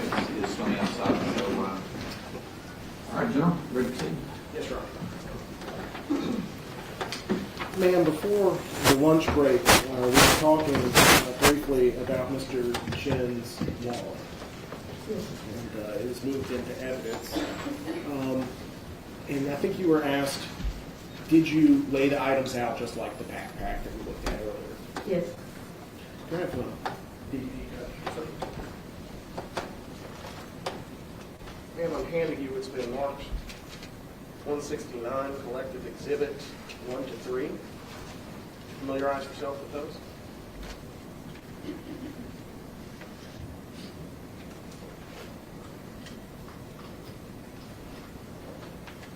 Okay. What are the items in that collective exhibit? It's the wallet belonging to Jason Chen and contents. Did you take those photographs? Yes. Do they fairly and accurately show the contents of the photograph, of the wallet? Yes. Your Honor, I move to admit into evidence 169, 1 through 3. Yes, sir.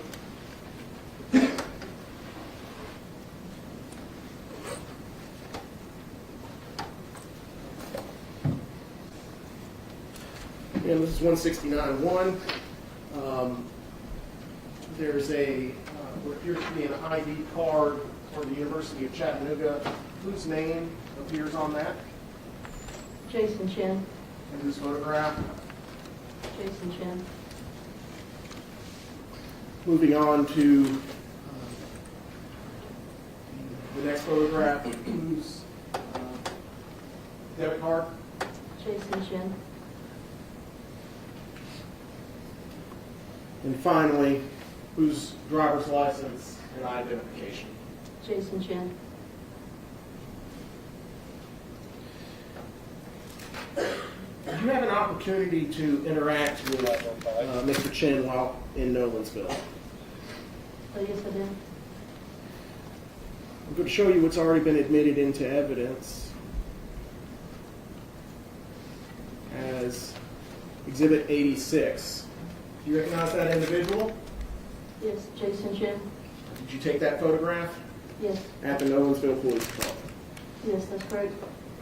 And I'm going to draw your attention to the next exhibit, 89. Do you recognize that?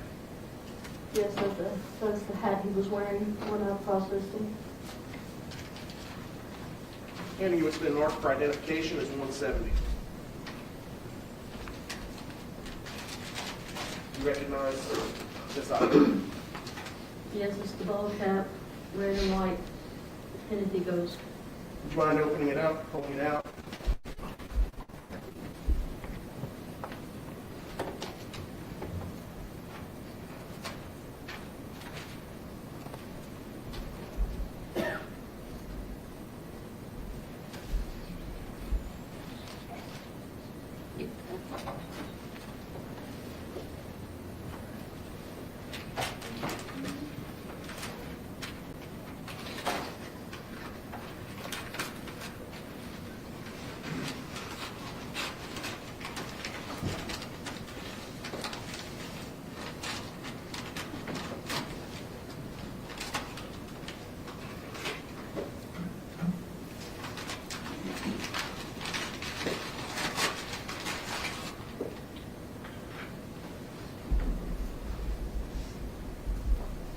Thank you, ma'am.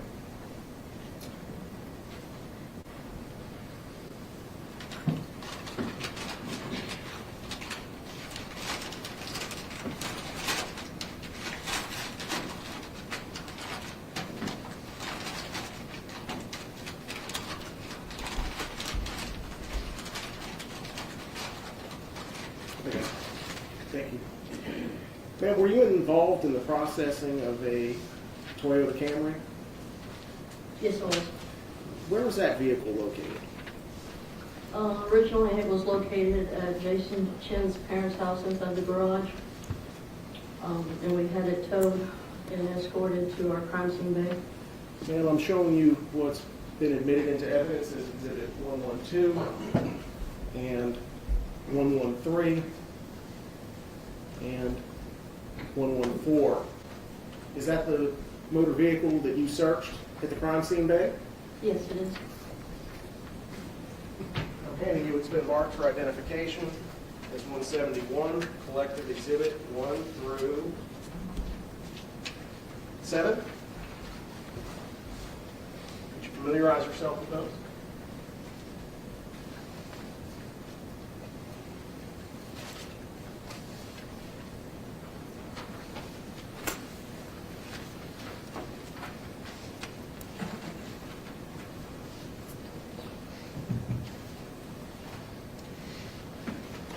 Okay. What do the photographs in that collective exhibit show? There are the overall photographs of the vehicle inside the crime scene bay. They fairly and accurately depict the vehicle at the time you processed it for evidence. Yes. Your Honor, I move to admit into evidence collective exhibit 171. Yes, sir.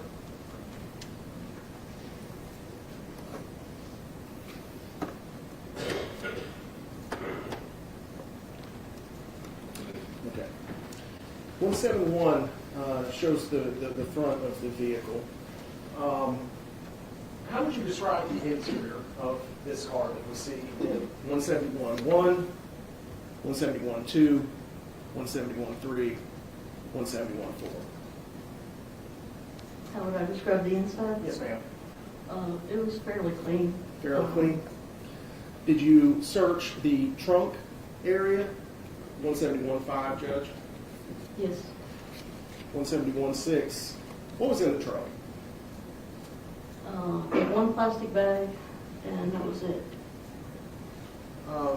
There appears to be some sort of a kind of ridged area in the trunk. What is that? There appeared to be some sort of wheel impression.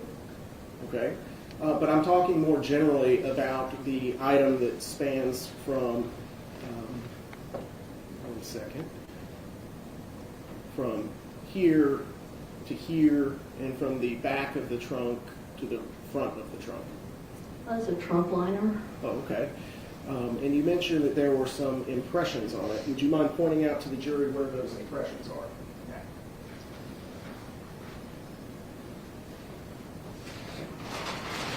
Now showing you 171-7.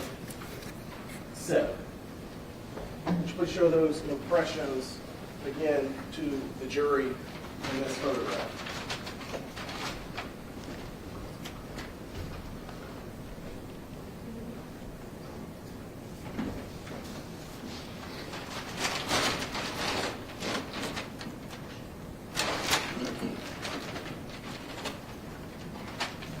And do you recognize this? Yes, it's the trunk liner from inside the Camry vehicle. So did you remove the trunk liner from the trunk that we see here in 171-7? Yes, that's correct. And this is that line? Yes. Your Honor, I would move to admit into evidence item 172, the trunk liner.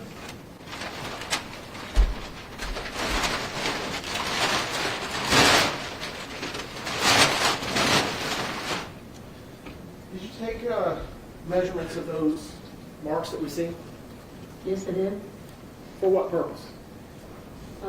For possible future comparison purposes. Comparison to what?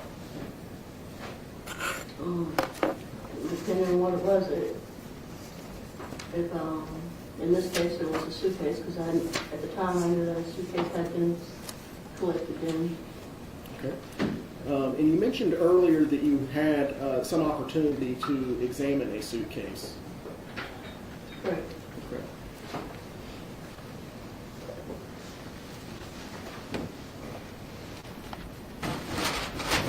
You recognize this item? Yes. Have you seen this item before? Yes, I have. For the record, Judge, I'm going to mark it for identification purposes as 173. Yes, sir. Where have you seen item 173 before? When I saw it was in one of our crime scene bays, and I also saw it at a evidence meeting. Did you have an opportunity to compare strike that. Did you have an opportunity to take measurements of the wheels from this suitcase? Yes. Did you have an opportunity to compare the width of the wheels on that collective exhibit that we see on the trunk mat, item 172, to the suitcase that's been marked for identification as 173? Yes, that's correct. Okay, and what were those findings? As far as the suitcase being eliminated as from leaving marks in the trunk, I could not eliminate that suitcase as leaving those marks. Therefore, in my opinion, it was consistent as a possibility that that suitcase wheels could have caused those marks. Thank you.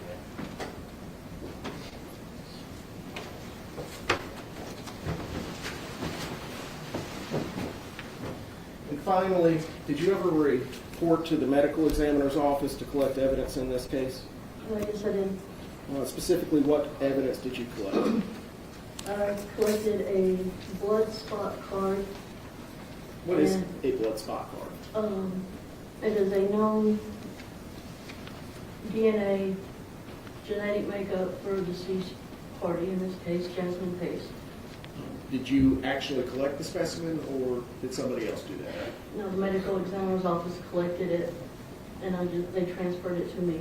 And what did you do with it once you collected it from the medical examiner's office? I packaged it, labeled it, and then I would submit it to the property and evidence.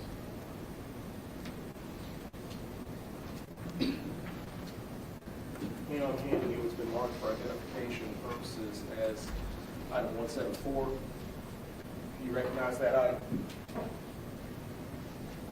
Yes. What is that item? DNA blood spot card for Jasmine Pace. Is that the blood spot card that you collected from the medical examiner's office? Yes.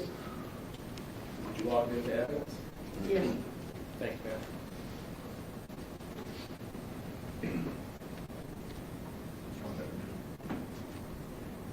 I'm going to do it. Okay. So, something? No, okay. I was asking, did you want to admit it? Yes, ma'am. Okay. So, something?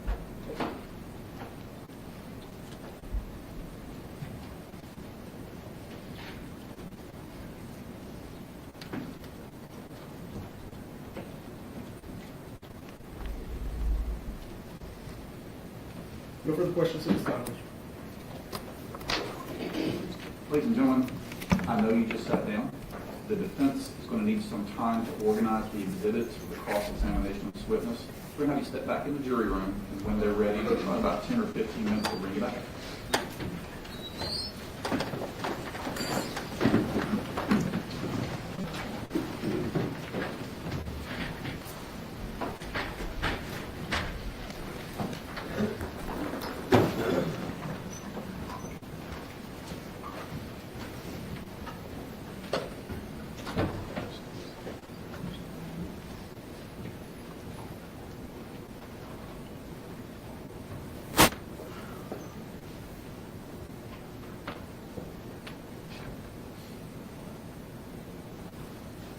Recess 10 or 15 minutes. Just let me know when you're ready.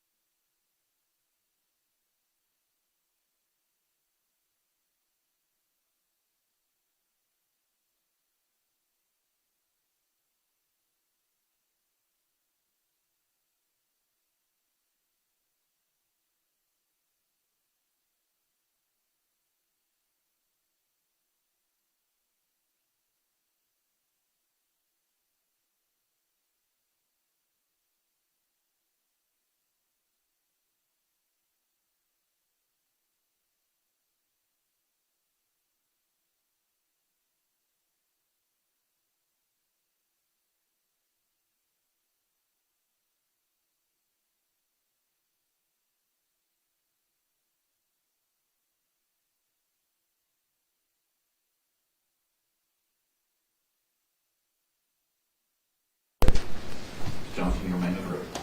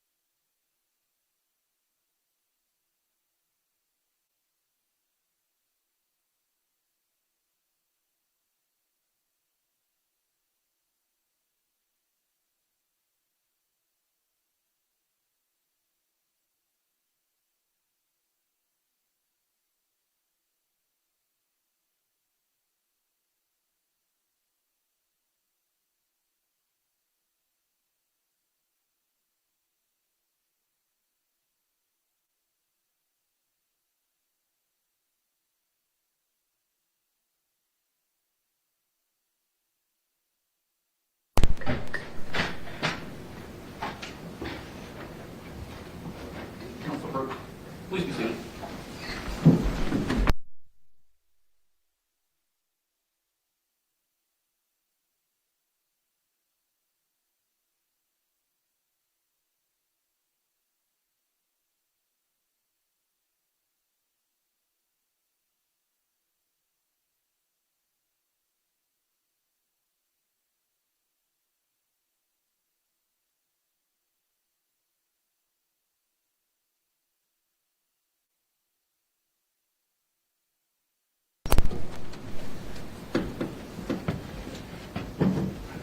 Cross-examination. Good afternoon, Investigator Johnson. I hope you had a good lunch. Investigator Johnson, when your investigation started, you had never met Jasmine Pace. That's correct. You didn't know anything about her background. That's correct. You had never met Jason Chen. No, You don't know anything about his background. that's correct. Your job, what is your job as a crime scene investigator? Document crime scenes, document, identify, collect, process evidence from crime scenes. You cannot vouch for the integrity of evidence before you receive it, can you? That is correct. You don't know how the evidence was handled before you received it. That is correct. You don't know how the evidence was collected before you received it. That is correct. When you collect evidence, you must package it so it cannot leak through the container, right? Correct. You must package it so it can't be lost. Correct. You must package it so it can't deteriorate. Correct. Once collected, evidence must be kept in a secure area. Yes. Once collected, evidence must be kept in a secure area when not directly in possession of a person listed on the chain of custody. Yes. What is a chain of custody? Chain of custody is normally a form that shows where the evidence has been transferred from one person to another. And it shows who has handled it. Correct. It also documents how the evidence was transferred. Correct. And it shows how, like, documents might have been stored. So I could, yes. The chain of custody begins when evidence is first collected. Correct.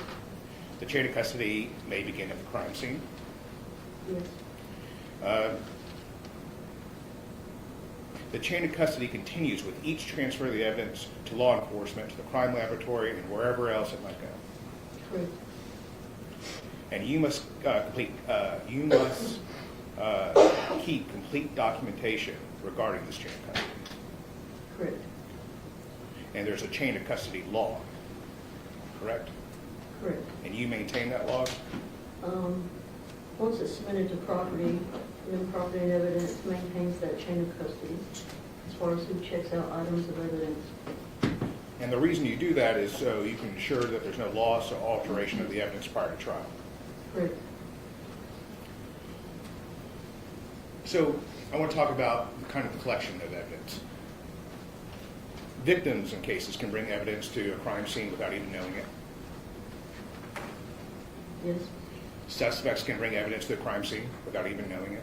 yes, Law enforcement can bring evidence to a crime scene without even knowing it. yes, People visiting the crime scene can bring evidence without even knowing it. correct, Victims can take pieces of evidence away from a crime scene without even knowing it. correct, Suspects can take pieces of evidence away from a crime scene without even knowing it. correct, Law enforcement can take pieces of evidence away from a crime scene without even knowing it. correct, People visiting the crime scene can take pieces of evidence away without even knowing it. correct.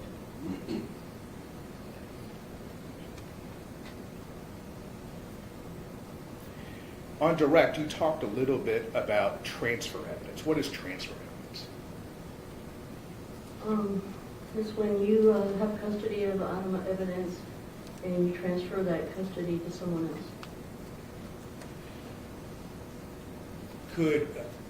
Let me ask this, in terms of like blood or DNA, what is transfer evidence? Evidence that is left on the scene by individual, person, or item. And you can transfer that by touching it, right? Correct, And individuals can leave transfer evidence at a crime scene. correct, Transfer evidence can include glass, it could probably include just about anything, yes, including blood, right? correct, Often investigators need specialized lighting and aids to help find transfer evidence, right? yes. Not always, but yes. Because transfer evidence can be easily lost. Yes, or not very visible. And transfer evidence can offer information on how to reconstruct the events of the crime, right? Code, yes.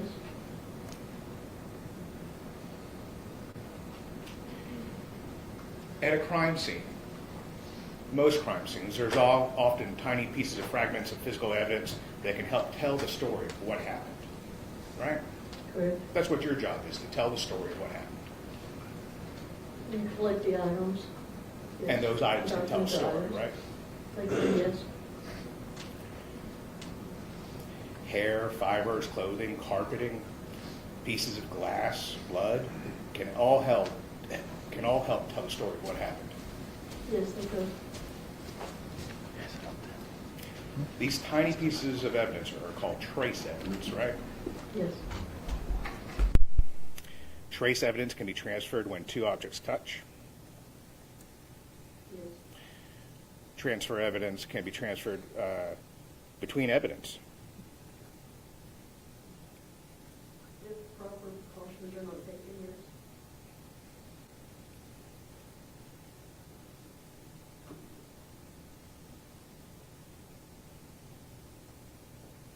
Trace evidence can be used to reconstruct an event Yes, and help tell the story. it could.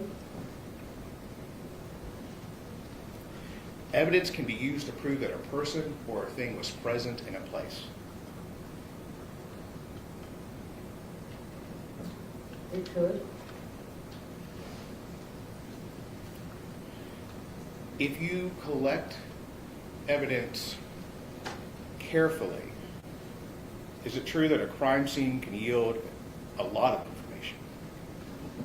It's possible, yes. And those samples can help tell the story. Yes, Forensic scientists examine physical evidence, chemical evidence, and trace evidence, right? yes, And you have a variety of tools at your disposal to test these things. yes.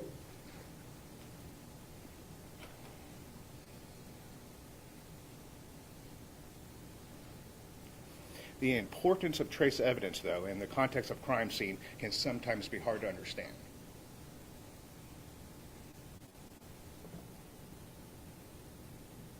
It could be, yes, And that's why you're here. You're here to help explain the collection of evidence, right? yes.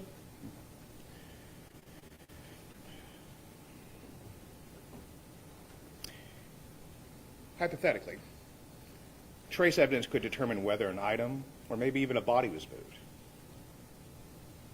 Yes, it would.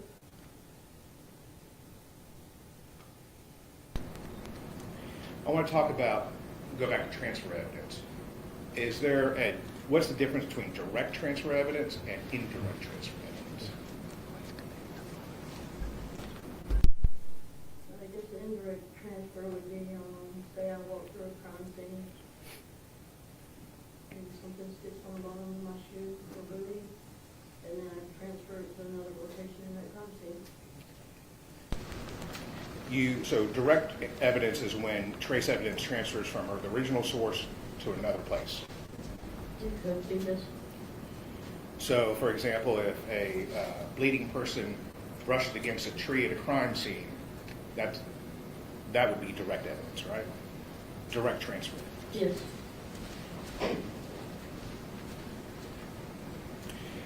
Indirect transfer is when the trace evidence is, as we said, carried from the primary source to another place by a third person or maybe by an object. Yes. And with indirect transfer, it's important to preserve and document any kind of evidence when it's identified. Correct. We'll get that back. And if trace evidence can't be properly preserved and protected, it can be lost. It could be yes. Contamination of evidence can be a very serious problem, can it? Yes. Contamination of evidence can ruin evidence. Yes. Contamination of evidence can jeopardize a criminal case. It could. And contamination occurs when something or someone is introduced to a scene that was not previously there. That's possible, yes. Contamination can come from people investigating the scene. Yes. You're supposed to evaluate a scene before anyone else enters it to keep it from being contaminated, right?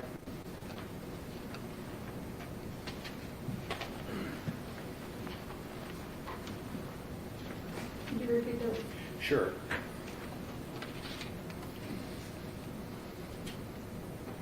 You should evaluate a crime scene prior to anyone else entering it to keep contamination to a minimum. Once I respond to a crime scene, my job is to document it and collect evidence as how it is when I arrive. I can't account for how things are before I get there. Because various people can contaminate crime scenes before you get Yes. there. Witnesses can contaminate evidence at a crime scene. Yes. Suspects can. Yes. Innocent bystanders could. Yes. First responders can. Yes. Police officers can. Yes. Crime scene investigators can. Yes. Is the most effective way to prevent contamination is limiting access to the crime scene? Correct. And evidence can get contaminated at any stage of the investigation, can't it? Yes. It can be contaminated at the crime scene itself Yes. and at the crime lab. I'm sure it's possible, yes. Maybe going to and from the crime lab. I think anything is possible.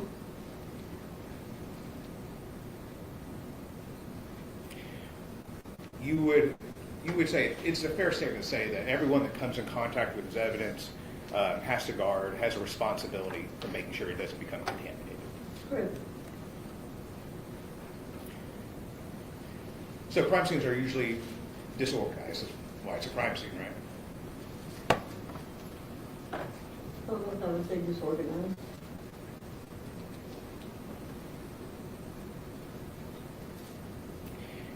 When you discover that a piece of evidence has been contaminated, you need to document that, though, right?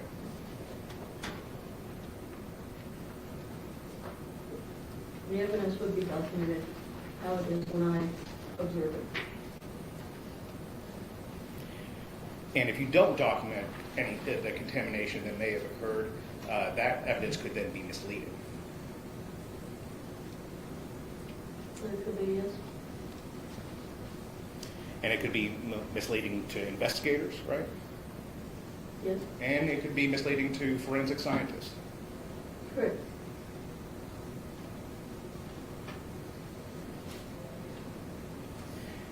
Anyone who enters a crime scene is capable of adding something to it Correct. and taking something away. Correct. And anyone's capable of contaminating it. Correct. If someone doesn't have a legitimate purpose investigating the scene, they should not be allowed there, right? That is correct. And those who do have a legitimate purpose being at a crime scene should be aware of their potential to contaminate evidence, right? Correct.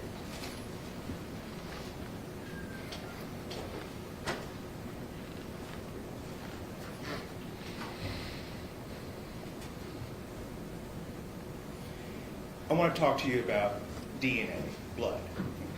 Are you familiar with the collection, obviously, of blood and DNA? Yes.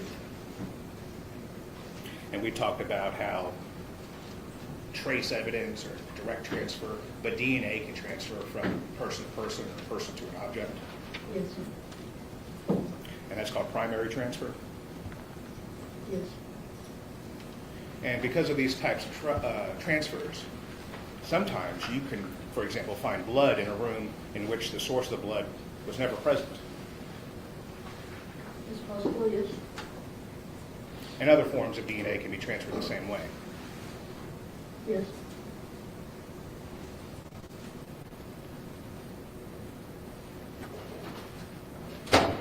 Moist or wet DNA transfers more easily than dry DNA. I would agree with that, yes.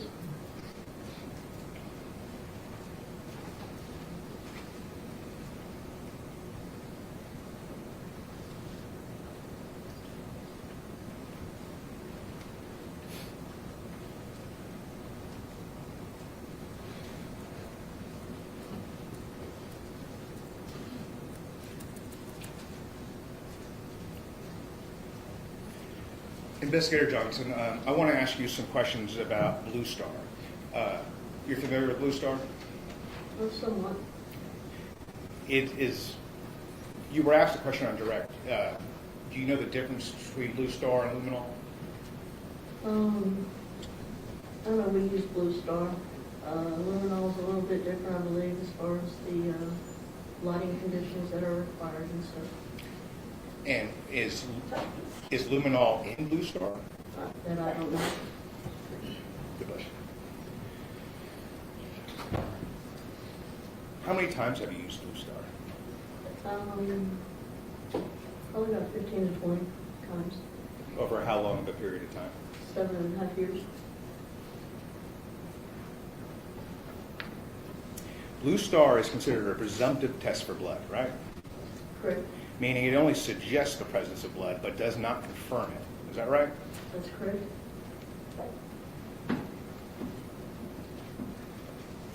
What limitations does Blue Star have in detecting substances other than blood? I'm sorry, can you repeat that? What other substances could Blue Star detect other than blood? I believe it can detect some cleaning chemicals, bleach. In this case, you used Blue Star. Yes. Did you ever confirm the Blue Star reactions using a secondary test? There was, again, they were only presumptive tests, but we have rapid presumptive tests. OBTI and hemostat. Presumptive means not confirmed. Correct. So my question to you is, did you do any secondary tests to confirm the presumptive Blue Star test? And what are those tests that you did? I mean, the swabs that I collected to confirm whether or not it was blood would have been sent off to the lab. I would not have confirmed those. Have you ever had the opportunity to work with the Castlemeyer test? It may fall under some of our rapid tests. Have you ever done a Castlemeyer test? I've done OBTI and hemostat. Have you ever done a Castlemeyer test? I'm not familiar with that. So you're not familiar with it, means you've never done it? I'm not familiar with the name.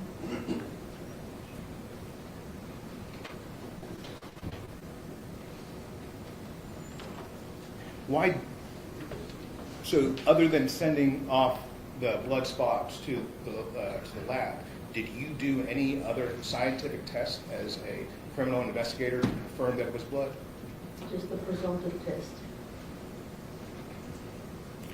Did you at least do a control test to ensure the accuracy and reliability of the Blue Star that you used? No. Isn't that standard operating procedure that you do a control test first? I mean, obviously, we had a control test based on the visible blood that also illuminated.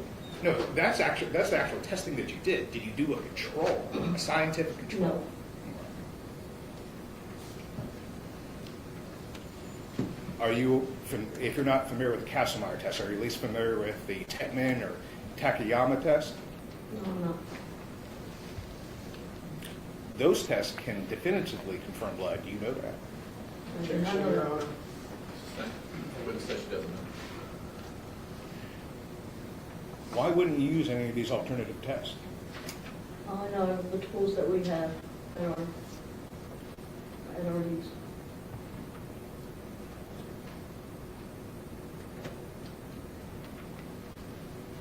You documented all the areas that tested positive for Blue Star, Yes, and you documented all the areas that were negative. yes.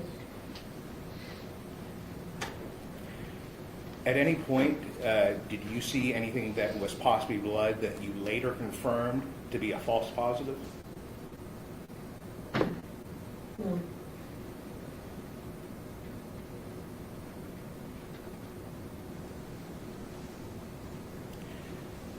You did 2 investigative searches at the apartment there on Tremont, correct?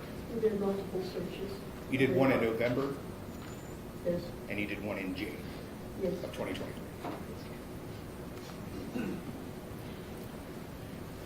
Did you use Blue Star on at the search in January? No. Did you ever spray any of the walls in the apartment with Blue Star? We sprayed some walls and some doors, yes. What walls did you spray? I believe in the living room, the doors for the laundry and the bathroom door. You didn't do the bedroom walls? I don't believe so, no. You didn't do the bathroom walls? And we did the shower, we did the sink, mostly the floor, You didn't do the bathroom walls? just the shower walls, Just the shower walls. And then you said the laundry door? yes. Was there a Blue Star reaction to the laundry door? I believe on the laundry door and on the bathroom door coming from the kitchen.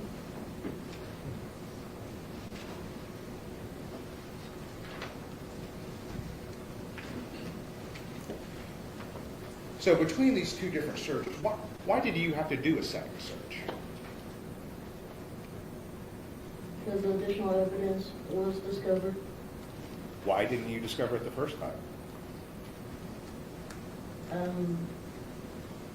It just was not discovered.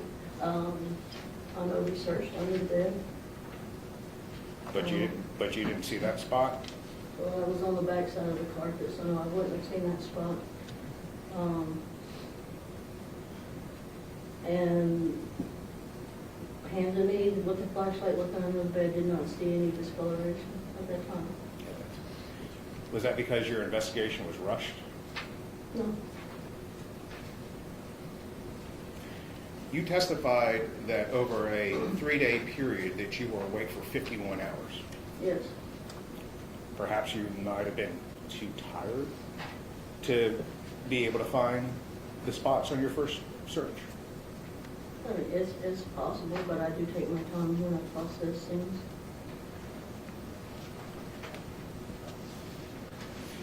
You had said something earlier. You said Blue Star can react with things other than blood. You said bleach. Yes.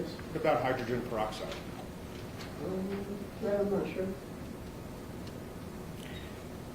When you did your investigation, did you find cleaning supplies? When about cleaning tools, I'm not sure about supplies. Did you find cleaning chemicals? Did you find any hydrogen peroxide? There may have been some. Did you find bleach? No, I don't believe so.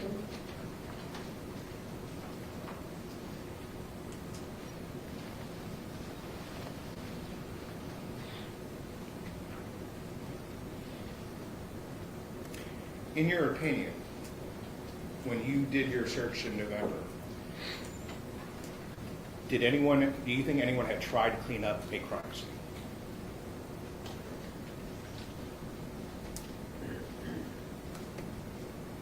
Yes. Why do you think that? Based on the results of the Blue Star, Can you please elaborate? there was obviously presumed blood throughout the apartment, on the floors and the doors and on the walls. That was not visible to the naked eye. And do you believe that to be blood, or could it have been cleaning agents? I believe it to be blood, based on the reaction time and the longevity of the reaction of the Blue Star. Even though it's only a presumptive test? Correct.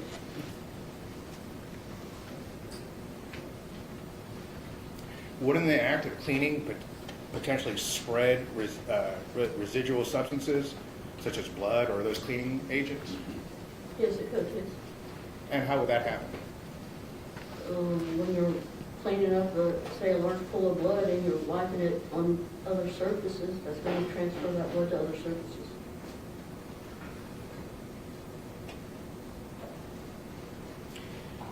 If the carpet in the bedroom was damp from cleaning, could that have affected the Blue Star results by spreading and diluting any potential residue? I mean, if someone had walked over it while it was wet and then transferred it, yes, it could. Are you aware of anyone coming into the apartment prior to you? I believe I was told that patrol officers had entered the apartment and that Jasmine Pace's family had entered the apartment as well. Do you know how many total people had entered the apartment between November 23rd and when you began your search? I don't know. Do you know if the carpet was damp when any of them entered into the bedroom? I do not know.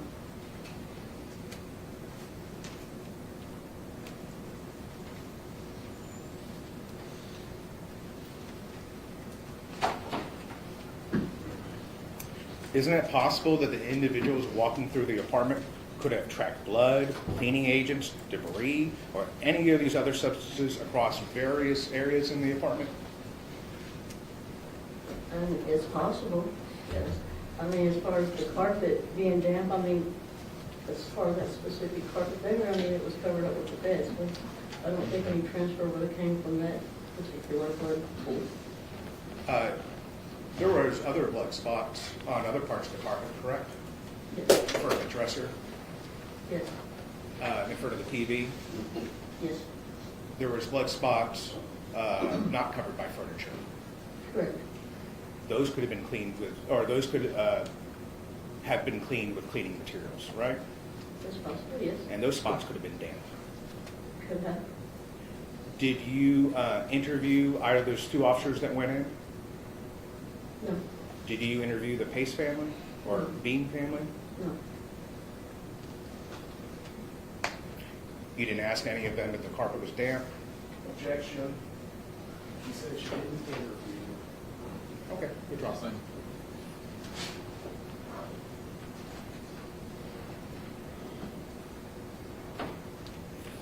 When you started your investigation, did you take the steps to limit the foot traffic into the apartment?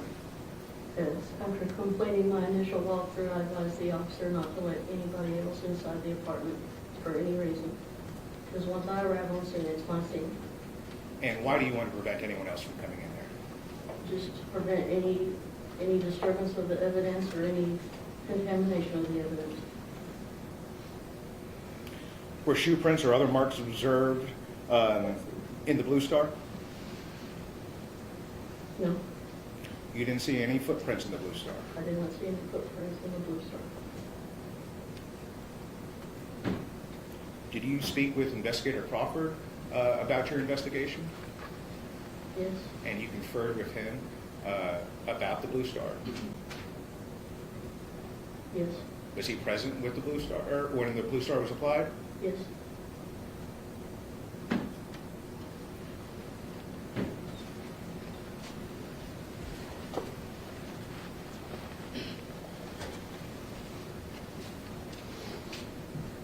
Would it surprise you to know that Detective Crawford testified yesterday that he saw footprints in the Blue Star? Well, it wouldn't surprise me. I mean, I saw a footprint, but it was a visible blood footprint.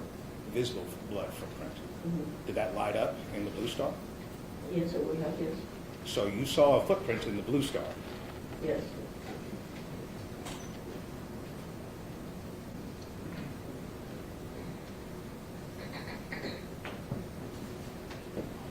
A footprint, not a shoe print. Thank you for clarifying.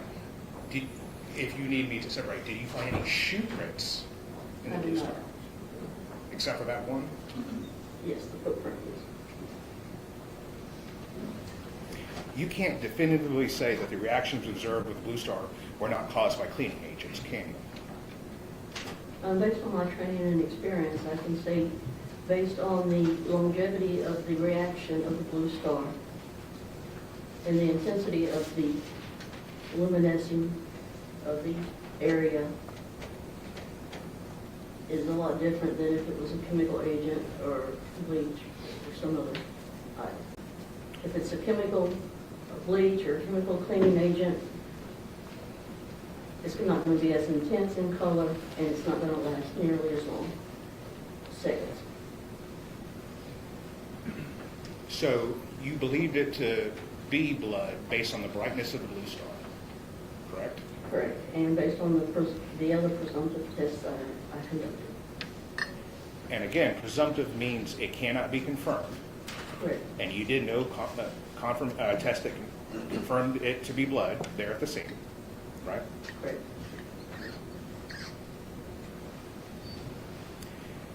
Were the patterns and locations of the Blue Star reactions consistent with the possibility that the substance were spread by cleaning or foot traffic?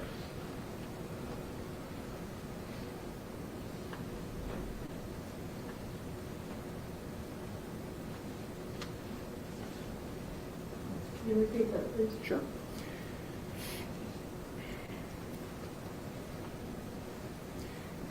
Were the patterns or locations of the Blue Star reactions consistent with the possibility that the substances being spread were spread by cleaning or foot traffic? It's a possibility. I mean, when we applied the Blue Star, I mean, it was pretty much everywhere, all over the floor, from the living room to the bedroom. And Different shapes, different patterns. I mean, the whole floor just lit up. so all those people that entered into the apartment before you began your investigation, they had no effect on the Blue Star test that you did? I'm not saying that. What are you saying? I'm just saying, based on the intensity and the longevity of the Blue Star that was applied, all I can say is that there's a possibility and probability that that was blood throughout the entire apartment. And whether it's blood, cleaning agents, that all could have been spread by foot traffic. Yes.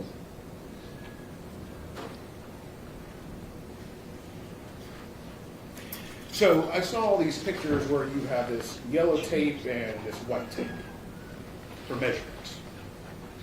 Yes. So the yellow tape is in inches, right?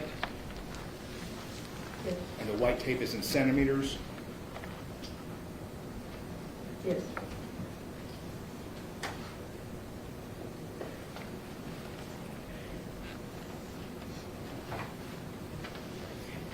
Do you risk any confusion by having two different measurements in the same photograph or in the same piece of evidence? No. So do you ever have to convert inches to centimeters or centimeters to inches? No, I document the scene, I document the scales, the photographs.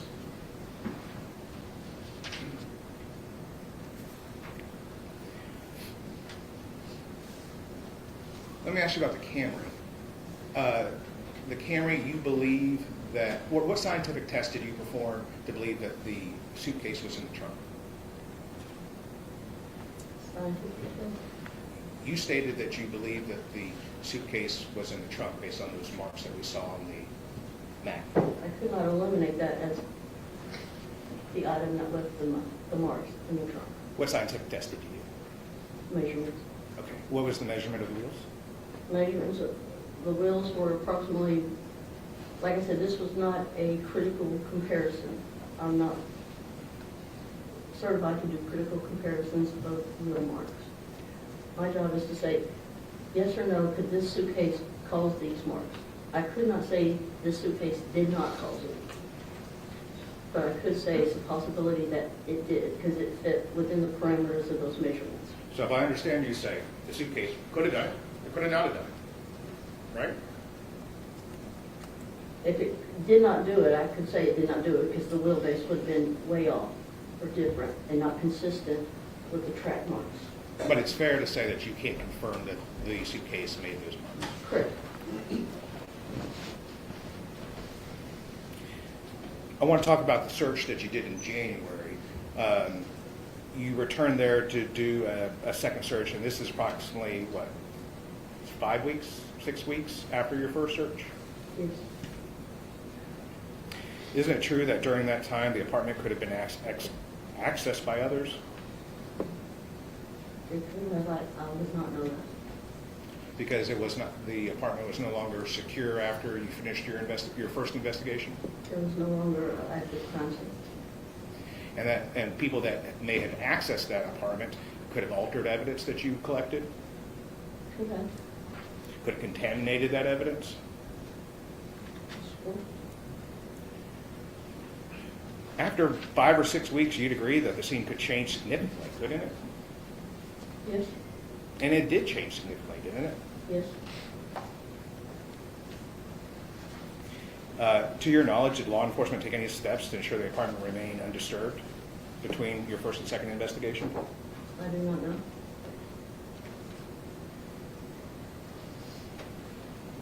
And it's possible that the evidence that you found during the second search could have been introduced after you had finished your first investigation. It's possible.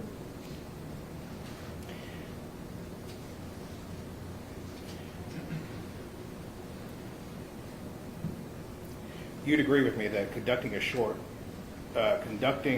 a search shortly after an incident is probably the most ideal time for preserving the integrity of evidence. Yes. And you're collecting this evidence to have it tested, Yes. because it's important for these items to be tested. Yes. But isn't it true that all the evidence you collected during this investigation, I'm sorry, let me rephrase that. Isn't it true that not all the evidence that you collected in this investigation was tested? Correct.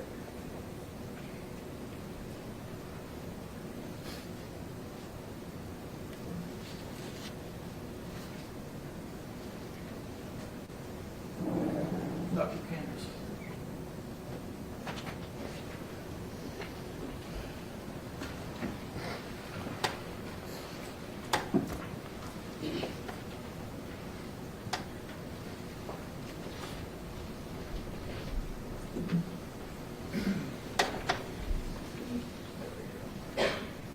showing you what's been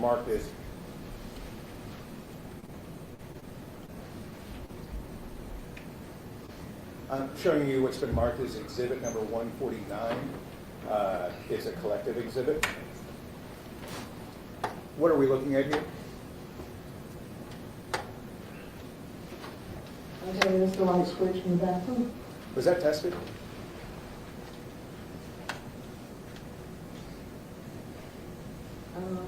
I do not know. What are we looking at on page 2? And if it's washed out, I can bring this up there. Another suspected blood stain on the door frame. Was that tested? I do not know. What are we looking at here? Another blood stain. Was that tested? Are you referring to a presumptive test or? Sent to the TBI crime lab to be tested. I do not know.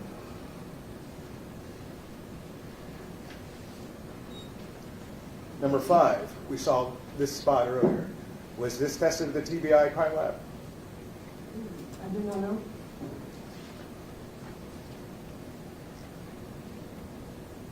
How about this one? Was this blood stain tested? I don't know. What about this one? Was this tested? I do not know. Number 8. What are we looking at here? More blood stains. Were those tested? I do not know. What are we looking at here? Possible blood stain. Was that tested? I don't know. As a crime scene investigator, it's not up to me what gets tested and what doesn't get tested. Who's it My up? job is to collect and document the evidence. Okay. And who makes the determination of whether or not to get it tested? It would be the detective in charge of the scene. Are you aware of what evidence was sent to the TBI and what wasn't? I don't know exactly what all was and what wasn't sent.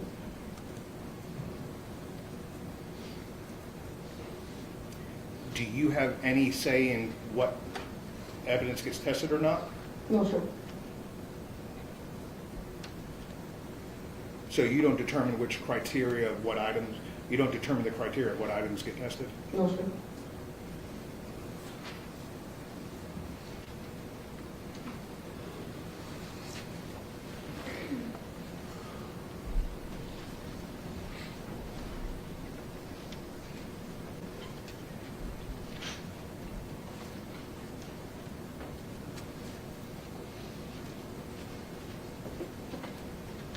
Would it be helpful for you to see each individual piece of evidence to determine whether or not it has been tested?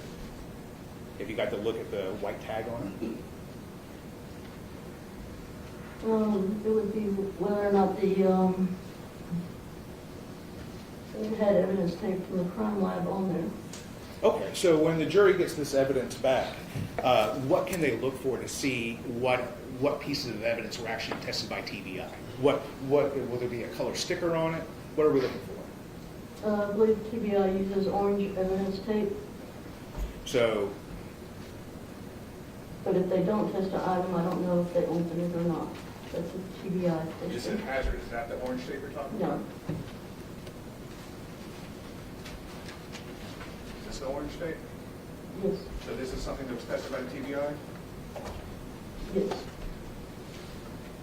Well, it was opened by the TBI. I don't know if it was tested or not.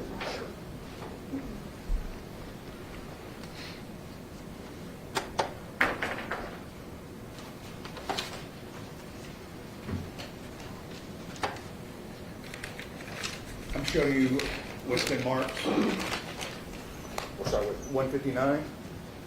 What is this?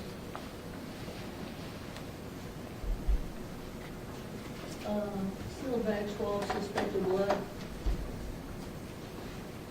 collected in January. It's underneath the carpet on the subfloor. Can you tell from here if this was tested by TBI? It It does not appear that has been altered by the TBI.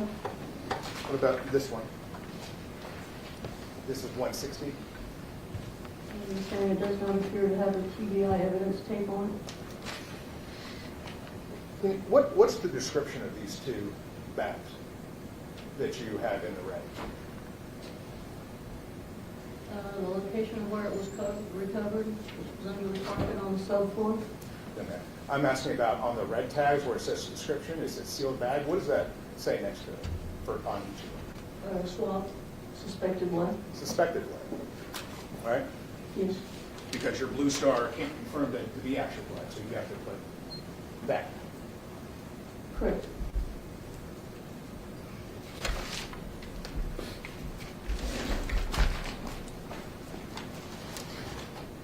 You see, this is item 156. These are the jeans outside the dumpster. Do you see that orange tag on here? No, sir. No. There's 157. These are the white sleepers. Are these tested? Does not appear so, no. Here's 154. This is the underwear by the dumpster. Was this tested? No. 155. Sanitary pad. Was this tested? No.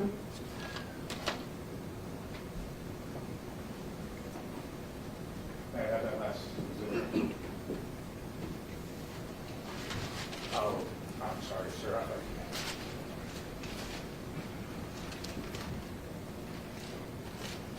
This is 148. This is the gray knife found on Jason Chen's bed. Was this tested?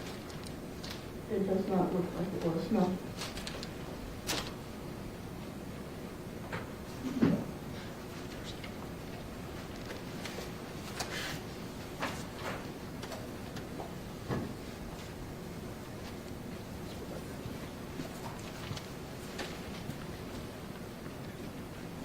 So if items, thank you, sir. So if items weren't tested, I should take that up with Detective Crawford, not you? I'm just saying, as a crime scene investigator, we don't determine what goes to the TBI lab or what doesn't go. And to ask, and to inquire more about that, those would be questions for a lead detective? Yes. And in this case, that would be Detective Crawford? Yes.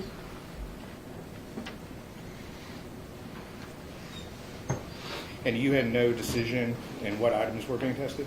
That's correct. Does Investigator Crawford rely on you to determine what items to test? Objection, Your Honor.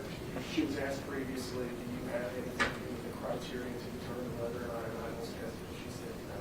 I was re-asking the same question. I think this one was a little different in that we asked if the detective relied upon her or got her opinion on things she was saying. Well, it's not necessarily her call. I think this question is different than that he asked of her.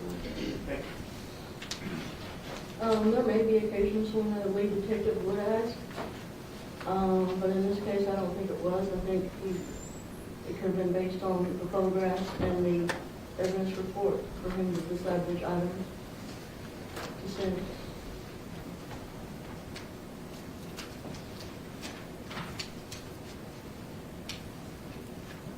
This carpet here, was it tested?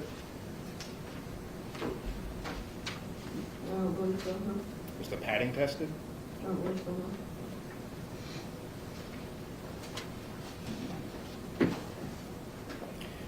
Do you think the fact that you had to go back and look a second time suggests that you might have missed something or you overlooked it? I think it's pretty obvious that something was missed. And it was missed at your crime scene? That is correct. And are you confident that the evidence that was collected during the second search accurately reflects the scene as it existed at the time of the incident?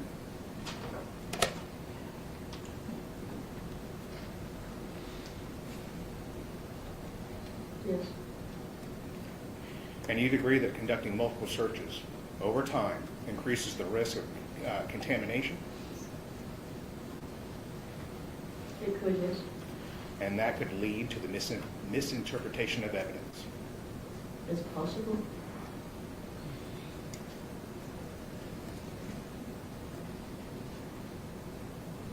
Oh, no.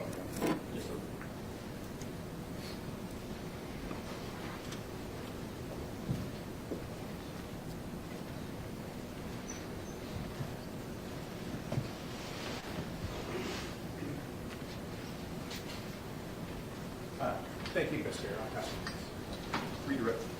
Thank you.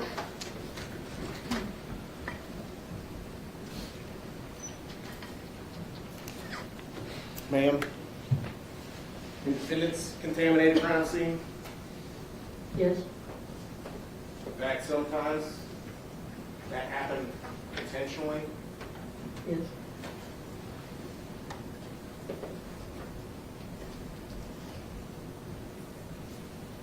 If I can have the DVD, Judge. Yes, sir.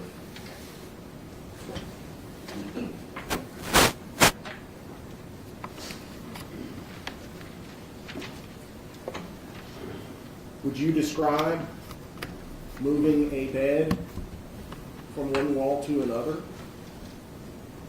to have an effect on your ability to see the scene as it was at the time of the offense? Objection, speculation. I think it's proper redirect based on contamination line of question across. So overall at this point, if it gets too speculative, feel free to do your objection.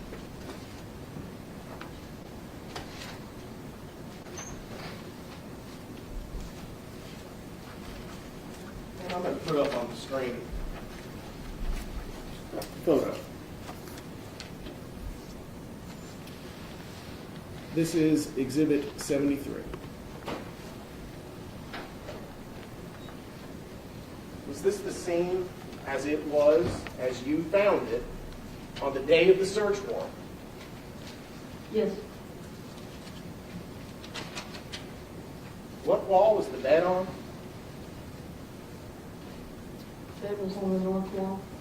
And how is that in relation to that green and white tapestry that we see on the center of the wall in Exhibit 73?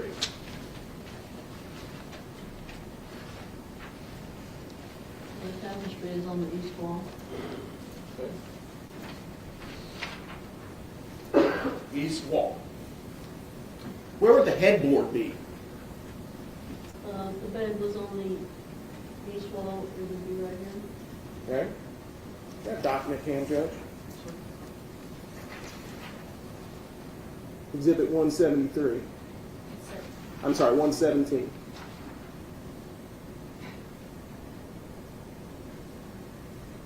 You see that headboard and pillows? Yes, What wall are they up against there? the tapestry is on this, in the same location, it would be the east wall. East wall. Yes. Ma'am, would that be consistent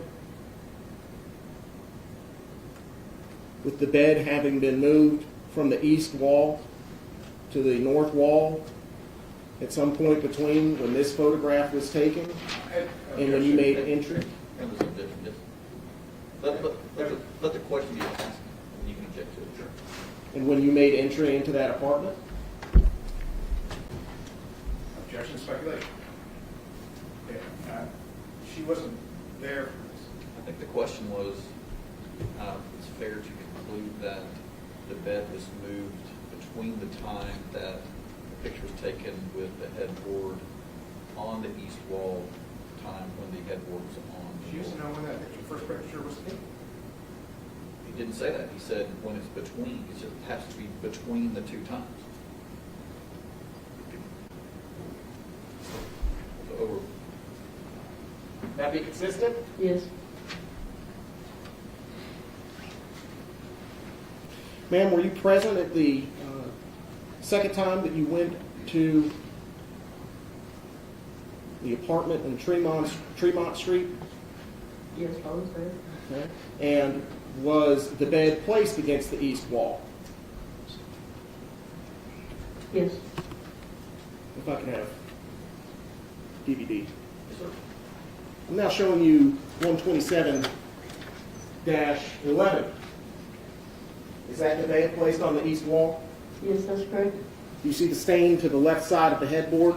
Yes, Did you observe oil marks above the headboard? yes,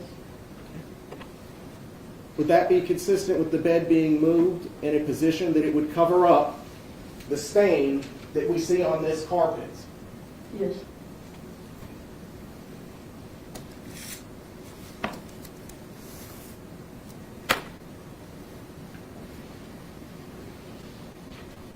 Would moving the bed contaminate the crime scene?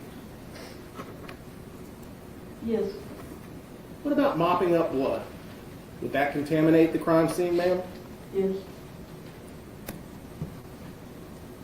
If somebody were to remove items from a crime scene, would that contaminate the crime scene? yes, it could, yes, Cell phones? If they remove a cell phone from a location, could that contaminate the crime scene? yes,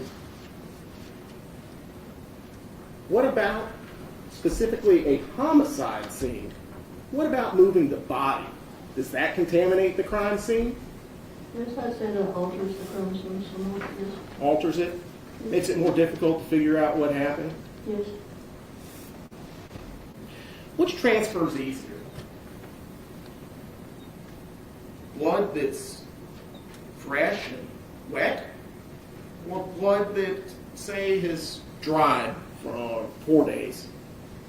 the fresh and wet would be easier to transfer, and more likely to transfer. And just so we're clear, if the homicide happened on 11/23, you made entry when? 11/27, Approximately 4 days later? 28 is,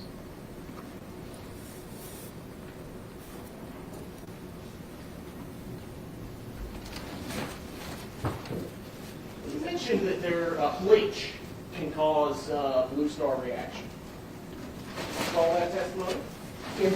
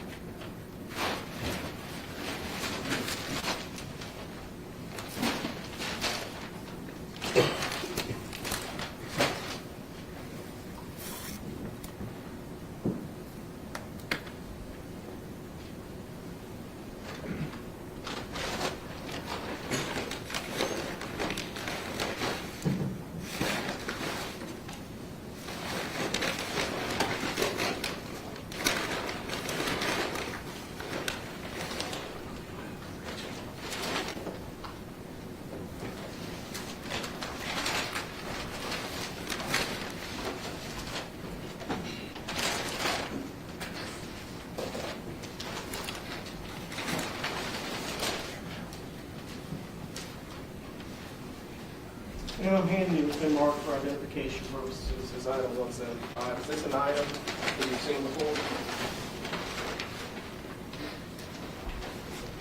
yes, Where did you see that? Jason Chen's apartment, Specifically, ma'am, where in Jason Chen's apartment?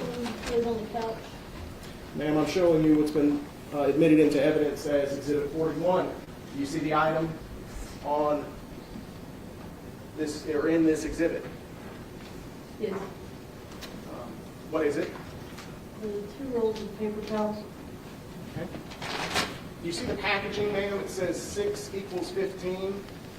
yes, How many rolls of paper towels are left of the pack of 6?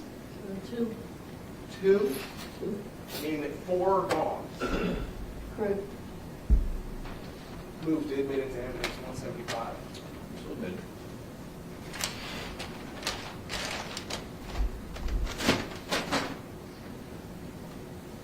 How much bleach did you find inside Mr. Chen's apartment?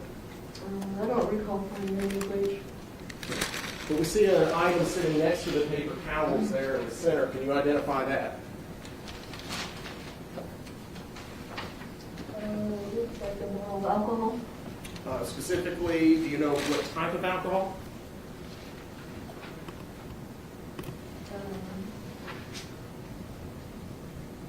Is this a rubbing alcohol? Rubbing alcohol? Is rubbing alcohol bleach? No. No. You recognize this?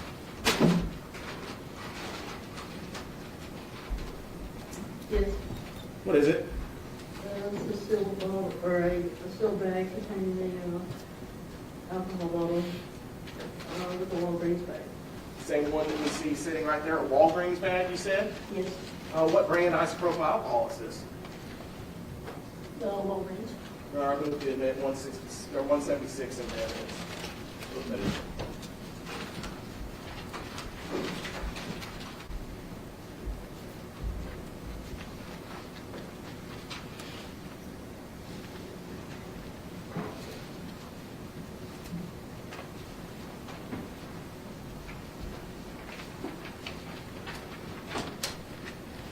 Ma'am, I'm showing you what's been admitted into evidence as Exhibit 22, Walgreens receipt.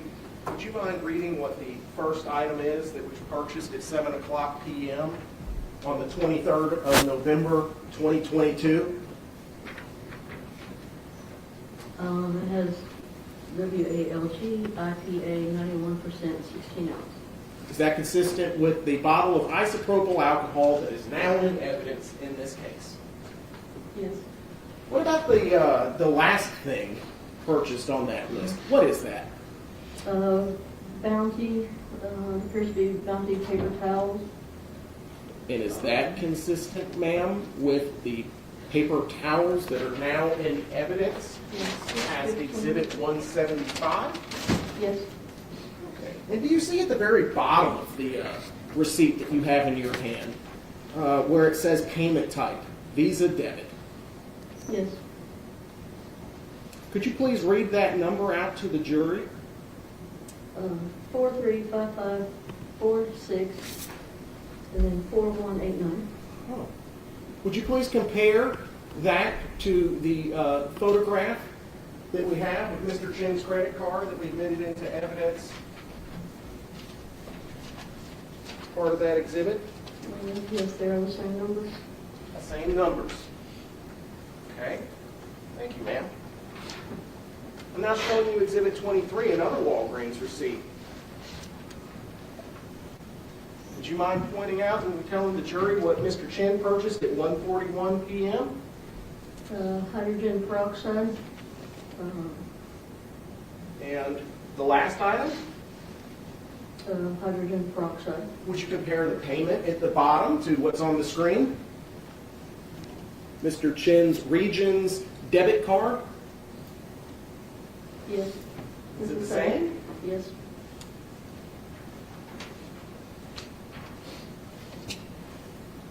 That purchase was also on the 23rd, wasn't it? I did not notice it. Sorry. Showing you again Exhibit 23 Yes. at 1 o'clock p.m. Yes.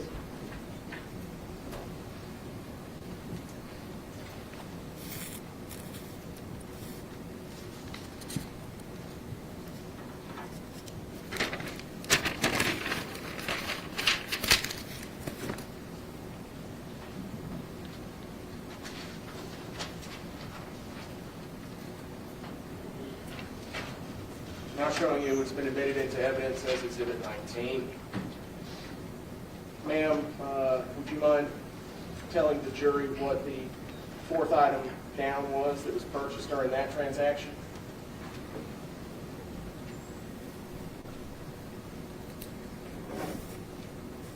The fourth item is asparagus. Sorry. Yeah. Below the asparagus. Peroxide. Peroxide. And that's not bleach, is it? Correct.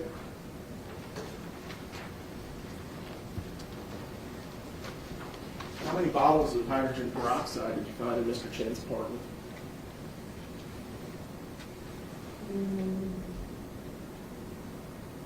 believe the one, The one yes. that we've just put into evidence? Yes.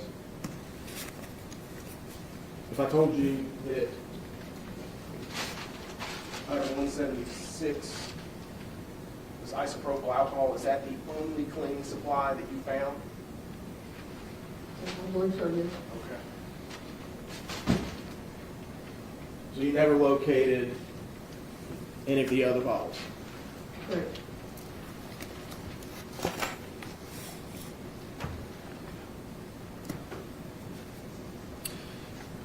Counsel asked you about the shoe print in Blue Star, and you pointed out that it was not a shoe print, that it was a footprint. Can you elaborate on that for us? It appeared to be a footprint, no trademarks or anything like a shoe would have. Okay? Like a bare foot, like if I Yes. took my shoe off, something like that? Yes. Was it a large foot, a small foot? I believe I measured it, from what was there, 9.5 inches. 9 1/2 inches? Yes. And you said it wasn't all there. What was missing from it? It looked like maybe part of the toes. So, would you say that the foot was longer than 9 1/2 inches? Probably yes. If they had toes. If they had toes? Yes. Fair enough. Absent a partial amputee, longer than 9 1/2 inches. Yes, sir. Ma'am, if I could have you come down and open for us the trunk container one, I'm sorry, it's right here. Item 172, the trunk liner from the Camry. Put it right here.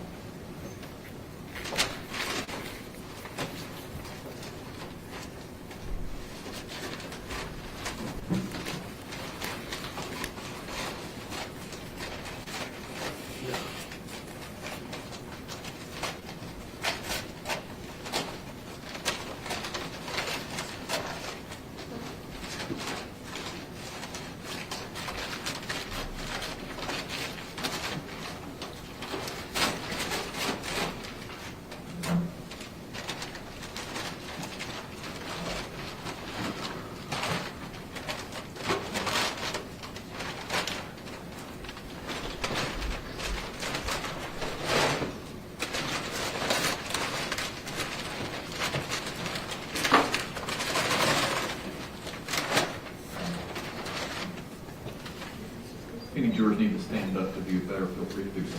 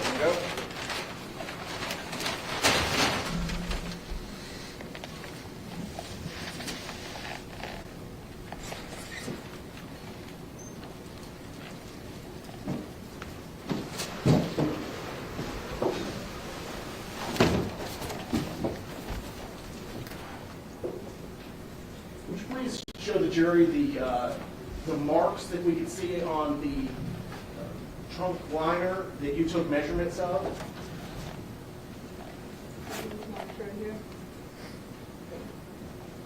Are there two sets of marks? Possibly two sets.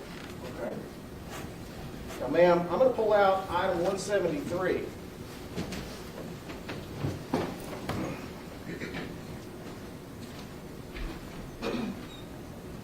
How did you compare Suitcase and I-173 to those marks? I took the measurements I had taken from here and on a scale and marked the location.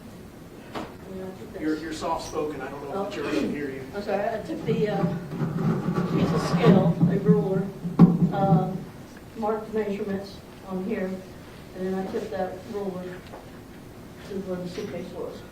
And were they consistent in size? Yes. Were they consistent in the pattern of the two wheels? It's kind of hard to tell. It's not But an ideal surface. there's two sets of tracks running in parallel, Yes, and would these produce two sets of tracks running in parallel? yes.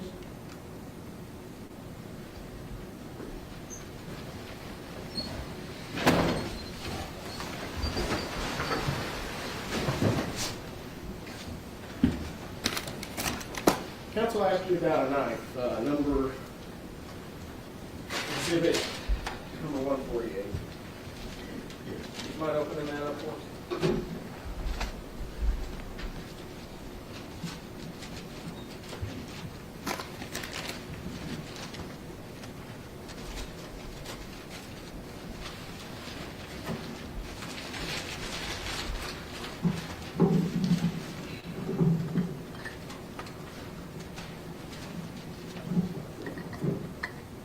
And would you mind pulling that blade cover off? Have the doctor check it. Sir.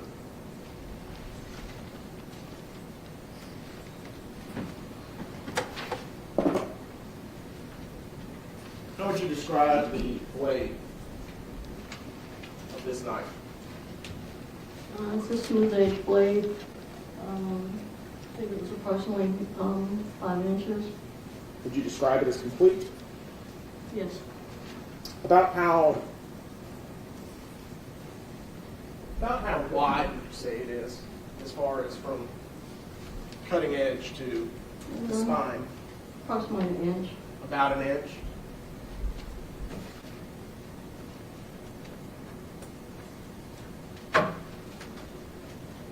And I'm handing you, it's going to be marked Exhibit 177.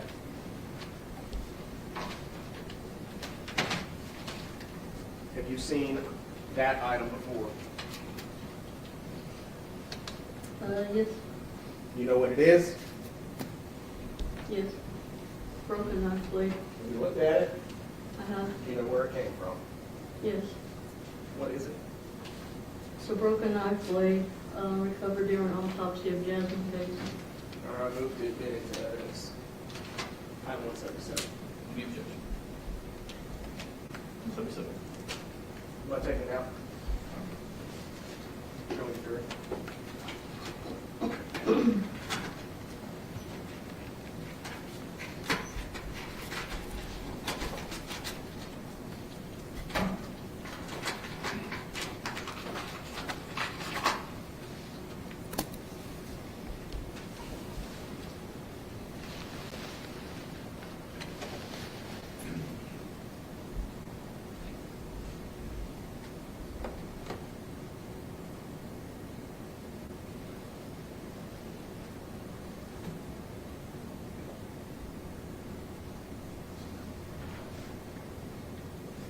Can we compare the knife with evidence in 148 with the knife, partial knife tip in Exhibit 177?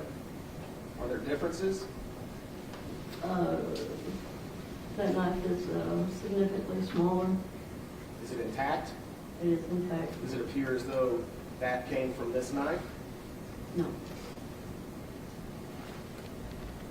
Any indication that this knife was used to murder Jasmine Davis?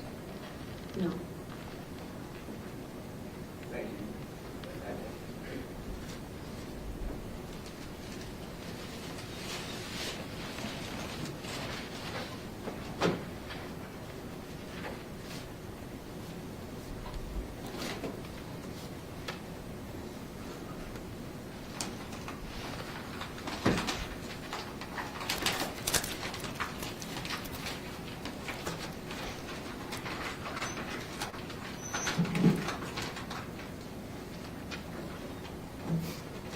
Ma'am, do you do any forensic testing on these items? No, So you collect it but don't test it. correct. Are you aware of whether or not items were submitted to the Tennessee Crime Lab for testing and comparison? I know some items were sent to the lab. Specifically, ma'am?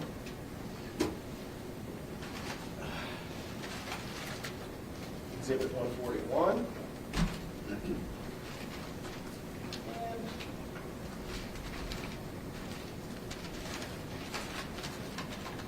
I'm going to move the evidence signature that's about to fall off. Okay. To the red. Item 142. Yes, Were these items submitted to the TBI crime lab? yes, Are you aware of whether or not they've rendered opinion as to whose DNA is on those spots of carpet that you collected? if I recall correctly, Objection. Very approach.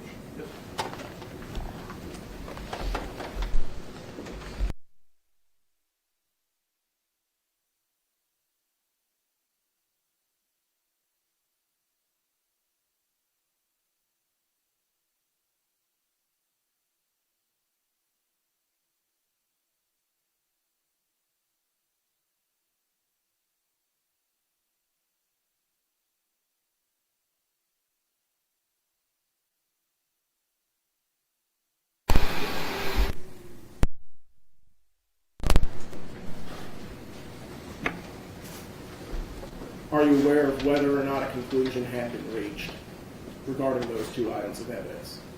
from what I recall from. And not what they are. Do you know whether or not they have tested it and reached a conclusion? Yes, And just so the jury is reminded, when we're talking about these,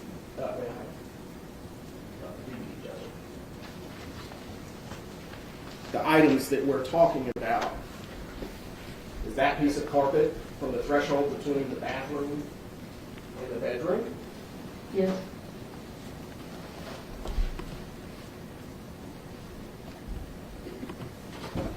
The red stain at evidence marker 9? yes. And for context, ma'am,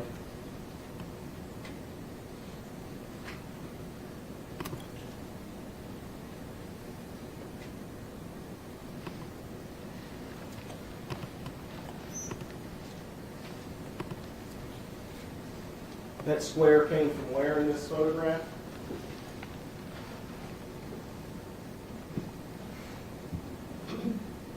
The threshold piece came from right here, and the other piece was over here in this area.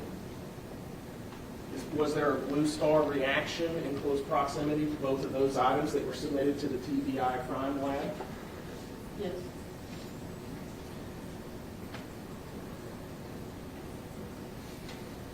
Do you know how many items of evidence can be submitted to the TBI crime lab at a time? I believe for DNA testing or serology, I believe their limit is 10. That's what I've been told by TBI. And do you transport items to the TBI? I have on most occasions, yes. Sure. And is it usually 10 or less items? Yes, Okay. So we've got 2 of the 10 right here. yes. Okay. Thank you, ma'am. No further questions?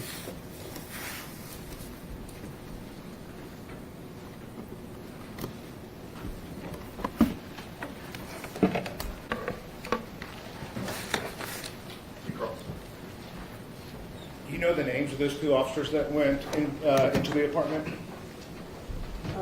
Prior to my road, Yes. no, They contaminated the scene, didn't they? they could have. No, I'm asking you. Did they or did they not contaminate the scene? They could have. Did they walk through the scene? I'm not sure. I know officers walked through, and they could have contaminated the scene. Did you ever watch their body cameras? No, Why not? I don't typically watch body cams. But it's your crime scene. right? Yeah, I processed the crime scene as it is when I arrived there. If there's video of people going into the crime scene, don't you think that's important to do your job? That's not necessarily part of my job. Isn't your job to determine whether, isn't a part of your job to determine whether or not a crime scene was contaminated? I mean, we would speak with officers and we'd ask the officers if anything had been moved or anything like that. Okay. So that means you spoke to Officer Bracelet? No. Or it must have been Officer Creighton? Somebody could have spoken to them. Who? Or they normally tell us if anything has been moved. Normally it would be a gun or something like that. In this case, who?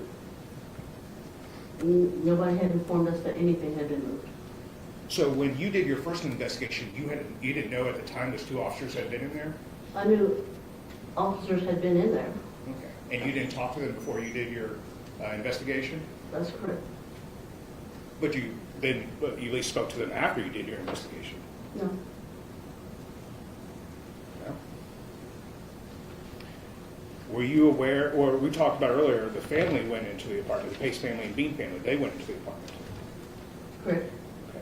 They contaminated the scene as well, right? They could have.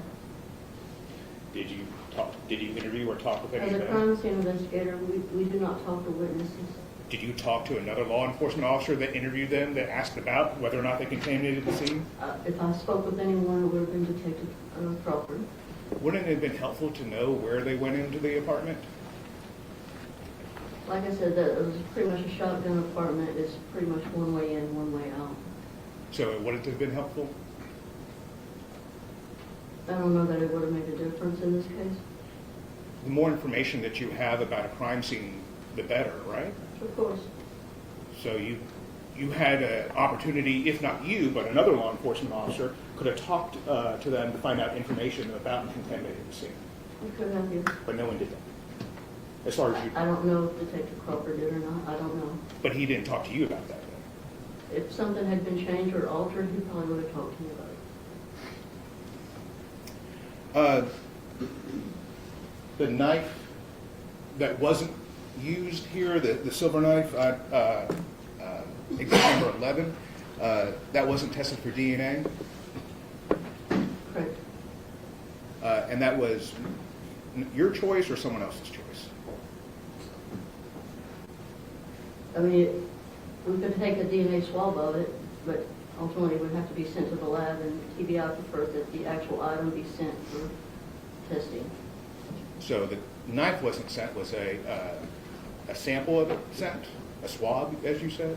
I don't believe so, no. Okay. Was it ever tested for fingerprints?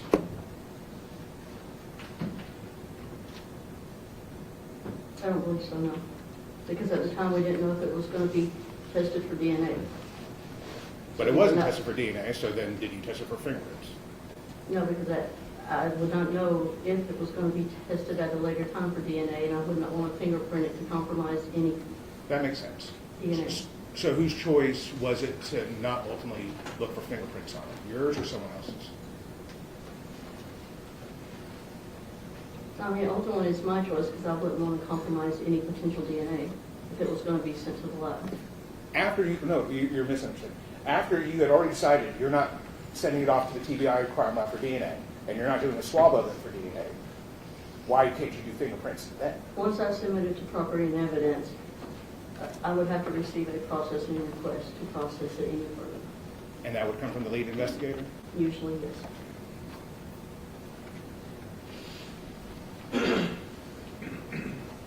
Was that knife ever evaluated by a tool mark through a tool mark identification expert? I don't believe so, no. That knife was found on Jason Chen's bed? Yes, You have no idea who put it there.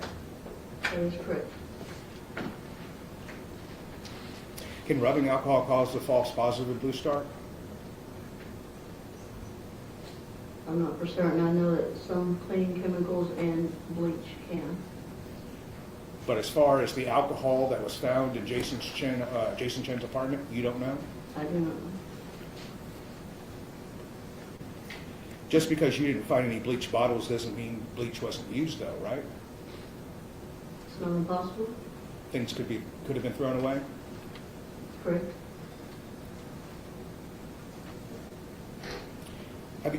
You obviously collect blood samples. Yes. Do you put water on it to swab it?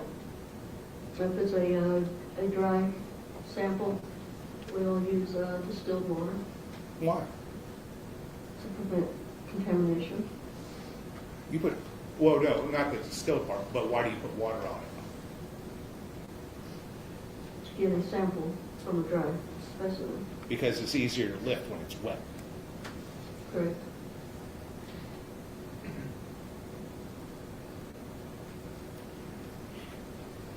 If someone cleaned up blood, would the blood not be distorted? You'd see, wipes and smears. You could, yes. And in the Blue Star, didn't you see wipes and smears? I saw a lot of stuff in the Blue Star. I mean, like I said, the whole room, from the living room to the bathroom into the bedroom was lit up. Did you see wipes and smears? I just saw a reaction to the Blue Star. There could have been wipes, there could have been smears. Did you document those wipes and smears? The Blue Star reaction was documented with photographs. Did you document the Blue Star reaction of wipes and smears? No.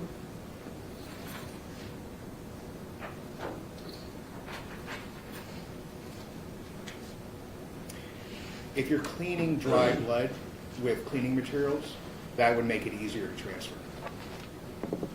Yes. Is it fair to say that your first search could have been more thorough? Aside from the carpet, yes. Obviously. You could have moved the furniture, you could have moved the bed, right? Correct. And that would have been a very thorough investigation if you had moved the bed? It would have been a more thorough investigation, yes. Because anything movable should have been moved in this case. It could have been, yes. I know you said this was your crime scene. Was anyone else at the crime scene directing you what to do?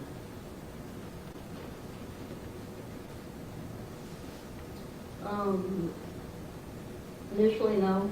And then as more, I guess, intel came in from the detectives, they would have us look for specific items in, like clothing items. So your crime scene became someone else's crime scene?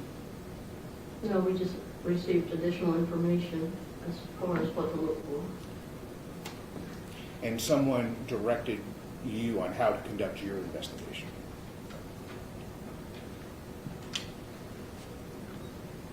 No, I don't think so. Or just one moment.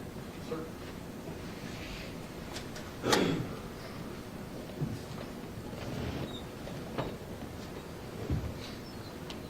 Any further questions? No. I know the jury has questions for this witness.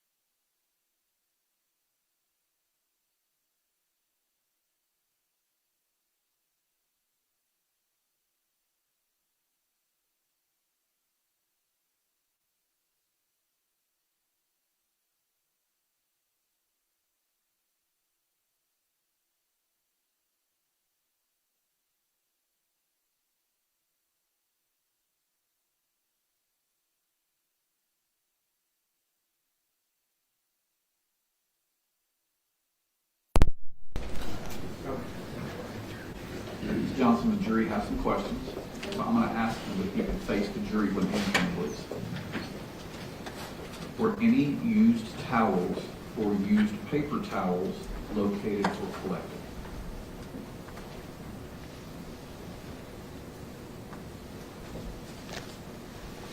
From the primary scene, no. No used towels or paper towels were collected. From any other scene? I believe when I processed the vehicle, I think there was some paper towels in there that appeared used. That's the only ones I can think of for now.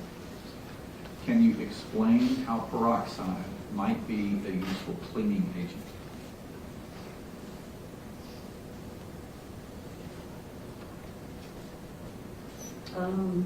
Not really, no. I don't know why it's a cleaning agent. Were the interior of the dumpsters at 110 Tremont Street searched for any disposed evidence? Yes, I believe myself and Officer Mills were inside the dumpster, searching the dumpsters, removing items to look for any potential evidence. Was a wine bottle opener or corkscrew located? I don't recall either one of those, no. What were the 10 items sent to the TBI for expedited processing, if you know? I do not know what all the items were that were sent. That probably answered the second one. I'll ask anyway, just to make sure. Were any other items sent to TBI for normal processing? I'm not sure. If you know, why were the pants and sanitary pads retrieved beside the dumpster, the knife on the bed, and the carpet and padding for the bedroom not tested? I do not know. Was the blue star applied to some parts of the apartment that did not cause a reaction? Yes. What were those areas? From what I recall, there was several areas in the bedroom that did not have a reaction, and the bathroom shower did not have a reaction, and I believe the east wall of the kitchen, there was not a reaction over there.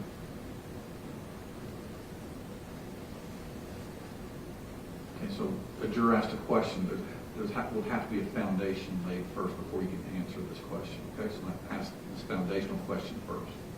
Have you had any experience, education, or training on estimating the size of a knife from simply looking at a broken tip? No. Is Blue Star sprayed widely over a general area or in close range in a tight zone? Can you further explain the actual application of the product? Once the chemical reagent is mixed up, it is in a spray bottle that emits a fine mist. So imagine maybe a 4 or 8 ounce bottle of a fine mist, so that your area is not generally going to be a huge area. So it's going to be more of a do it in a section area.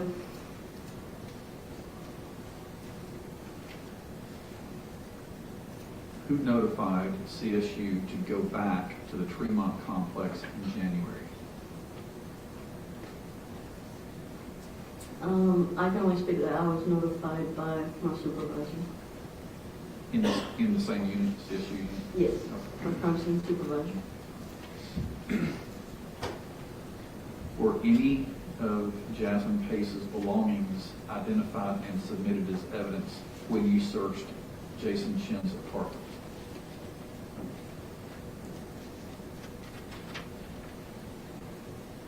No, I don't believe so. Did you check or count the trash bags to see if any were missing? If so, did the amount match what was found when the suitcase was located? From what I recall, I believe there was 3 trash bags used on Jasmine Pace.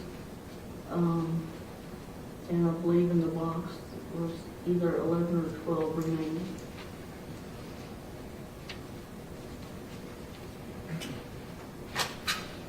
And did that, are you aware of how many trash bags were recovered from Jasmine recovered?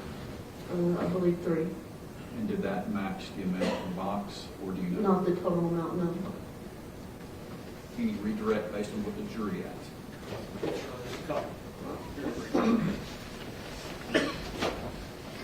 Ma'am, the jury asked a question regarding parts of the apartment that did not have a blue star reaction. Were there any parts of the apartment that had a greater degree, a concentration of blue star reaction than others? Yes, the area behind the couch, in the kitchen, and in the bathroom. Those were the highest concentrations of the blue star reaction. Ma'am, the garbage bags have been admitted into evidence, and you believe that there were 3 used to package Jasmine Pace in the suitcase, Correct. but you don't know how many were in the box. I believe there was 11 or 12 remaining. Would you mind opening it up to be able to tell the jury how many are supposed to be in there?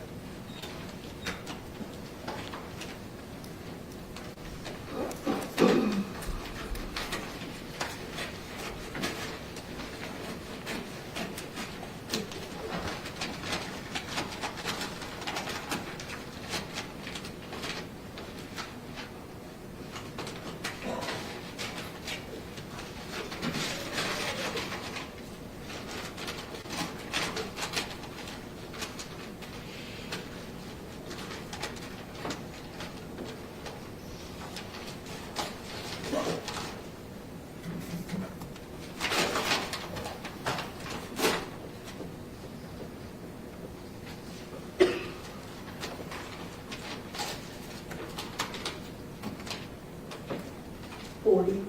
40? 40. And you believe there was 12 or so left? 11 or 12. So the majority of the box was gone. Correct. No further questions, Judge. Thank you. Recross.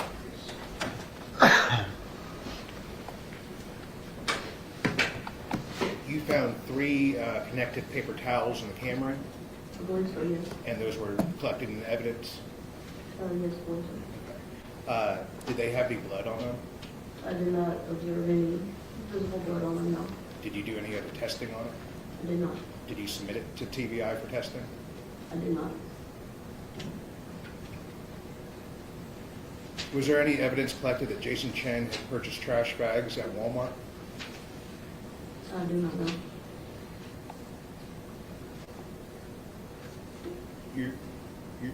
This is all your evidence, right? You're the one that's inventoried all of this. I don't know what the specific receipts would say that if I didn't collect them, the receipts. There are receipts and evidence though, right? I believe there are some, yes. Did Jason, were there purchase for trash bags on the Walmart receipt? On the receipts that I observed, I don't recall any trash bags. Or the Walgreens, just to be sure? Correct. Does hydrogen peroxide remove blood? I don't know. As a crime scene investigator, you have to take training. You have to undergo training, right? Correct. You take classes. Correct. And you have to familiarize yourself with blood, right? Correct. Blood stains, Yes. blood patterns, Yes. different substances that might affect blood. Somewhat, but not real specific, no. Wouldn't it be important for a crime scene investigator to know what reacts with blood? It could be, yes. And sitting here today, you don't know whether hydrogen peroxide, I mean, I'm sure any liquid would react with blood. you're sure hydrogen peroxide would react with blood? Probably any liquid would. What would distort it? and distort it? Yes.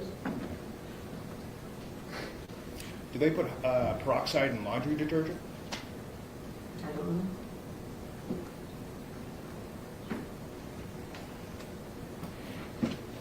Did you look for any wine bottle openers? No, Did you look for any corkscrews? no, Did you open up the cabinets in the kitchen? yes, Did you open up the drawers in the kitchen? yes, Did you specifically look for any items that could open a wine bottle in those drawers or cabinets? no, I was not looking for that specific item. One moment. Please.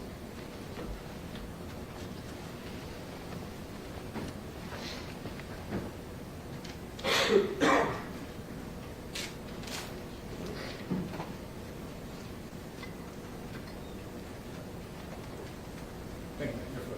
Can you read right? No, Your Honor. Do you have any further questions for this witness? No? All right, thank you, Ms. Johnson. You may step down.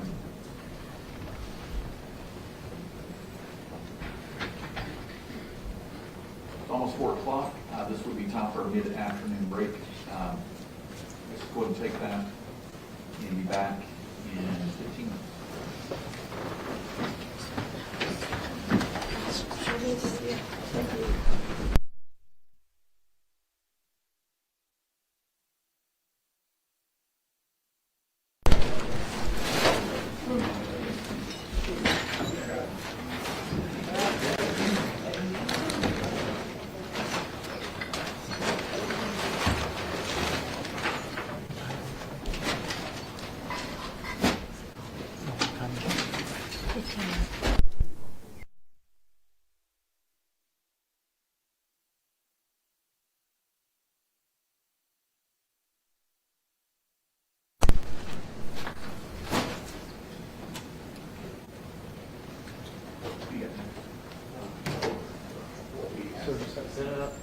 Can you mind moving that so they can walk Mr. Chin? Yes. We recess for 15 minutes. Yeah, he's going to them. That's why I wanted to.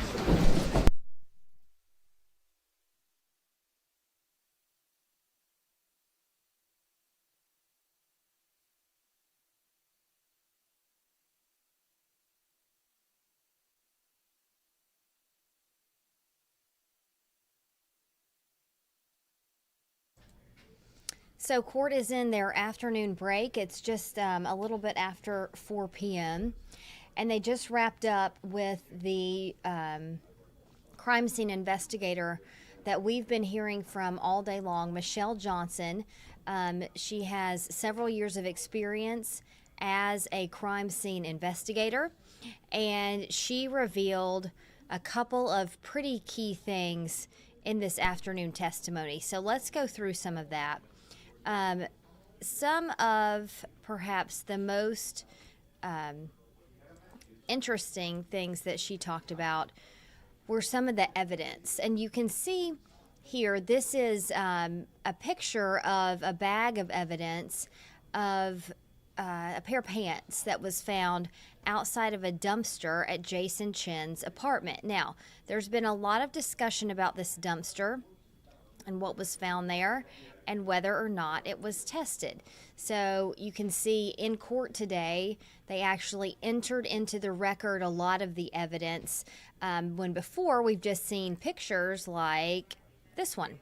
So we've seen the pictures of these things, and now we're actually seeing some of them being physically brought into court. And the discussion over these pants and the other items that were found in front of that dumpster, a lot of it is centered on whether the crime scene investigators and Chattanooga police had them tested by the TBI. And one thing that we learned on questioning is that they could only submit 10 items to be rushed, to have those rush tested at a time. And so this was not one of the things that they chose to have tested. So when we get to another piece of evidence that we've heard a lot about, I'm going to try to find you a picture of that. It's a knife that they found on Jason Chin's bed in his Chattanooga apartment. So let's see here if we have that picture readily available.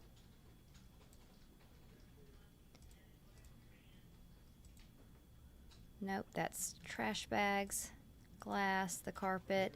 Okay, so these are some other items here. Let's go through some of the ones from yesterday and see if we can find it here. Forgive me while I go through some of these. Okay. So we'll have to go back through and find those. But the knife was found on the bed of Jason Chin. Oh, here we go. Sorry, you can tell here we're doing all this live. Okay. Okay, there's the knife. So this marker of the evidence there, the knife number 11.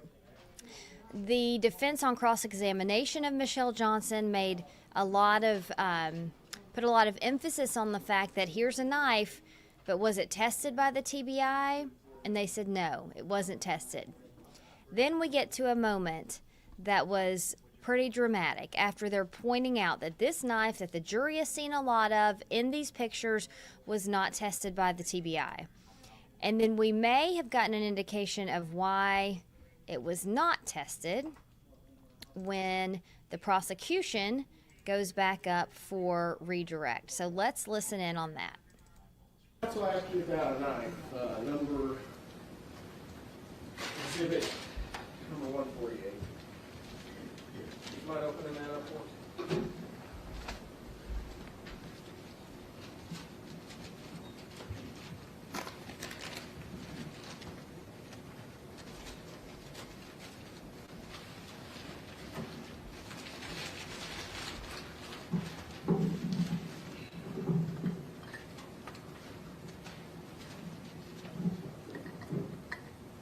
And would you mind pulling that blade cover off?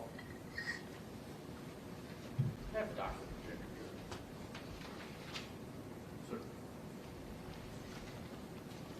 So that's the knife that was found on Jason Chin's bed. How would you describe the blade of this knife? It's a smooth edge blade. I think it was approximately 5 inches. Would you describe it as complete? Yes. About how wide would you say it is, as far as from cutting edge to the spine? Approximately an inch. About an inch.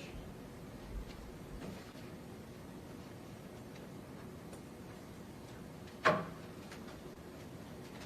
I'm handing you, it's going to be marked Exhibit 177. So then he gives her another piece of evidence and asks her to pull it out of the evidence bag. Have you seen that item before? Yes. You know what it is? Yes. Broken knife blade. Have you looked at it? Uh-huh. Do you know where it came from? Yes. What is it? It's a broken knife blade recovered during autopsy of Jasmine case. All right, move to admit into evidence. Item 177. Be objection. 77. Want to take it out? Show me the jury. So in case you couldn't hear her there, she testifies that this is the piece of the knife blade that was found during Jasmine Pace's autopsy. We heard about that during opening statements, and we're about to see what that looks like from this evidence bag.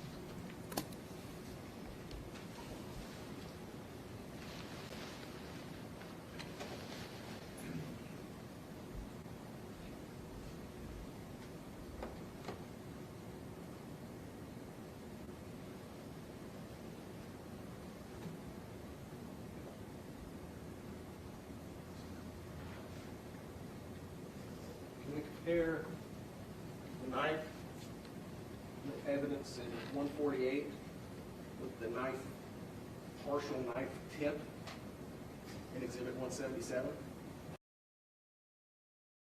So I'm going to pause it there for you. So what are we looking at here? We're looking at the knife from the picture on Jason Chin's bed compared to the piece of a knife blade that was found during Jasmine Pace's autopsy. So we'll ask Bill Speak about this when we talk to him later after testimony wraps up.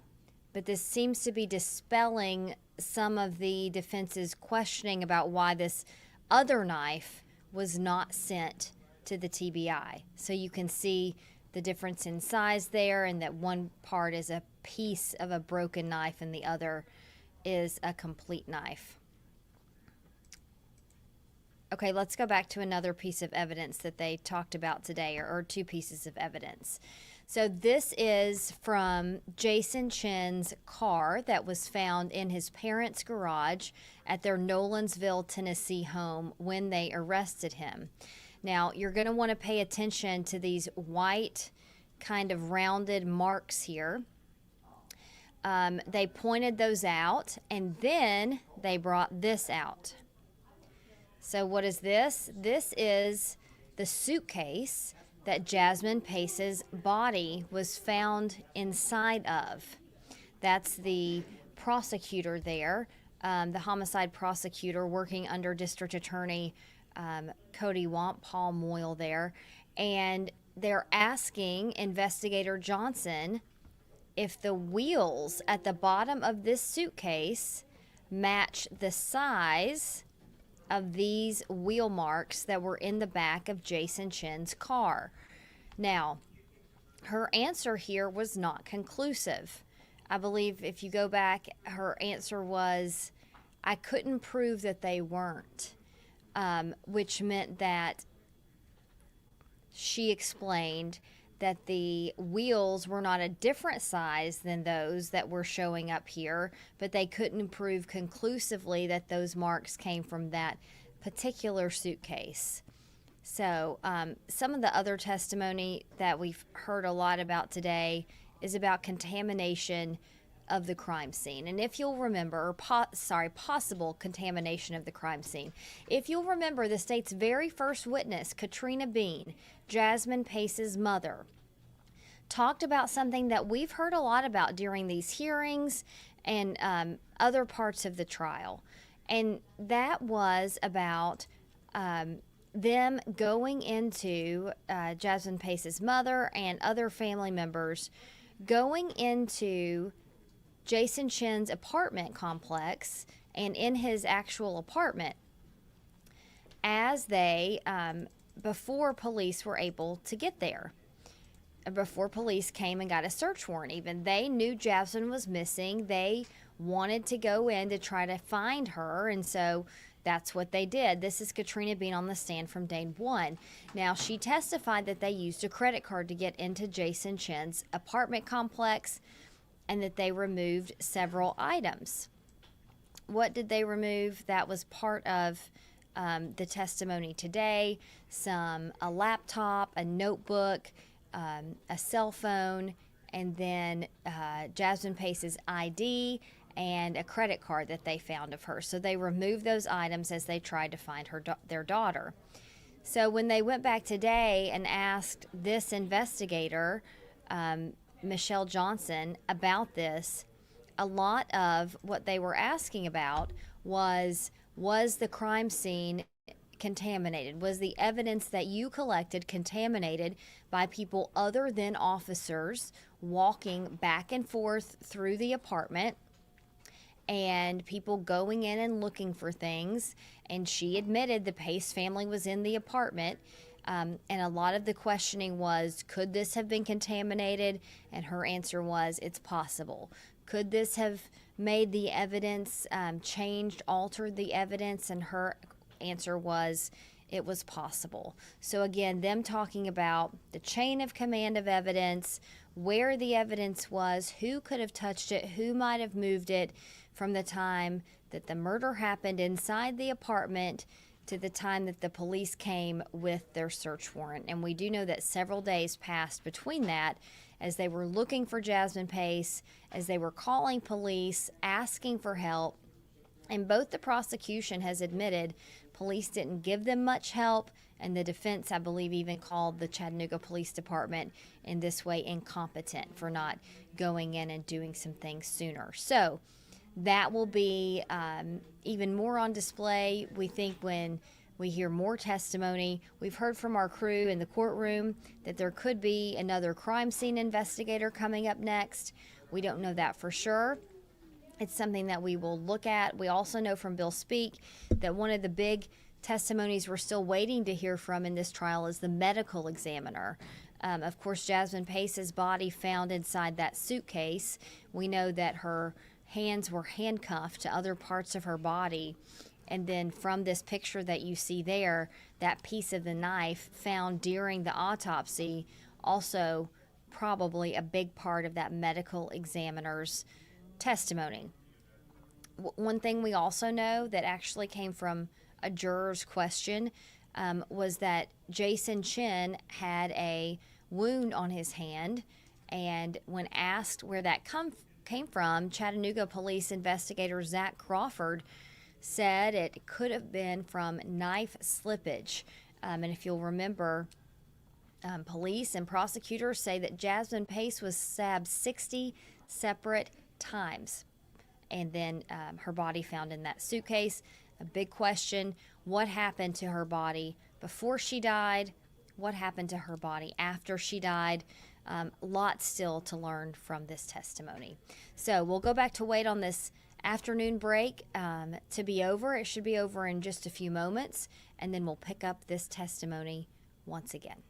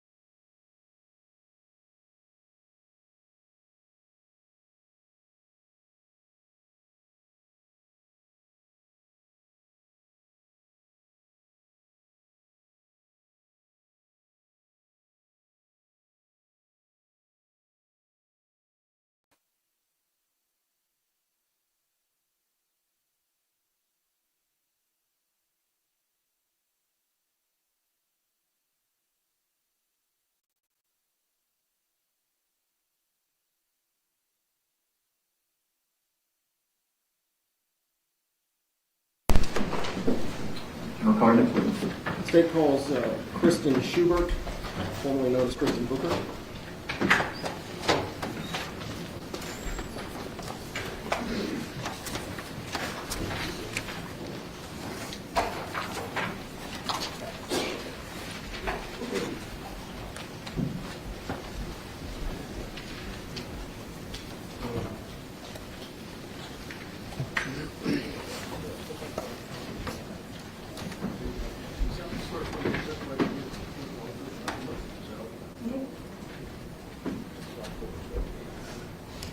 Good afternoon, ma'am. Would you please introduce yourself to the jury?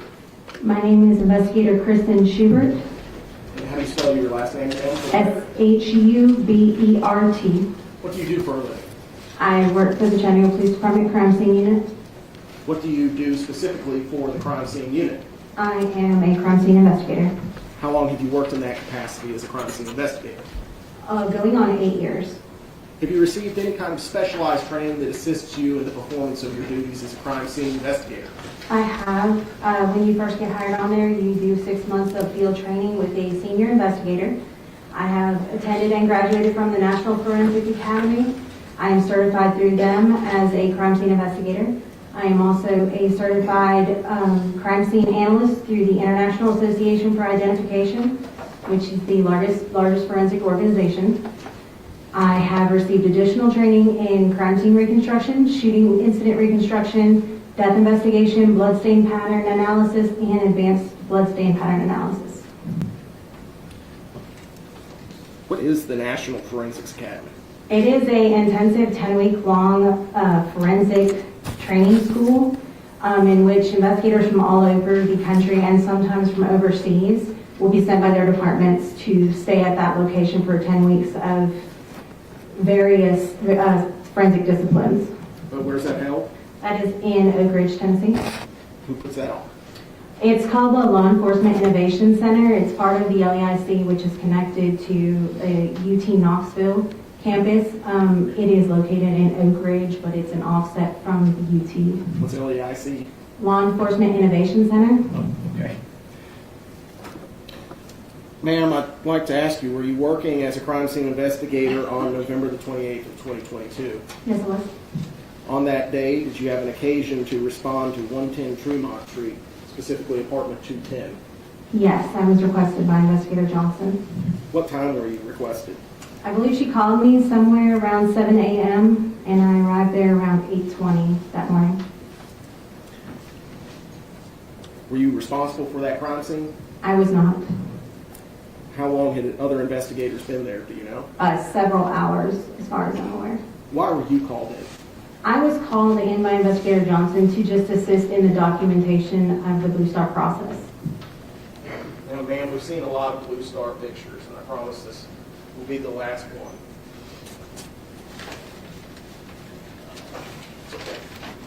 Now, I'm handing you what's been marked for identification purposes as item 178. You recognize that? Yes, I do. Ma'am, what are the difficulties in taking photographs of Blue Star? The camera settings need to be adjusted on the camera to help capture because it is such a faint reaction sometimes. You have to adjust the camera's sensitivity to light to be able to capture that glow from the Blue Star if there is a positive reaction. Did you take that photograph that we see there? Yes, I did. Does it fairly and accurately depict the Blue Star reaction that you observed in the photograph on the 28th of November 2022? Yes, it does. Your Honor, move to admit that photograph into evidence. Okay. Exhibit 178. Yes, Your Honor. I previously showed it.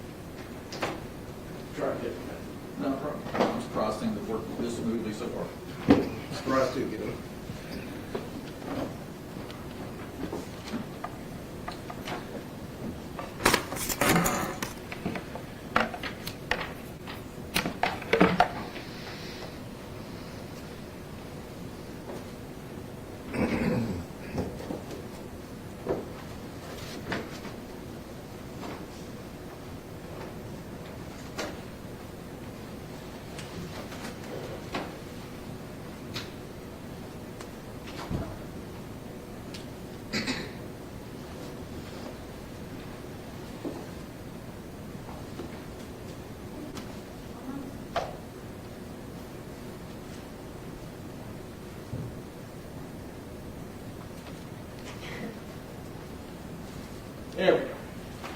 All right. Now, ma'am, the photograph in question that was just admitted into evidence, I'm going to project up on the screen.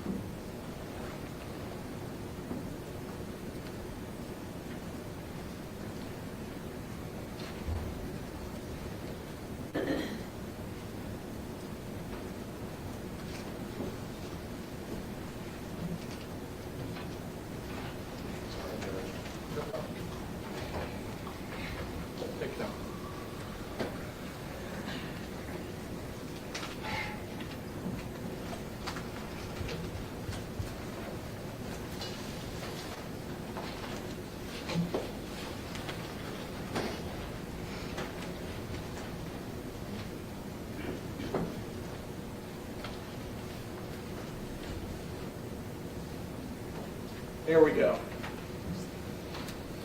Ma'am, is that the photograph that was just admitted into evidence that you took at 10 Tremont Street on the 28th day of November 2022?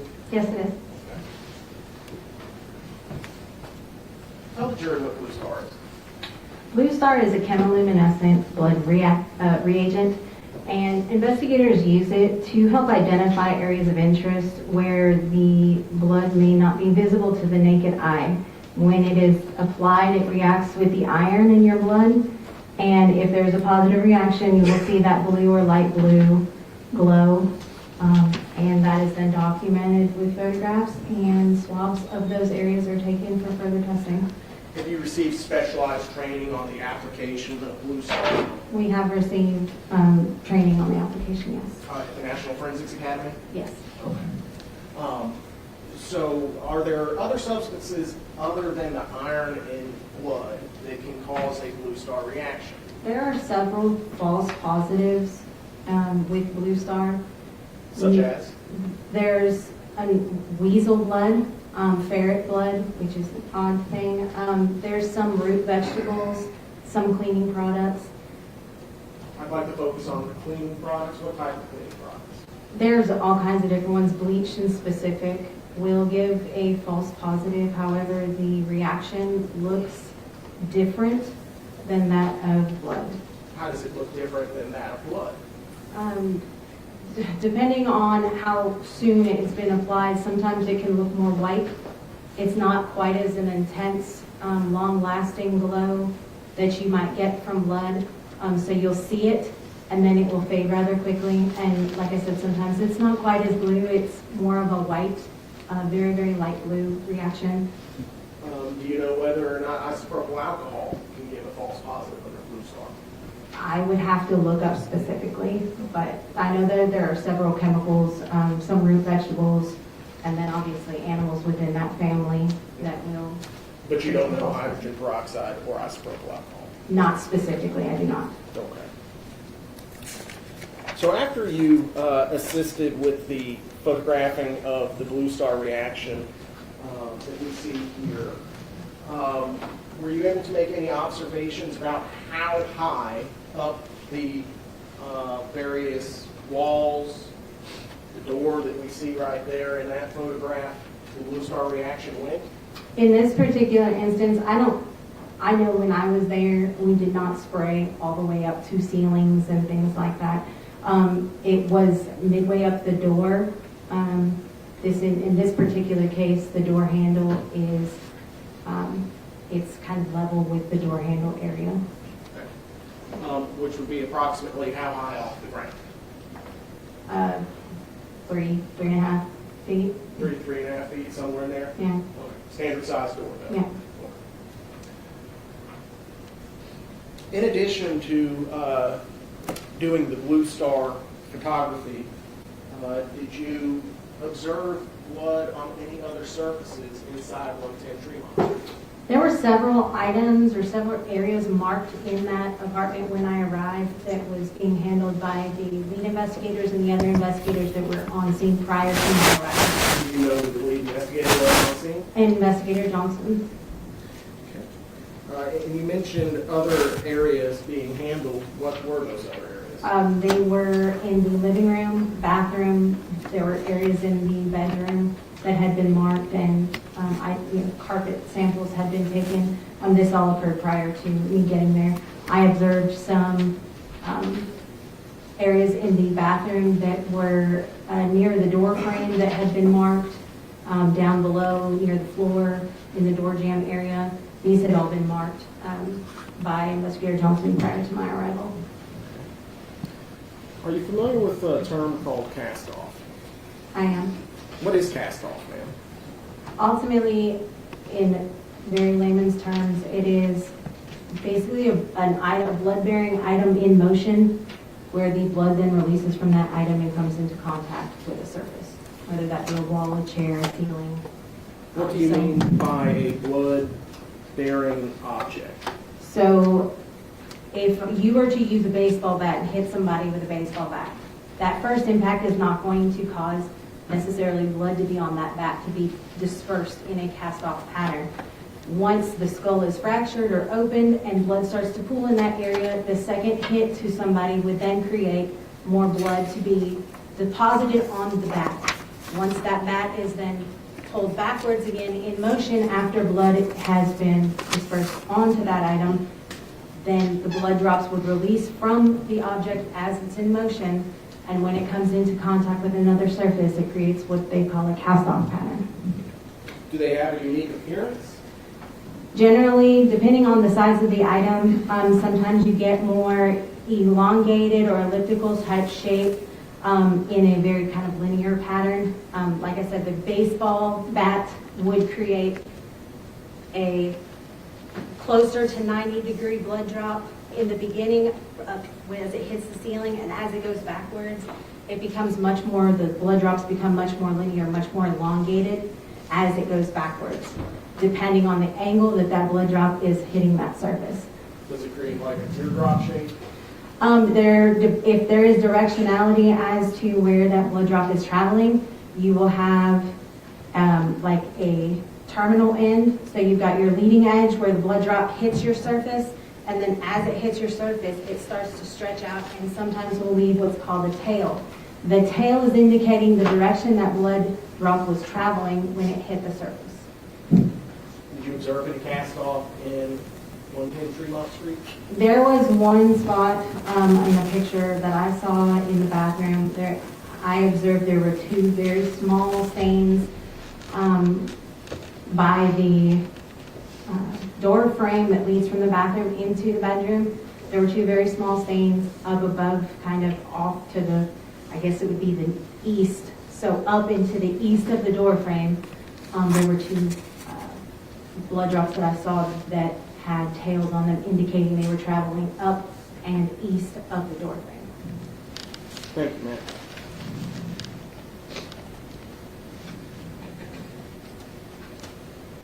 For context, this has been admitted into evidence as Exhibit 53. You reference a door frame leading into a bedroom. Do you see that door frame in this photograph? It would be this door frame. Okay. In which wall did you observe the cast-off? It would be this wall. Okay. For reference, we can see a kind of silver metallic object that's running horizontally with a circular end. Do you recall what that was? That was like a towel bar. Towel bar? Okay, thank you. Ma'am, I'm going to ask you to familiarize yourself with Exhibit 179. It's a collected exhibit, 1 through 8. Okay? Would you mind taking a look at those?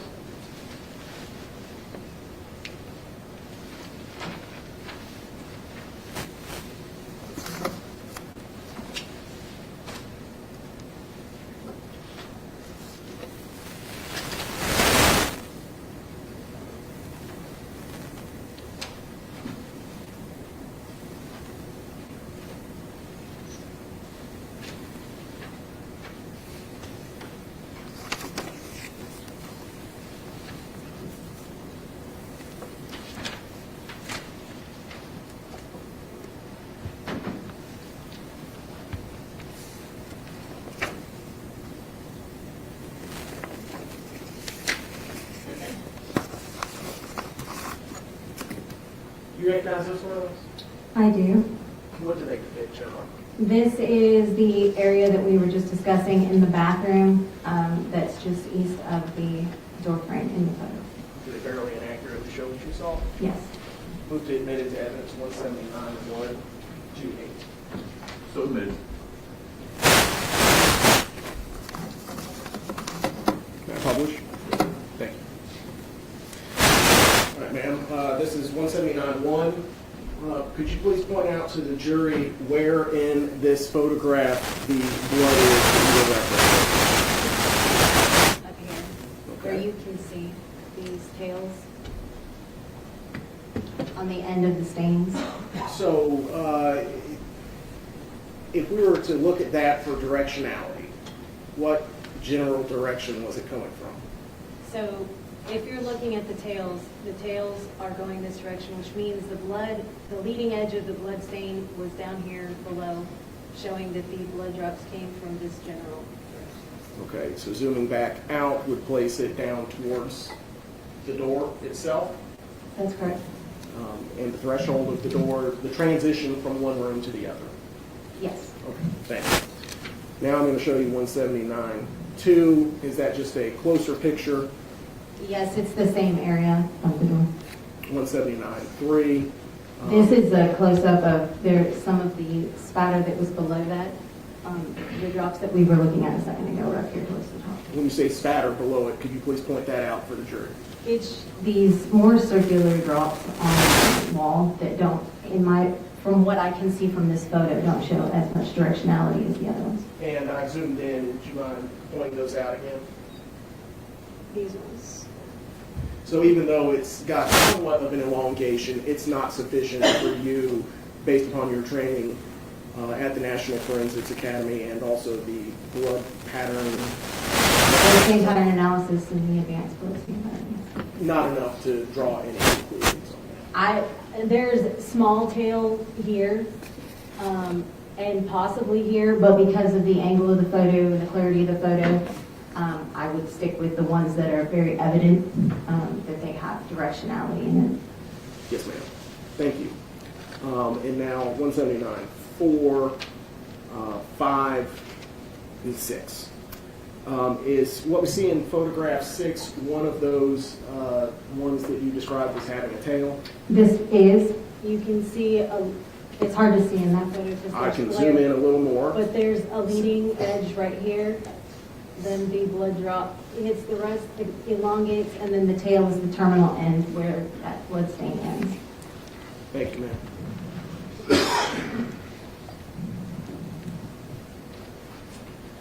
In addition to responding to 110 Tremont Street, taking the photograph and taking a look at some blood on the east wall of the bathroom, which is the wall separating the bedroom from the bathroom from the bedroom, did you collect any evidence in this case? Right before I was about to leave the scene, investigative patrol from the homicide unit pulled up and stated that there was an item that was still inside the apartment that was of interest, and she entered with me and we collected a 1/4 zip gray long sleeve. Do you recall the brand of the?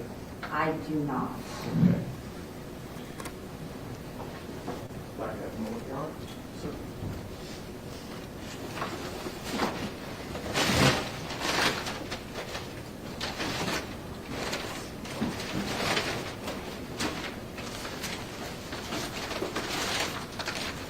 I'm handing you what's been marked and admitted into evidence as item 153. Would you mind taking a look at this? Tell me if you recognize it.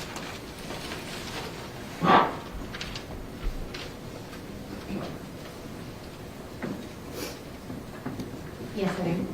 And what is that item? This is the shirt I entered with investigative patrol to collect from inside the apartment. So that's the 1/4 zip sweatshirt, sweater, whatever you want to call it, that you collected? Yes. Okay, thank you. Was that the only item that you collected at 110 Tremont Street? Yes, it is. Thank you.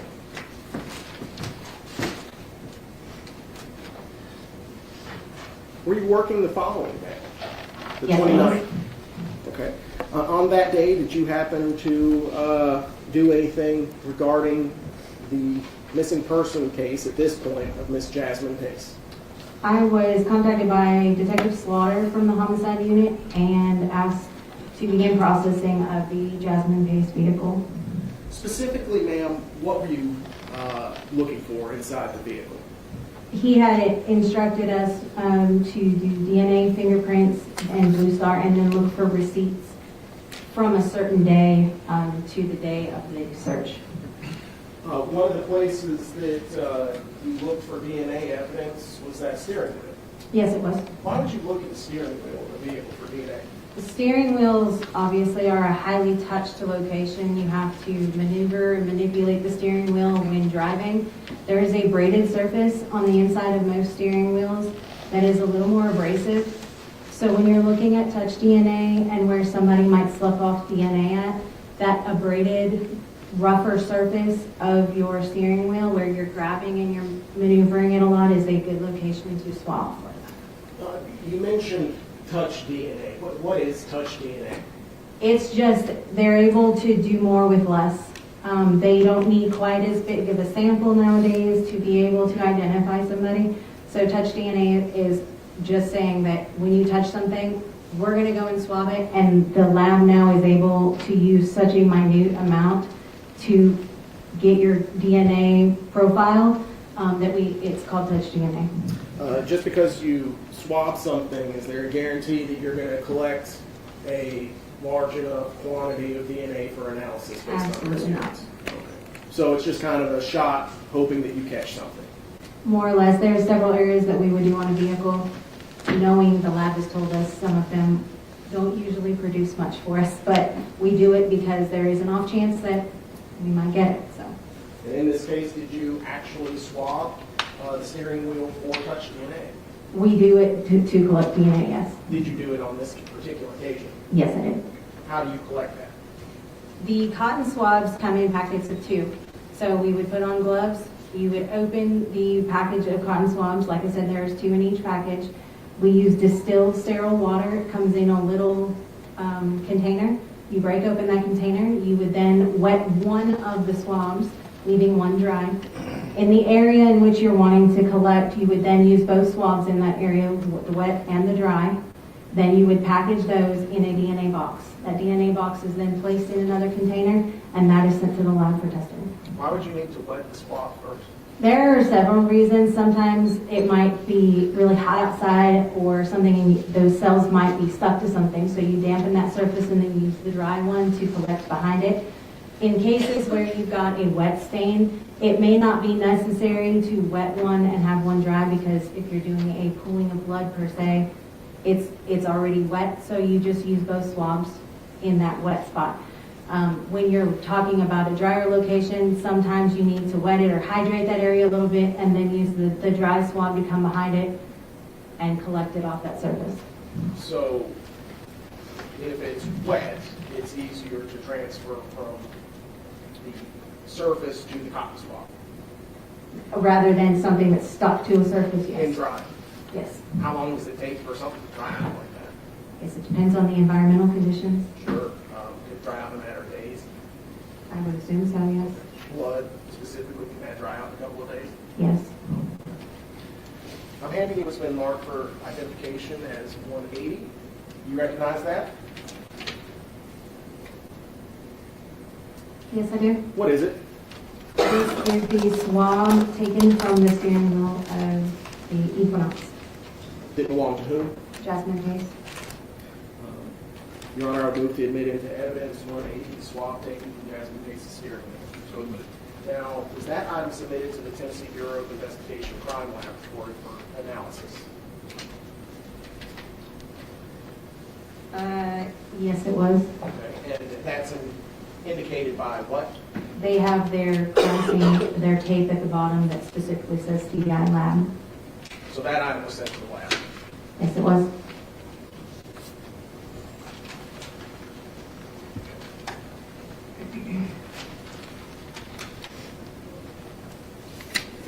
I'd like to fast forward, if I could, to December the 1st, 2022. Were you working on that day? Yes, it was. Where were you working? The Chattanooga Police Department Crime Scene Unit. On the afternoon of the first, were you sent to another location? I was contacted by the Homicide Division and notified that they believed they had found a suitcase possibly containing human remains off of Suck Creek Road. Did you respond to that location? I did. When you arrived, who all was present? There were several people present. There were several officers as well as several individuals from the Homicide Unit. Shortly after I arrived, the medical examiner also arrived. Did you have an opportunity to look at the suitcase? I did. It was pulled up onto level ground by the time I had arrived on scene, but I did observe it and document and photograph it and collect evidence from that area.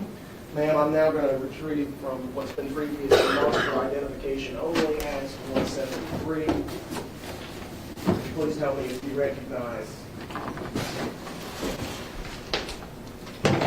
this item. Yes, I do. What is this item? This is the suitcase that was recovered at Suck Creek Road. Where I move at this time item 173 into evidence. Where did this suitcase go after Suck Creek Road? Because we believed it had human remains inside of it, the medical examiner wanted it transported as is. So Hamilton County EMS came out to the scene. They loaded the suitcase onto the EMS truck and transported it to the medical examiner's office.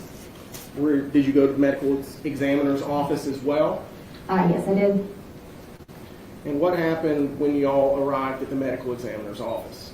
The medical examiner x-rayed the suitcase, and then once determining what was inside, I began documenting as we removed these remains.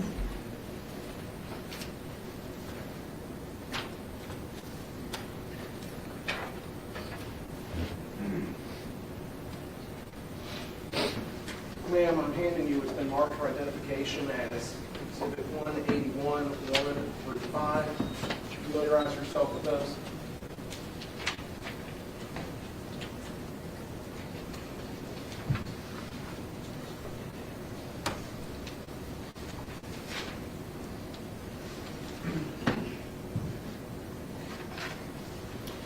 Generally, what do those photographs show? This is a series of photos that shows the process once we removed the victim from the suitcase while inside the bags. We placed them on the table. And this is a series of photos to show the process of taking each layer of the garbage bags off. And so it depicts that process. Your Honor, the state would move to advance and evidence the collected exhibit. So then, Your Honor, I would also give an admonition that at least one of these photos some people may find disturbing. Ladies and gentlemen, one of the photos has been indicated is going to be graphic in nature. If it's something that is will require you to leave the courtroom, you probably should do that.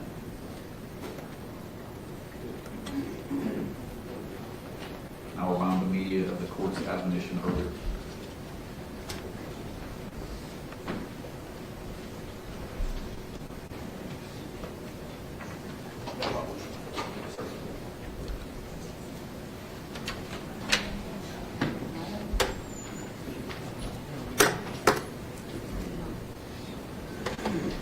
Showing you 181-1.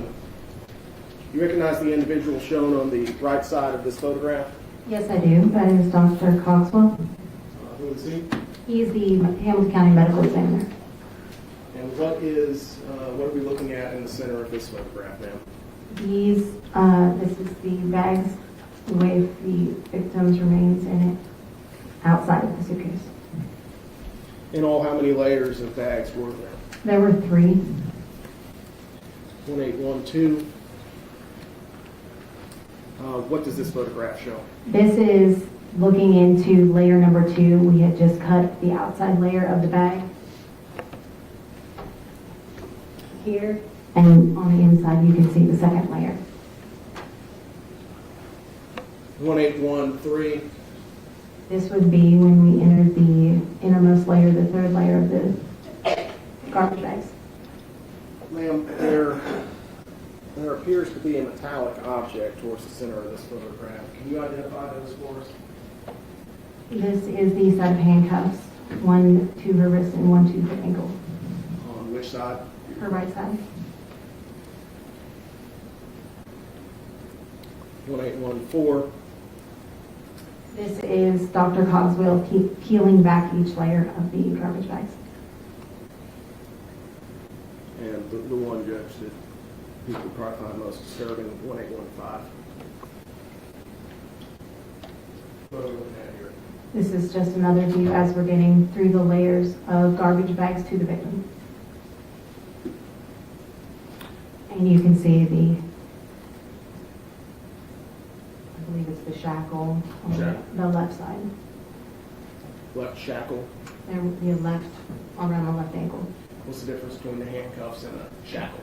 Well, the handcuff had two locations, so there was one to attach to her hand and one to her ankle. The shackle only had one cinch and then a chain.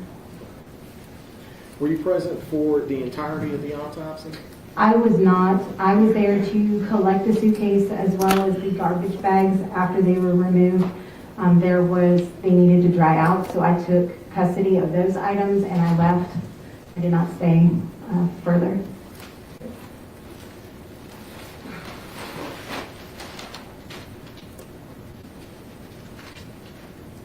Now, I'm handing you what's been marked for identification as item 182. Have you seen item 182? Yes, this is the garbage bag, number one, the most exterior. So going back to exhibit 181-1, that would be the garbage bag that we see in its entirety. That's the only bag that we see in this photo. That's correct. And you collected that from the medical examiner's office? That's correct. Did you place that item into evidence? It was hung to dry. Once it was finished processing, yes, it did go to property. And that's the same bag? Yes, it is. Move 182 into evidence, Your Honor. Penny was been marked for identification as 183.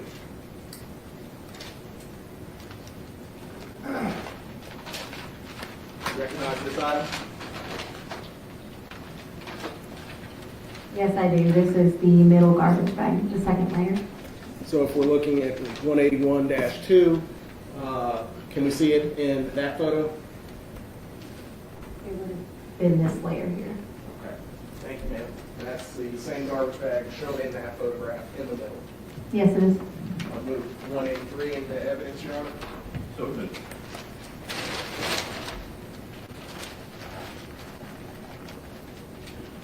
Finally, ma'am,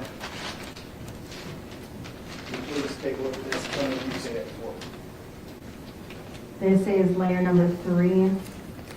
So this would have been the one closest to the victim. Going now to 181-3, where would that be?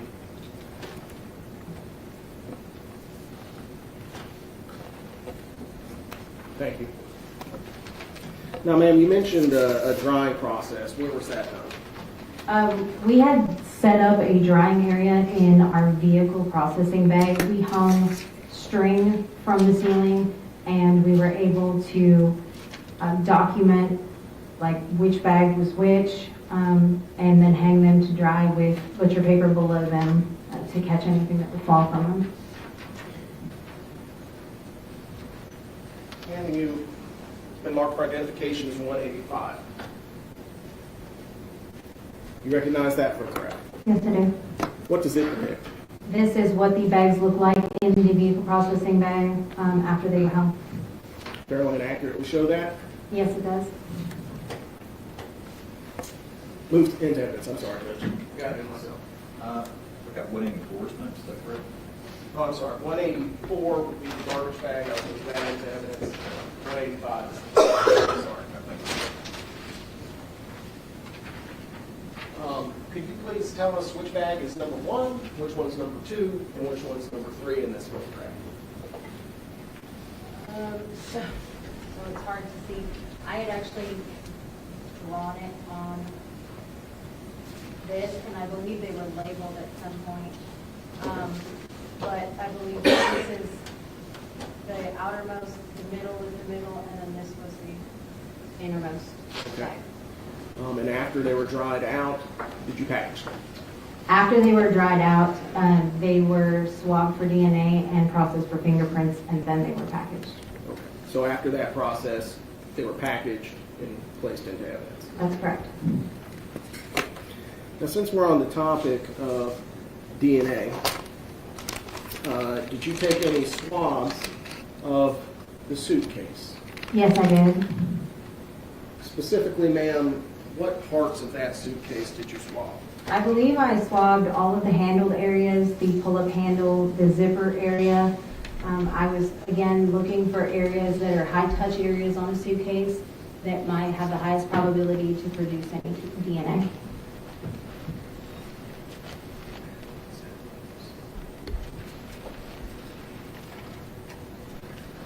Of course you got.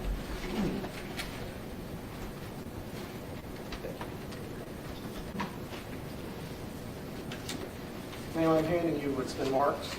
It is 186. You've seen that before? Yes. What is that? This is the swab from the suitcases. I called it the pull-out handle because I'm not exactly sure what it's called, but the handle that pulls up from the back. Would you mind stepping down with the glove and showing the jury where that is?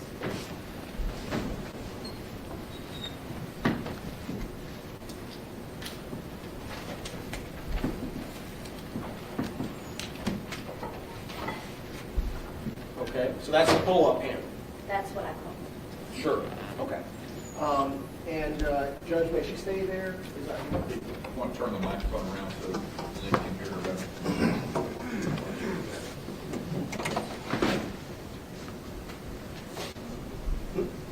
Yes. Next, ma'am, I'm handing you what's been marked is Exhibit 187. Do you know where that came from? The pulled areas of bag number 1, Okay. And what would that be? that would be the garbage bags. Ah, so that came from garbage bag number 1 being Exhibit number 182. Is that correct? Yes. Okay. Thank you, ma'am. And did you collect that using the same process that you described earlier? Yes, I did. Okay. I'm handing you what I will mark as Exhibit 188. You recognize that item? This is a swab from the areas that appear to be pulled on the bag number 2, the garbage bag. For the record, bag number 2 is which item? That is 191. It's the middle bag. And as far as exhibit is concerned? 183. Okay. Thank you.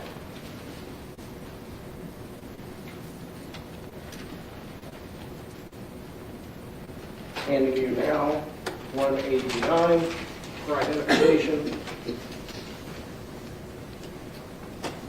This is a swab from bag number 3, again in the areas that look to have been stretched or pulled on the garbage bag. Okay, and for the record, bag number 3 is exhibit number what? 184. Thank you. You may second.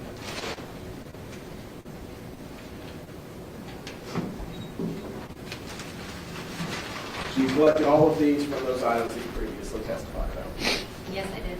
Now, at this time, I would move into evidence exhibit 186, 187, 188, 189. So admitted. Thank you, Your Honor.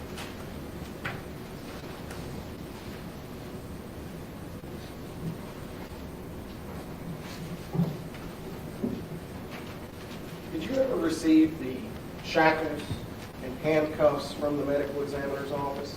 I did on the 2nd, I believe. I responded to the medical examiner's office to retrieve the items that were collected during autopsy, which included the handcuffs and shackle. and swabs and victim's clothing. What did you do upon receipt of the shackles and the handcuffs? These two items were again swabbed for DNA. On what portion? Again, you're going to look at the chain or the area that cinches down that's kind of rough and more likely to pull skin cells or DNA off somebody. Collected those using the same process and procedures that you described earlier? That's correct. And it was been marked for identification purposes as 190, 191. What are those two items? This When you say exhibit this, 190 yes, ma'am. is the swab from the pair of shackles. And 191? 191 is going to be the swab from the handcuffs. And you collected both of those? That's correct, it did. Moved to admit into evidence 190, 191. Ma'am, all these swabs that we've just admitted into evidence, are you able to tell whether they were submitted for testing at the Tennessee Bureau of Investigation? Based on the tape stating that it was from the TBI lab, I would say yes, they were sent for testing.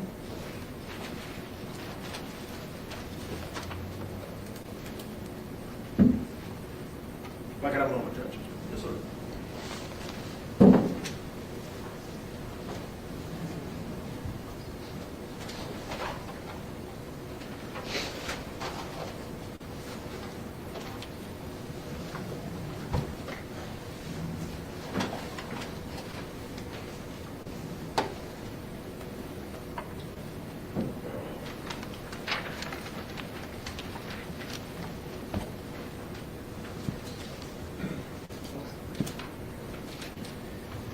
So, ma'am, I'd like to return for a moment to the three garbage bags that we see hanging in the picture. How did you differentiate the various bags from each other? So yeah, I made notes at the MD's office, and then when I got to that location, up here, on the countertop, I made a diagram that because I knew APHIS was going to get involved for fingerprinting so that they were aware of what the inside versus the outside of the bag was and in which layer was which. I drew out a diagram at the front of that showing as it's hanging on the rope, is the side touching the rope on the inside of the bag or the outside of the bag as to how it was on her body, as well as which layer of the garbage bags it was, whether it was the exterior most or the interior most or the middle. And I believe that's how and Sergeant, now Lieutenant Franklin, was aware of how. So the bag that was touching Jasmine Pace's body was numbered how? They would have just been, it would have been the back, like as I'm standing there, the furthest back from where I was. What number did you assign to the bag that was touching Jasmine Pace's body? 192, I believe. No, did you number the bags individually? Oh, so number 3, 1, 2, yes, 1, 2, and 3. Yes, ma'am. So which number was touching Jasmine Pace's body? That would have been number 3.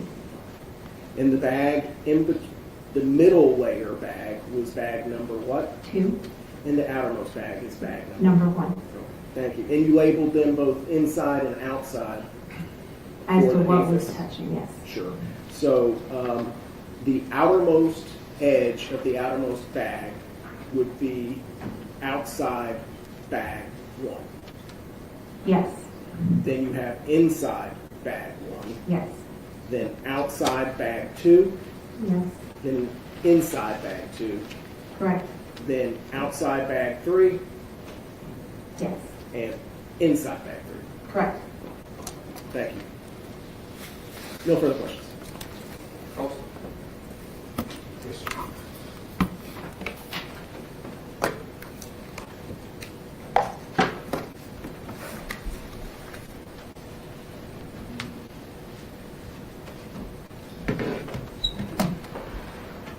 Good afternoon. It's Mrs. Schubert now. That's correct. It is. Yes. Congratulations. Thank you. Let me ask you about Jasmine's card. You're the one that did the investigation in her car. That's correct. Did you collect any receipts on her vehicle? I would have to refer back to the evidence report, but I believe, I know several of them were photographed. Several receipts were photographed.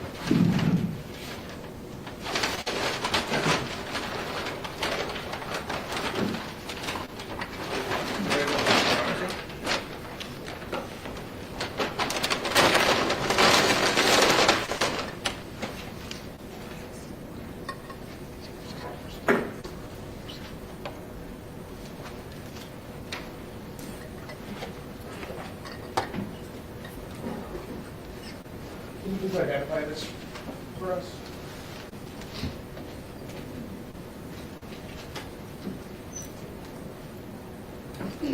Yes, this is a receipt for a hemp company. Can you open it, please? Or do you need scissors? Yes.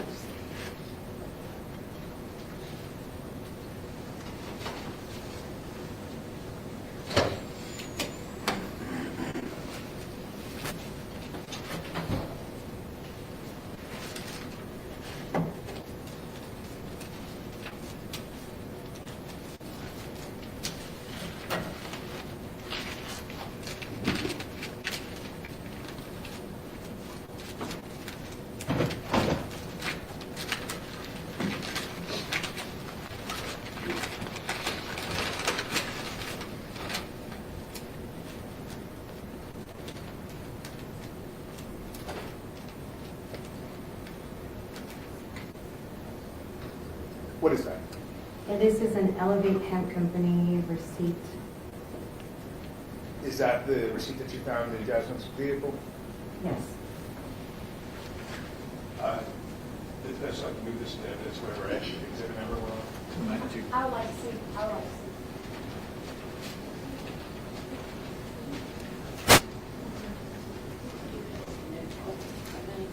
I got 192 is next. I got the last one, 191 follows from the handcuffs. Okay. May I have the, Yes, well, just to catch up, I want to make sure we're on the same page with exhibits. I believe the last exhibit 4 was the swap from the handcuffs, 191. That'll make this one 192. Here.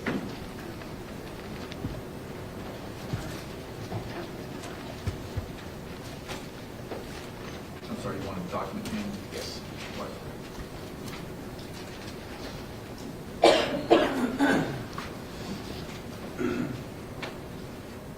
Mrs. Schubert, when is this receipt dated? This would be 11/22 of 2022 at 3:16 p.m. And what is the customer's name? Jasmine Case. And what did she purchase? I'm not really in on the, what all that is, but it looks like hemp, disposable 2G, grape ape, sugar, whatever it's sugar cane, slurcane, can't read what that says, and then whatever Cooper. Thank you, ma'am.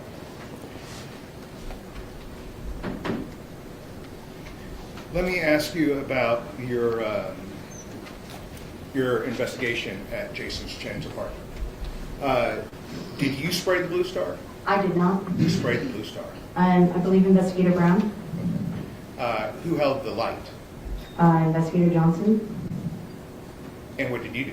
I was behind the camera. Was it low light? There was some light available through the sliding glass door in the bedroom, but in the living room area it was quite dark, so at some points in time, sometimes the use of the light to bring a little more so that someone can see if there is a reaction, what the reaction is on. So sometimes a little extra light is used. Did you have auxiliary lights? We did not. Wouldn't auxiliary lights be useful?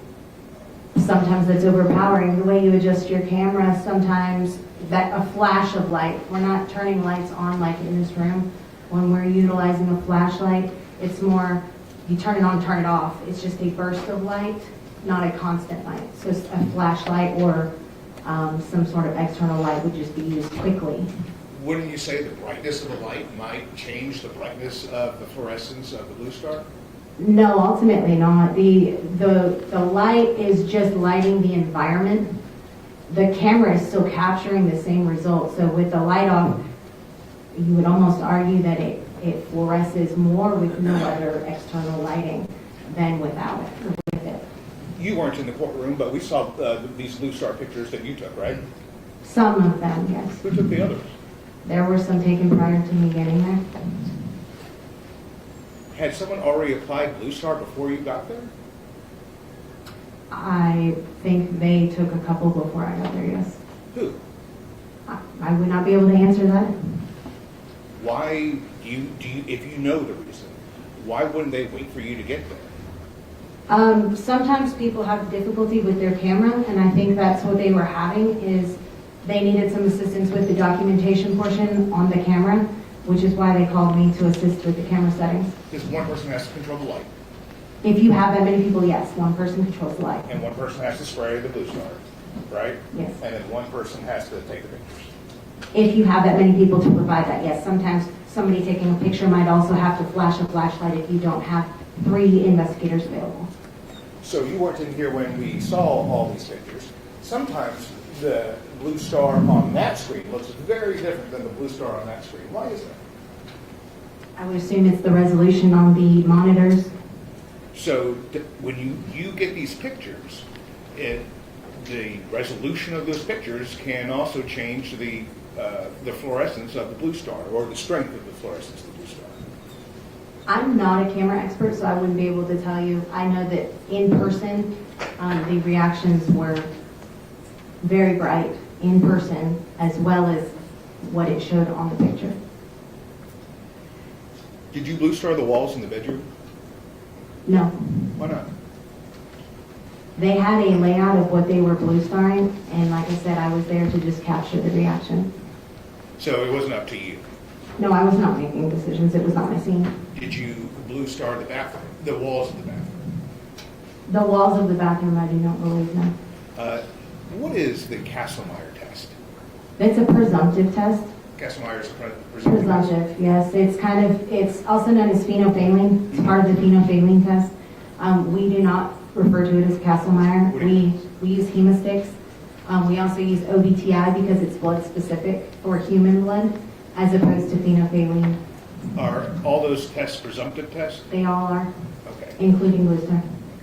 And there is testing that you could have done that would confirm blood, not presumptive, but could confirm it, right? All of the tests we do on scenes are presumptive tests. At no point in time do we do any confirmatory other than an OBTI will tell us it's human.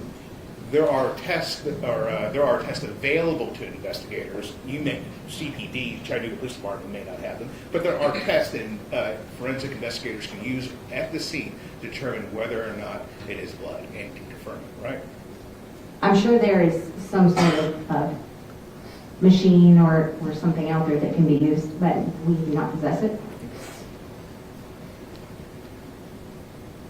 So you said that there were spots of what you call cast-off on the walls of the bathroom. I described what cast-off was, and I also described what the stain looked like. I did not do a blood stain analysis at this scene, so I'm not labeling anything as a specific pattern. I'm describing what the stain looks like. The stains on the bathroom wall, that you call that cast-off, am I wrong? I did not call it cast-off. That's how it was described to me, and I described the stain and what the stain looked like. Was that misleading to call it cast-off then? No, I did not do an analysis at the scene, so I'm not labeling it as any type of pattern. I'm describing what this stain specifically looks like, which could be consistent with a cast-off pattern when looked at the totality of the scene. Did you do a swab of the stain on the bathroom wall? I did not know. It was not my scene. So there was no confirmatory tests performed on that, right? That's correct. It wasn't collected as a swab, That's correct. and because there's no swab, nothing was sent to TBI. That's correct.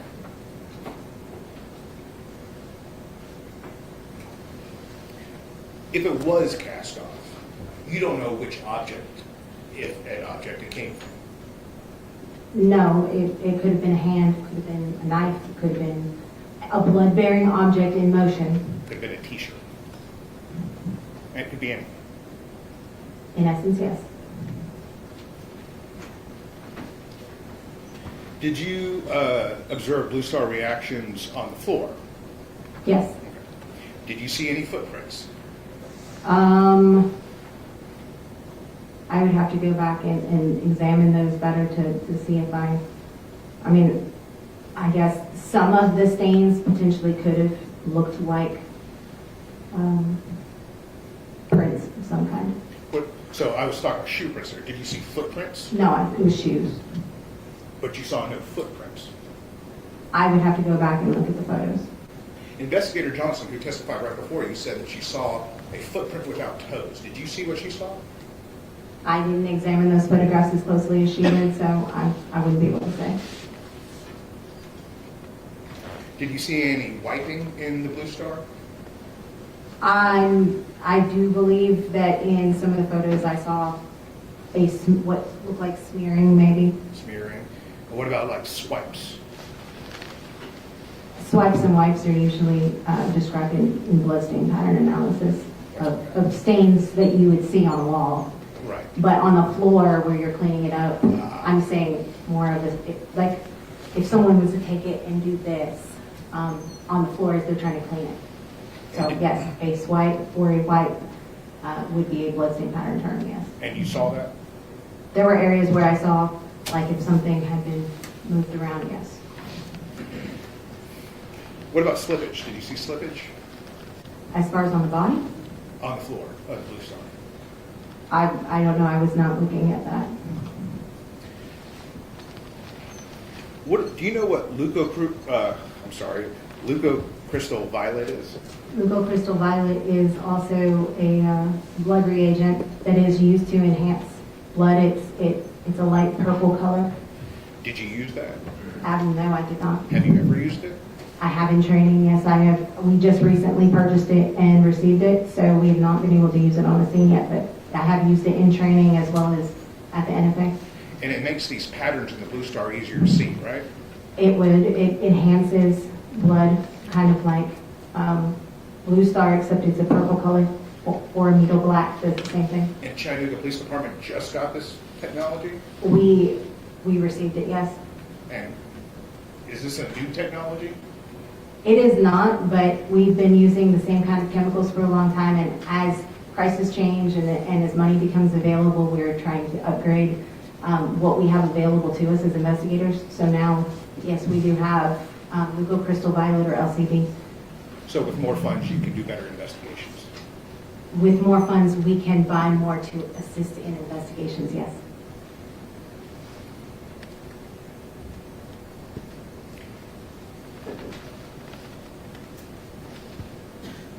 You walked, so you came after a Blue Star application had already been applied,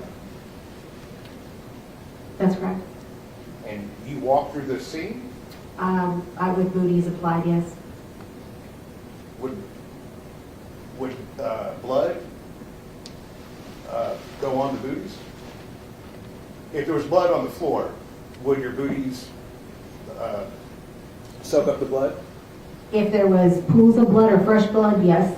It's potentially, yes, you would pick it up. What about dry blood? Usually it doesn't just pick up and move around with dry blood. What if the carpet was damp with cleaning materials? I don't believe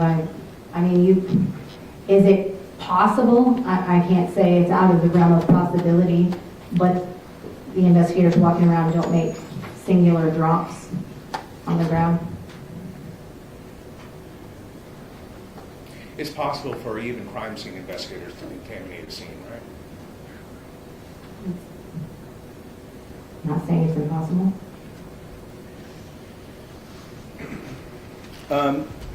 Let me ask you about these the handcuffs and shackles that you described. Were these the kind of handcuffs that law enforcement used?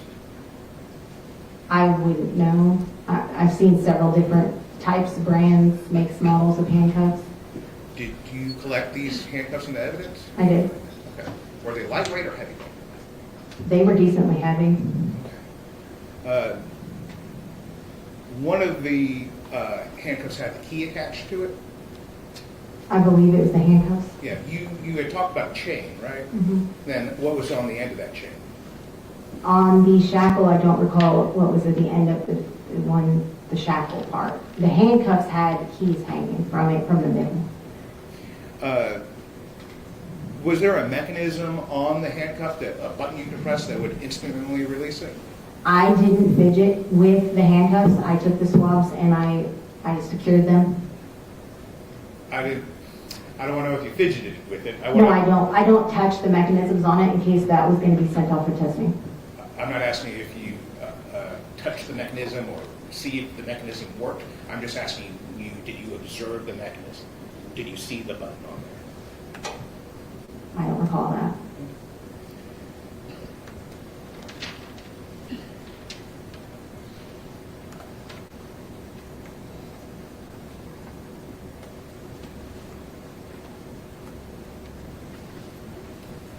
Just one moment. Yes, sir.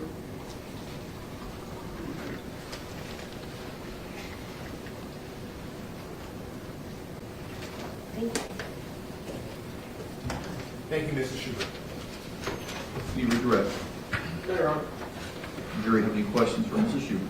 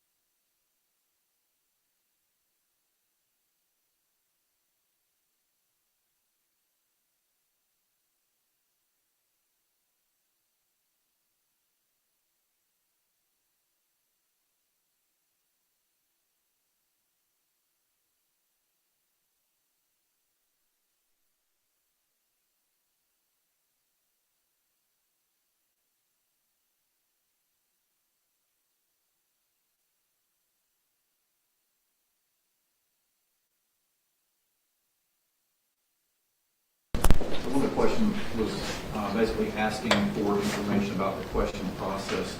If you recall, we went over this in the preliminary jury instructions where you were advised you would be allowed to ask questions. The question was, the questions not asked, are they denied by the judge or the attorney? If you recall those preliminary jury instructions, there are lots of reasons a question might not be asked or be asked in different language. It might be unfair to the defendant, the state, answering the question. That the question might be better answered by another witness. The question might not be asked because the parties have agreed that that's not relevant to this case. So the takeaway is that you can't speculate on why any question was asked or not asked, or asked in different language, because doing so would definitely be unfair to one side or the other. So you can't speculate, because it could be not asked for a very important reason or not so important reason. So don't speculate about it, okay? One of the questions was regarded DNA, fingerprints found on the suitcase, the victim's body, trash bags, handcuffs, and shackles. Another witness coming later may answer some of those questions for you. Oh, counsel approach. Second question at the bottom of this.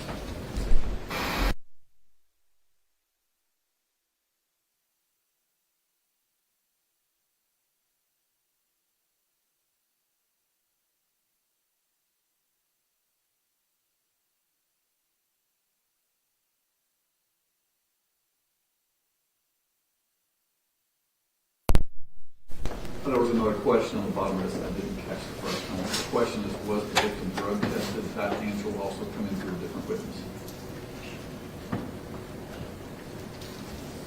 All right, Mr. Hubert, the jury has a question for you. I'm going to read the question. You can face the jury. Let me answer, please. What was the significance of collecting the gray quarter zip shirt? I can't, at the time, I was not aware. I know in Detective Cottrell from Homicide they had been out looking earlier that day at different leads. And when she came back, she said that it was of value, that quarter zip was, and that they needed it collected. So I re-entered the apartment. I hadn't left the scene yet, and collected that item that she had requested. Any redirect based on the jury's questions? Any redirect? Okay. All right. Thank you, ma'am. You missed that. General Partner, please. State call Craig Martis, Your Honor.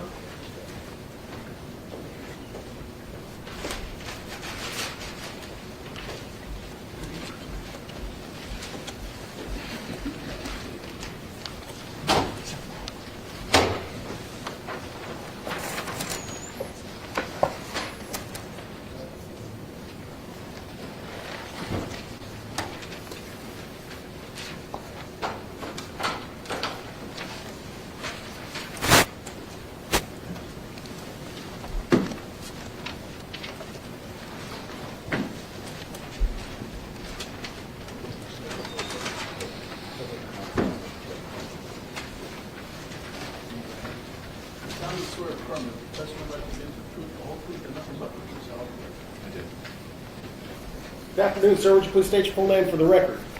My name is Gregory Mardis, M-A-R-D-I-S.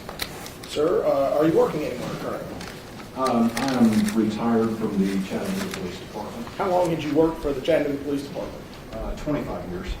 Do you have any law enforcement experience with any other agencies besides CPD? Yes, I was a sheriff's deputy at Madison County Sheriff's Department in Jackson, Tennessee for 5 years before that. So all in 30 years in law enforcement. That's correct. What was your last duty assignment with the Chattanooga Police Department? I was an investigator assigned to the crime scene unit at the police department. What were your general duties and responsibilities back in late November of 2022? As a crime scene investigator, our duties were to respond to scenes, record them with photography, video. We also were assigned additional duties of collecting evidence, things like that. And specifically on the 30th of November 2022, were you working as a crime scene investigator? Yes, I was. On that day, did you respond to a particular location to collect any evidence? Yes, I did. Do you recall where you were sent to? Detective Slaughter had called me and asked me to respond over to the homicide unit office, and I went over there. For what purpose? He wanted me to collect a DNA sample from the parents of the victim. And what type of sample did you collect? I collected buccal swabs, which is a swab of the inside of the cheek. The skin on the inside of your mouth is very soft and sloughs off cells easily, so it's a good source for DNA.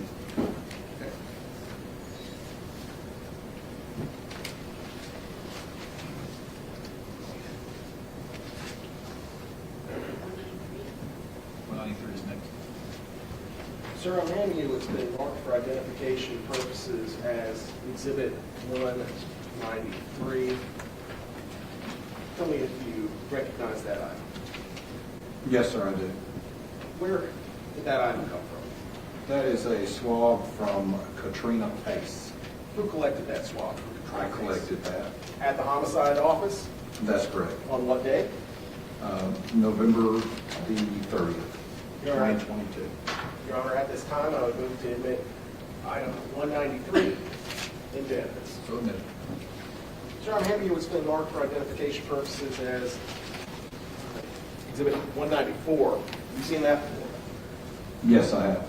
And what is that? This is a buccal swab from Travis Pace. And, sir, where was that collected? That was collected at the homicide office as well. Your Honor, at this time, I would move to admit that item into evidence. So admitted. 194.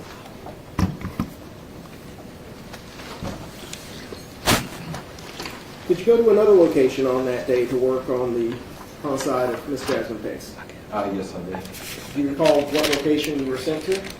I was asked to respond out to 5977 Old Dayton Pike.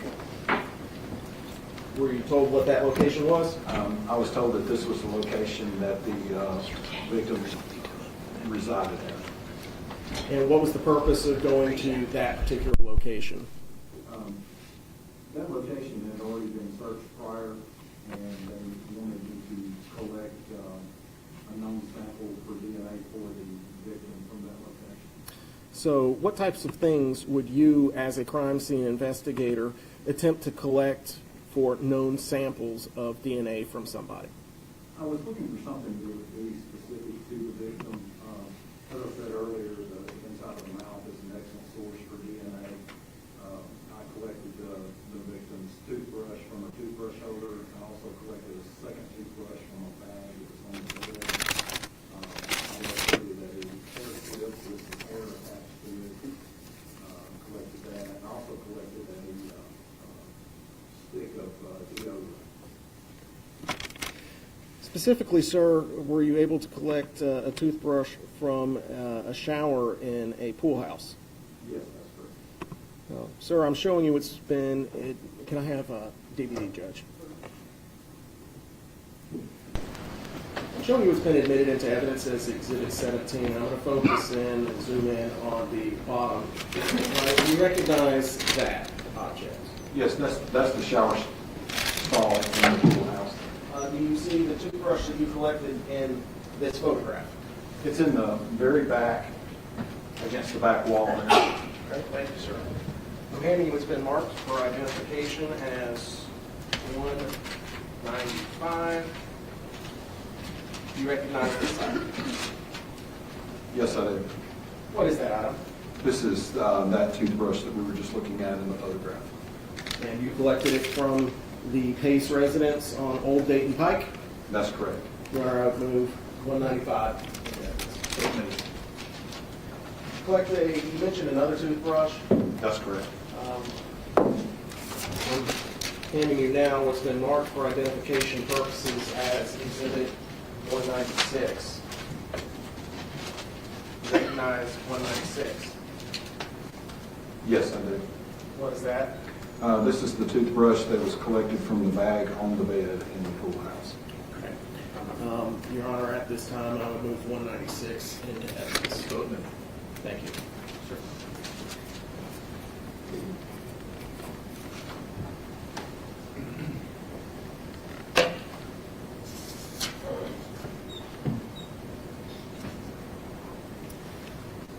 Now, sir, as part of your duties and responsibilities as a crime scene investigator, Do you from time to time transport items to the TBI crime laboratory?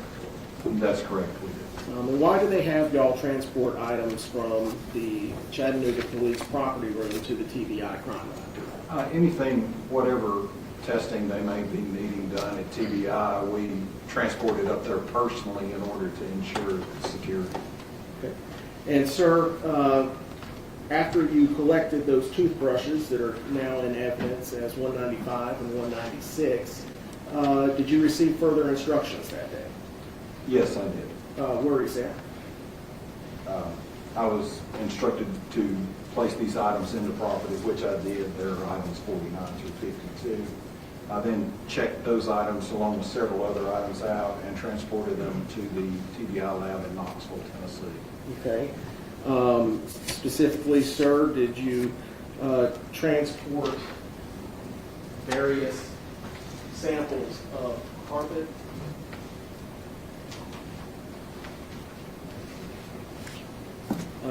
Items 6 and 9?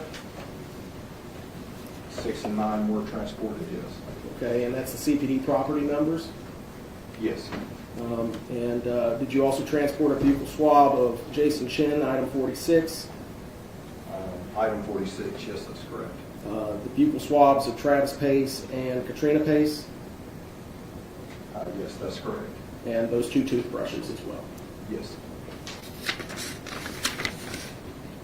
Did you deliver them to the Tennessee Bureau of Investigation Crime Laboratory in Knoxville? Yes, I did.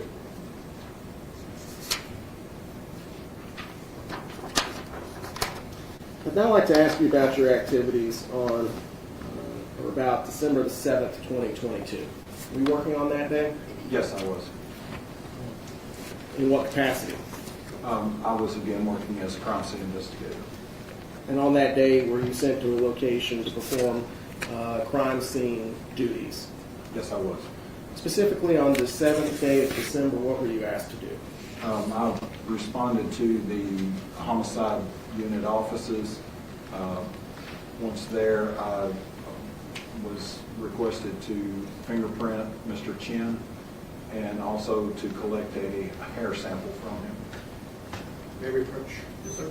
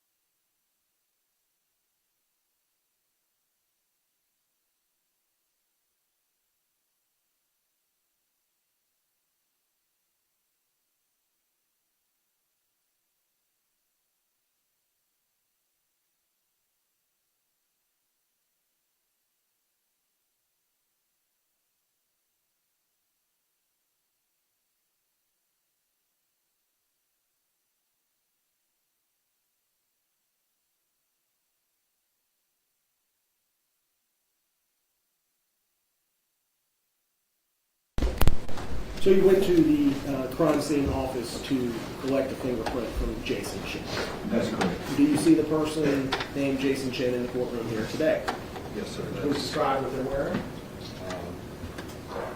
Plaid tie, blue suit. Let the record reflect identification. Silver bucket.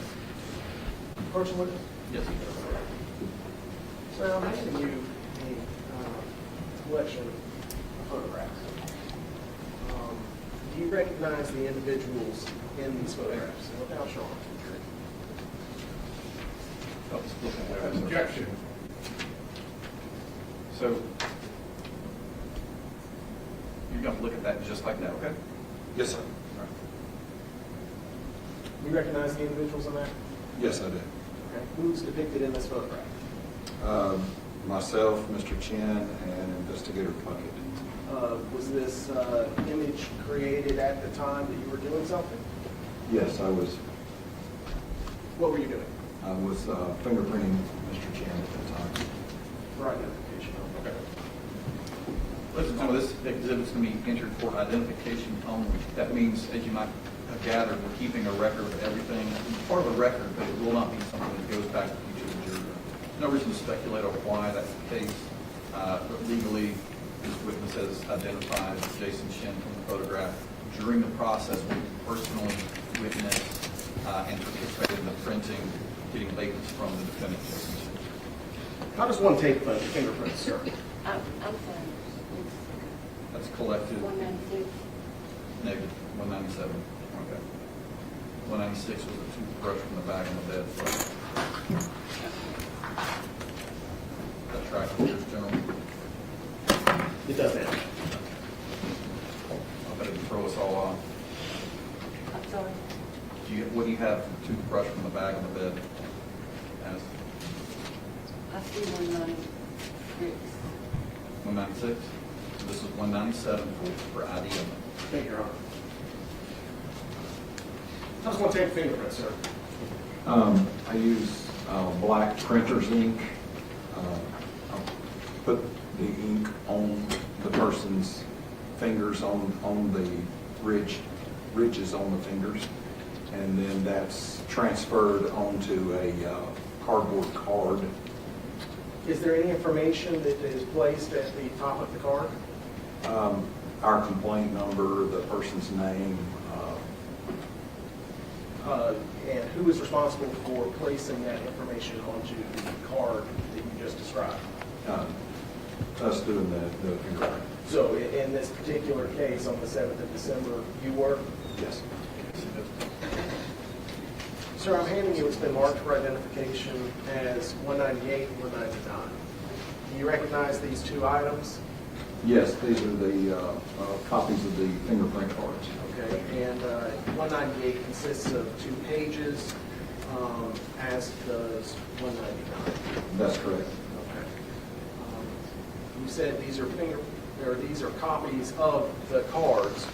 What cards are you talking about? The cards that I collected his fingerprints on. When you say his, who are you talking about? Mr. Chen's. Okay. The individual you identified earlier? Yes. Are they fair and accurate copies of the fingerprint cards that you collected from Mr. Chen? Yes, they are. Is the information contained at the top consistent with the person being fingerprinted and you doing the collecting on the 7th of December, 2022? Yes, that's correct. Your Honor, I would move to admit into evidence item 198 and 199. So admitted. You have the document, Your Honor. Sir.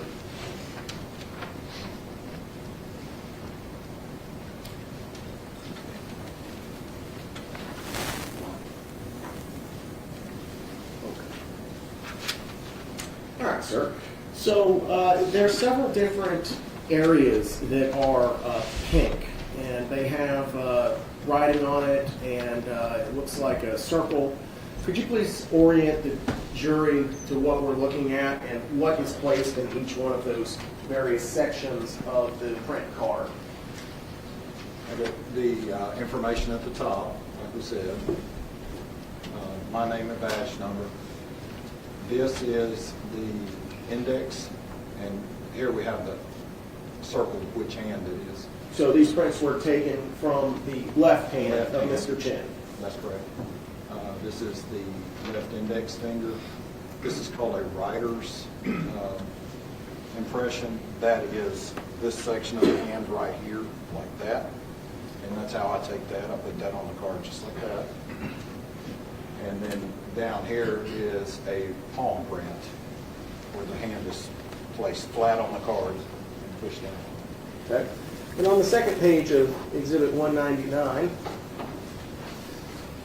we see this. Could you please tell us what we're looking at here? Okay, so this is each finger, starting with the thumb, and this is what you've probably seen on television before of someone being fingerprinted. It's where each section of the finger is rolled onto the card. So that's the upper part of each finger. All right. So there's your thumb, index, middle, ring, and little finger. Then this is part of the finger below the upper part and down to the center part of the finger right there. And then these up here, I would do the tips of the fingers, rolling them from side to side to get the very tip part up here, to try to get as much detail as possible on each of these fingerprints. And did you do that for Mr. Chin's right hand as well? Yes. Using the same procedure that you just described? Same type of card, same procedure. What did you do with the print cards, 198, 199, that you collected from Mr. Chin? Those were turned over to Sergeant Franklin, who was the supervisor of our APHIS unit, who actually does our fingerprint comparisons. Thank you, sir. No further questions, Your Honor?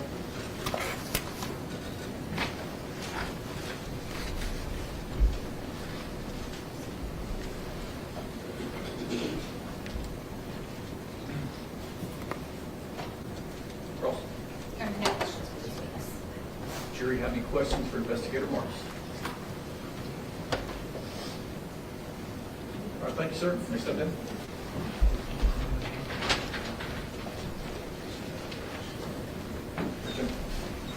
Our next witness. Your Honor, state calls Jerry McElroy.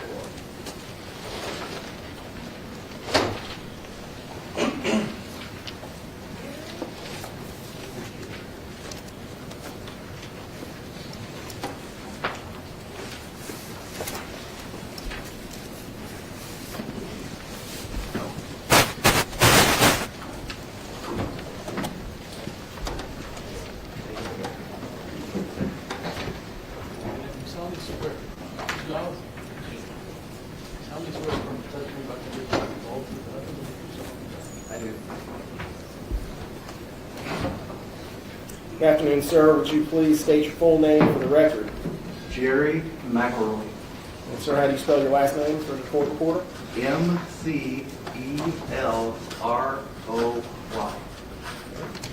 Sir, I'd like to take you to December the 7th. Were you working as a crime scene investigator on that day? Yes, sir. And were you present for the fingerprinting of Mr. Jason Chin? Yes, sir. Did you observe Mr. Greg Martis collect fingerprints from Jason Chin? Yes, sir, I did. You see Mr. Chin in the courtroom? Yes, sir, I did.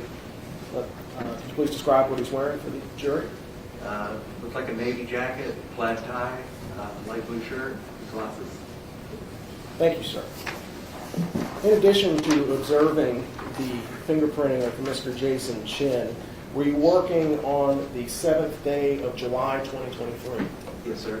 On that day, did you have an occasion to take items of evidence from the from the Chattanooga Police Department to the Tennessee Bureau of Investigation, Knoxville? 11 items, yes, sir. Do you recall the 11 items?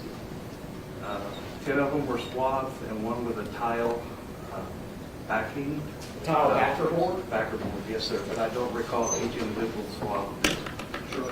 So when you were talking about the tile backerboard, was it a large object? Yes, sir. We did a little bit different too. A little bit heavy?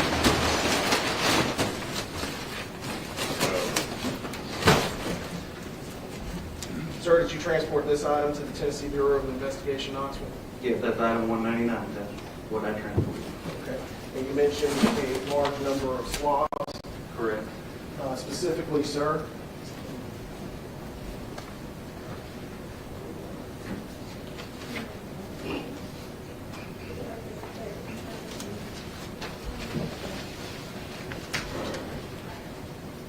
Yes.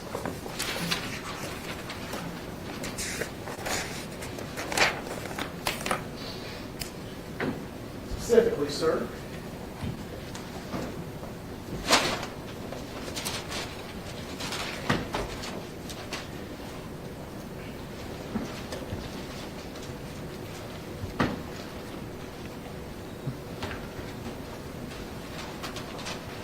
Specifically, sir, did you transport these group of swabs consisting of Exhibit 189, swabs from the suitcase, I'm sorry, from the garbage bag full areas, 188 swabs from the second garbage bag, 187 swabs from the outermost garbage bag, swab from the pull handle of the suitcase, swab from the shackles, swab from handcuffs.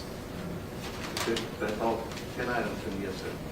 So that's what you transported to the TBI Crime Lab on July the 23rd. I'm sorry, July the 11th, 2023. This is 6 of the 10 swabs that I transported. Okay. Did you also transport CBD item 196 and 197 being swabs from under the carpet and foam on the 110 Tremont Street? May I refer to my chain of custody as I didn't have all of the property numbers and their descriptions memorized at the moment.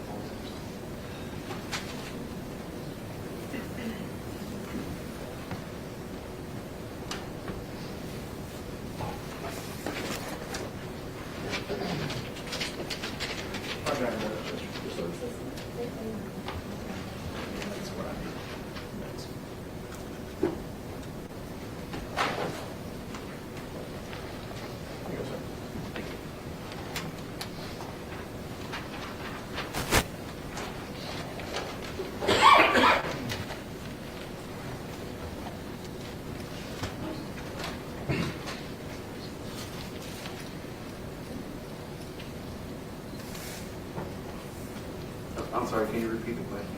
Sure. What items did you transport to the TBI Crime Lab? I transported item 61. Which is?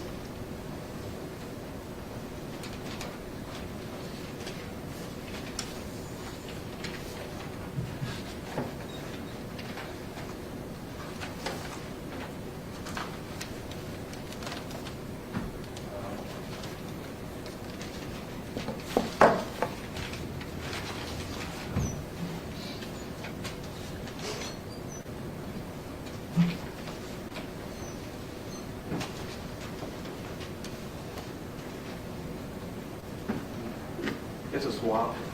It's not in this. As well as night around here too, John. Yes.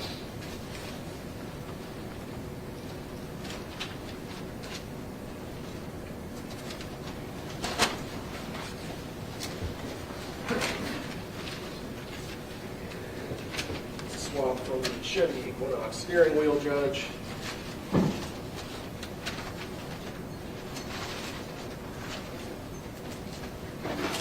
Which I know was admitted into evidence.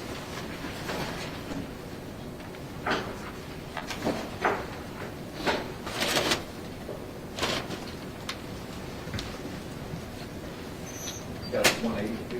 It's item 180. Got it, 180.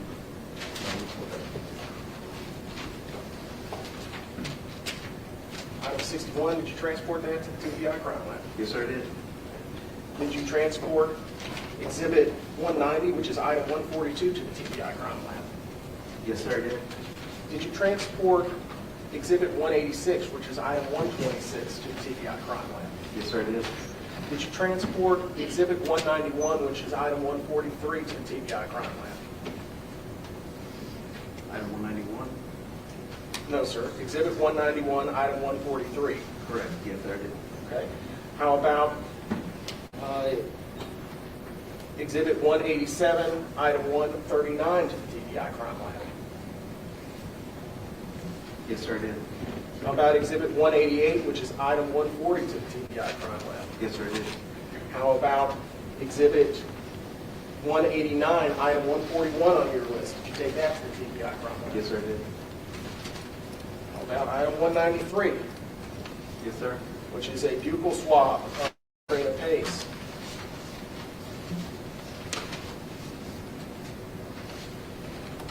How about item number, Exhibit 174, which is item number 193, a blood spot card from Jasmine case? Yes, sir.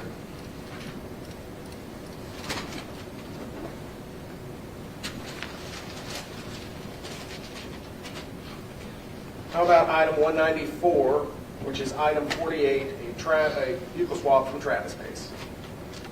The item number again, please? 48? Yes. I think that's all. I have no further questions. You've got the backboard already. The back of the order. Your Honor, it's right here, item 160, exhibit 161. Thank you. No further questions. Ross? Any questions for this case? Do you have any questions for Investigator McElroy?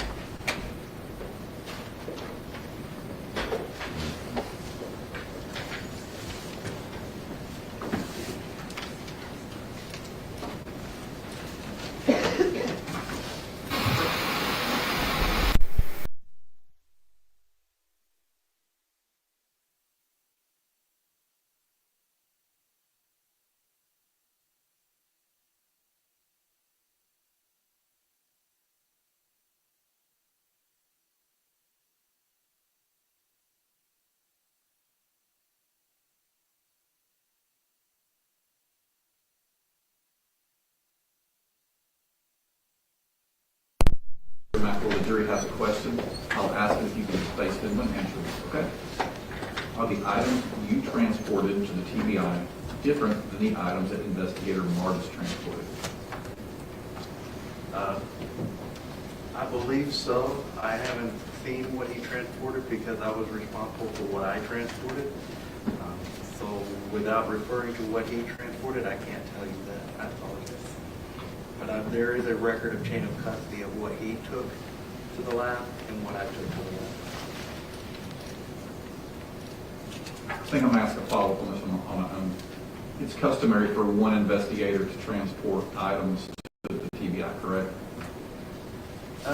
We have a designated person that takes items to the lab. However, that person may need a vacation, a day off or whatever, or there's something that needs to go up in an emergency. So basically all the crime scene investigators are trained in the process of taking items to the lab. It's simply signing them out of the property division, the chain of custody form. Once you sign them out, you secure them in your vehicle, you take them to the lab, and you give the item to the lab with the lab request form from the lead investigator. So it's not a complicated process.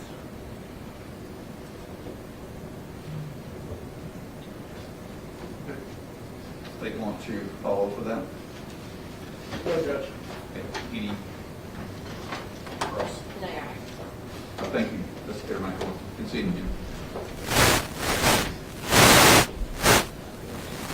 Your Honor, the state's next witness should be pretty brief, if we could get through the long witness. Absolutely.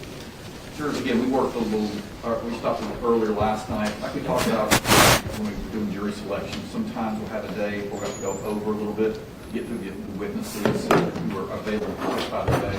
That's the case tonight, so go ahead and call your next witness, Jim. Your Honor, the state would call Rachel Bockelitz.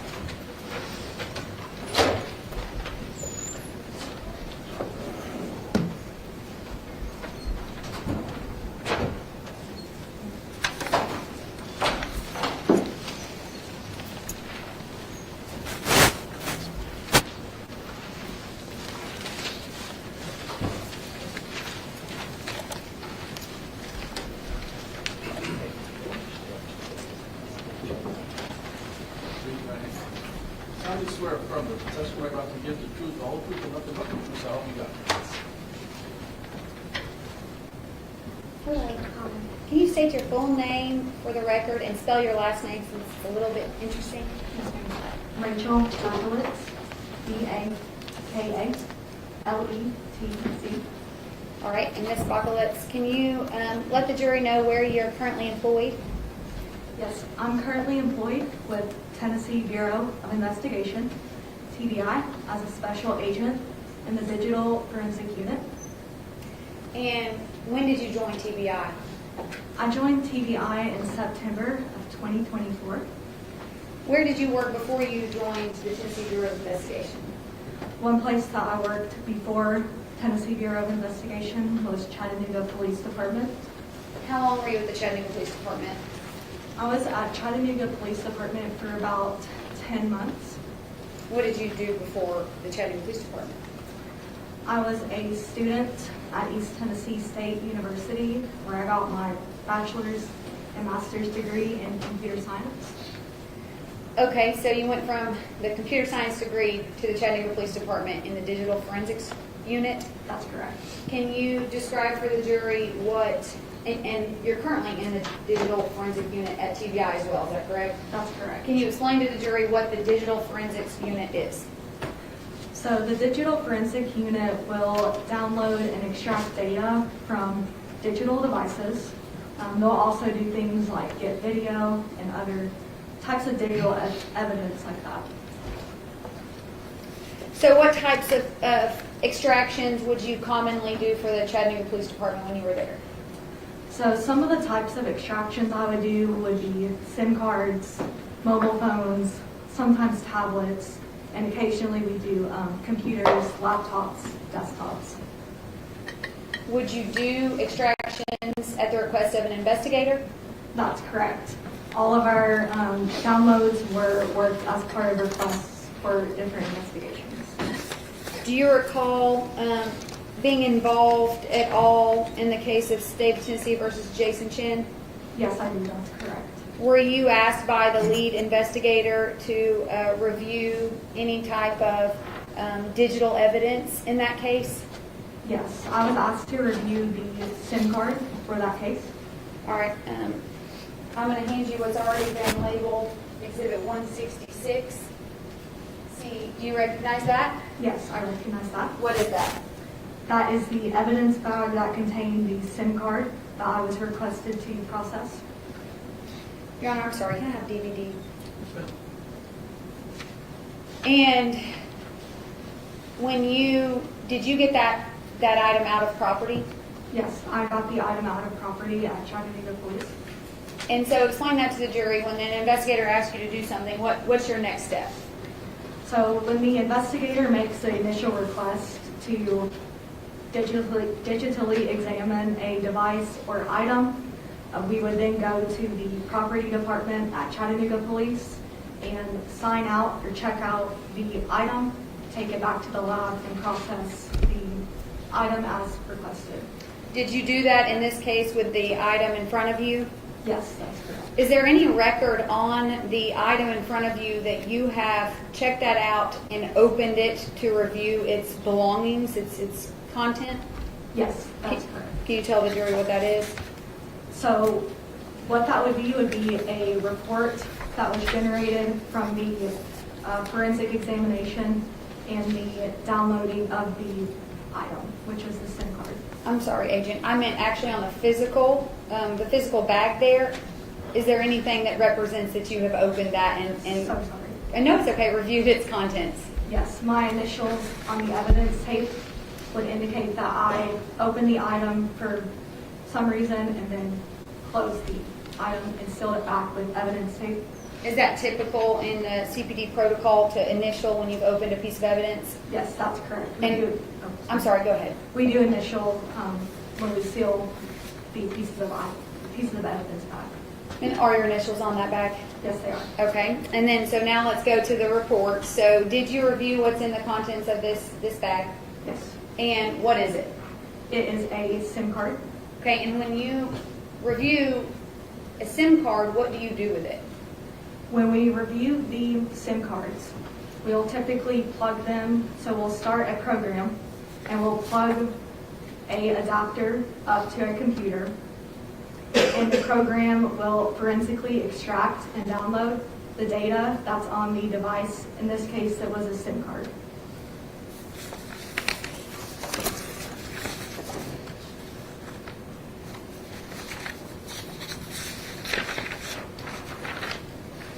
I'm going to show you what's already been marked as State's Exhibit 167.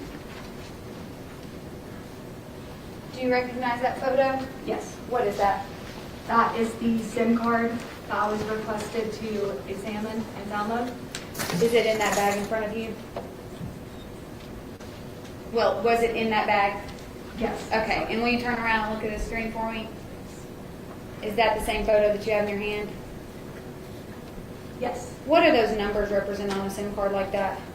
Those numbers are the ICC ID, and they just represent the unique value that is assigned to that specific SIM card. Is it almost like a VIN number for a vehicle? It's similar to that, yes.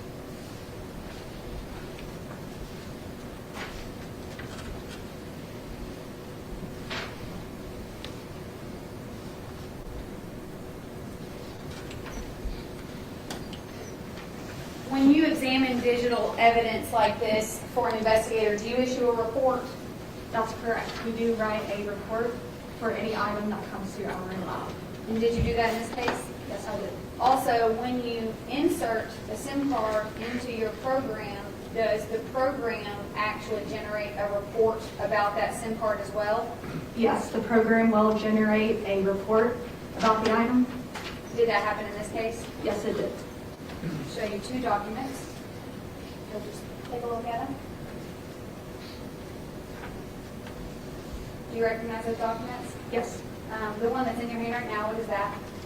This is the report that would be generated from our program, and this would then be printed off. Okay, and then the next one? This is the report that I wrote about the contents of the SIM card, what happened during the processing of the SIM card. This is for the investigator to kind of just have a summary of what happened with the item. And did you give that to the lead investigator in this case? Yes. Your Honor, I'd ask that these be moved into evidence as states next to exhibits. I'll write them on there if someone. Exhibit 200 and 201. Okay. 200 will be your report. 201 will be the extraction report.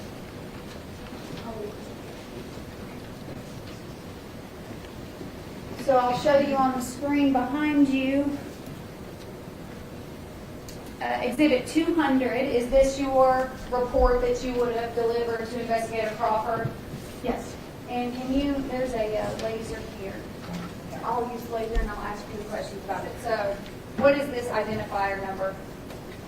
So that identifier number is the ICC ID. That's going to be the same number that is printed physically on the SIM card that we can see. And that is just the unique number that's identifying that specific SIM card. So that would be the same number as here? That's correct. Correct? Okay. And then what does this indicate? That number is going to indicate the phone number that was extracted off of the SIM card. Does that mean that that's the phone number that is directly connected with that SIM card? That's correct. And then provider? The provider is just going to be the cellular network provider, so something like Verizon or T-Mobile, that also comes directly from the SIM card.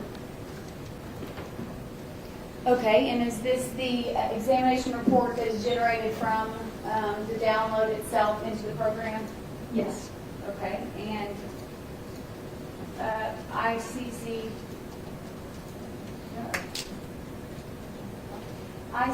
ID, again, what is that? That is the unique number that is printed physically on the SIM card. That's just identifying the specific SIM card. And that's the same number from your report, correct? That's correct. Okay, and then down here, parameter name and number, what does that represent? That's just going to represent the unique phone number that is connected to the SIM card. And that was forensically extracted from the SIM card. So that SIM card belongs to the phone number 423-664-2024. That's correct. Nothing further, Judge.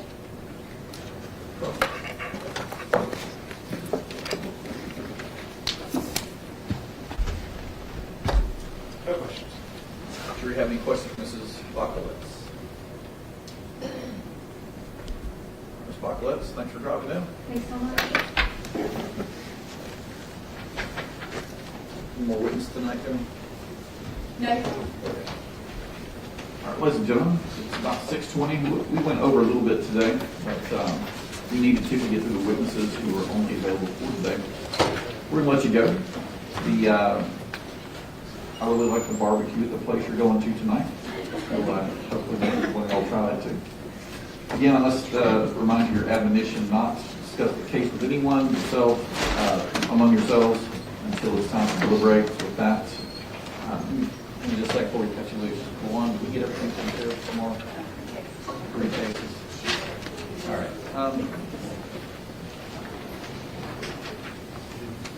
You'll be here at 9:15. We'll start at 9:30. There are a few things on the docket we got to take care of. So we'll see you at 9:31.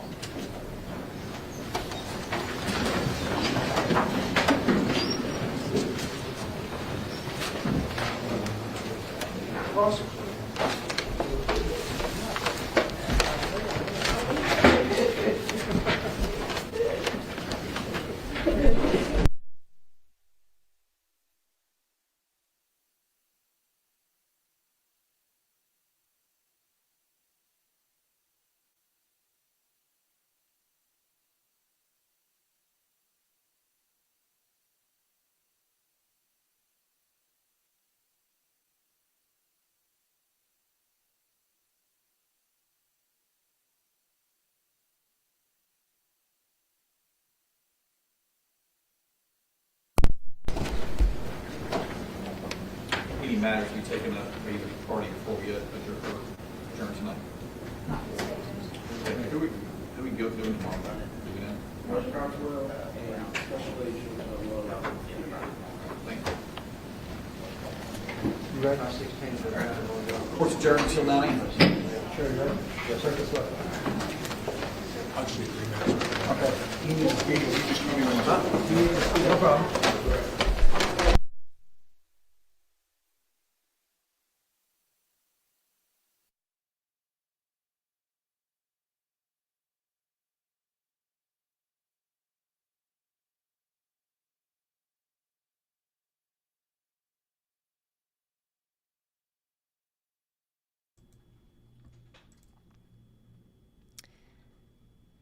So court has just wrapped up for day 3 of testimony. We are still hearing from the prosecution on their evidence, and they had a lot of it to talk about today. A lot of the people we saw take the stand there were crime scene investigators from Chattanooga Police. One that testified for most of the day was Michelle Johnson, and then others testified for shorter amounts of time as they entered whatever evidence those specific investigators had onto the record. Attorney Bill Speak is joining us once more. Bill, thanks so much for taking some time to talk about some of the things that we saw today. Yeah, certainly, certainly. Obviously, this was a continuation of the state building it methodically, a case, piece of evidence by piece of evidence. They did obviously address the issue of the knife. That was something to just make sure the jury understood that the knife found at the crime scene is not what they're going to comport to be the actual murder weapon. But this is that part of the trial where there's a lot of crime scene evidence being presented, and they're just being very methodical in how they're putting their case together. And I want to talk about that knife. We're seeing here a comparison that we saw in court. The knife on the one side of your screen being held by the blue glove, a knife that they said was seen in several of the evidence photos that was entered early on by the prosecution of Jason Chin's room. So you saw this specific knife laying on a bed.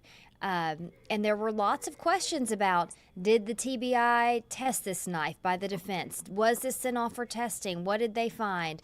And investigators were saying, no, we did not send off this for testing. And then under redirect, the homicide prosecutor gets up and said, okay, but what about this piece of knife? And has them pull out what you see the female there holding, which is what they said, a part of a knife, a broken tip of a knife that was found during Jasmine Pace's autopsy. A pretty strong image that we're seeing there of her holding that piece of knife. Yeah, sure. Here you're actually seeing kind of, I hate to put it in terms of this, like the chess match of the trial being played out.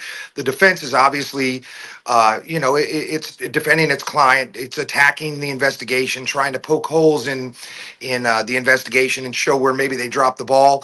It's the state's response to those line of questions on cross-examination. The state is now addressing that this is a knife. Don't get distracted by this knife and what they didn't do to that knife. This knife is actually not the murder weapon. Here's the difference. And so they're just addressing a response to the cross-examination that was done earlier in this case. And Bill, I wanted to ask you about your knowledge about something that was brought up a couple of different times, and here we see that knife there on the bed there. But that's the amount of evidence that you can send off at one time for processing to the TBI, and they keep talking about this number of 10. The TBI will take 10 items. Is that something that's common in these investigations, that you only can get a certain amount of items tested at one time? Well, that's unusual. First of all, with TBI, they're inundated with requests from driving under the influence, blood results, and they have a backlog of testing. Murder cases are high priority, so murder cases get the priority over every other case in terms of testing. Now, one thing I wanted to point out too about that knife, when you see the crime scene photos with the knife in it, at the time this investigation is underway, the investigators don't know what pieces of evidence actually are relevant. So they're cataloging everything. So they're taking pictures. Here they have, noted as, exhibit number 11, they found a knife. They're not sure if that knife is going to play into the story of what happened or not. They're preserving it, and that's just diligent work on their part. The defense, of course, cross-examine them on that issue. That's the nature of the beast. That's the chess match that's playing out in the courtroom. With regard to the TBI, limiting it to only 10. They could do more than 10. The TBI probably would request, don't send us more than 10, but they can test everything that's being sent to them, especially on a murder case. It would be unusual for them to cap it at 10. Okay, and then the other thing I wanted to talk about is something that we've spoken about in the past, and that's this blue star technology. We see a picture here that the prosecution has entered. You can see that blue glowing go back into this hallway there that's into the bathroom. Yes. And upon cross-examination, the defense asked a lot of questions about, could people walking through the crime scene, in this case we know the Pace family was in Jason Chen's apartment before police got their search warrant, could that spread the blood in a way that it would show up in a more heavy-handed way in this blue star technology? Also, could trying to clean blood spread it out more like that? Again, common tactic just to kind of express some doubt there about what you're actually seeing. Again, what the defense is really doing is trying to poke holes in the investigation. To say that there's been people trampling through the crime scene and it could have caused blood to be carried, and all of those are legitimate questions that certainly could be asked. If there was blood on the carpet and it was carried by shoes into the bathroom by people that were searching the home, it would certainly show up with this technology. This technology is very, very effective at locating blood. And so it's going to show up wherever blood was, no matter it's really hard to clean it to where it wouldn't show it. It's that effective. But that's the defense. Again, we've talked about this for a couple days now. The crux of this case is going to come down to premeditation. A lot of this questioning back and forth, maybe poking holes in the investigation, saying it wasn't done correctly, those are effective things, but they're not going to get to the issue that I think the jury's really going to zone in on and really hone in on, and that is going to be the actions taken prior to her death. Certainly, if he was tracking blood into the bathroom, that would have happened post-mortem, you would think, because, you know, that would have been part of the cleanup process. But again, at the end of the day, the jury's really going to key in on pieces of evidence that go towards the mental state of the defendant prior to the slaying. This is just investigation and kind of poking holes in it, and this will kind of get washed out a little bit. It won't be extremely relevant, I think, in the jury's ultimate decision.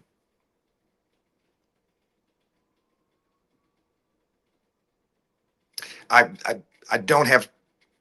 Oh, I'm sorry. There There you we go. are. There we go. If you talk about the mental state before the murder, we just had right before the break a forensic examiner, a digital one, talk about this item here, and that's the SIM card from Jasmine Pace's phone that they found in the possession of Jason Chin at his parents' house, and they talked about the data that they extracted from that. So that's something that we can, now that they've entered it into evidence, we're expecting we'll see some of the data that they found on that.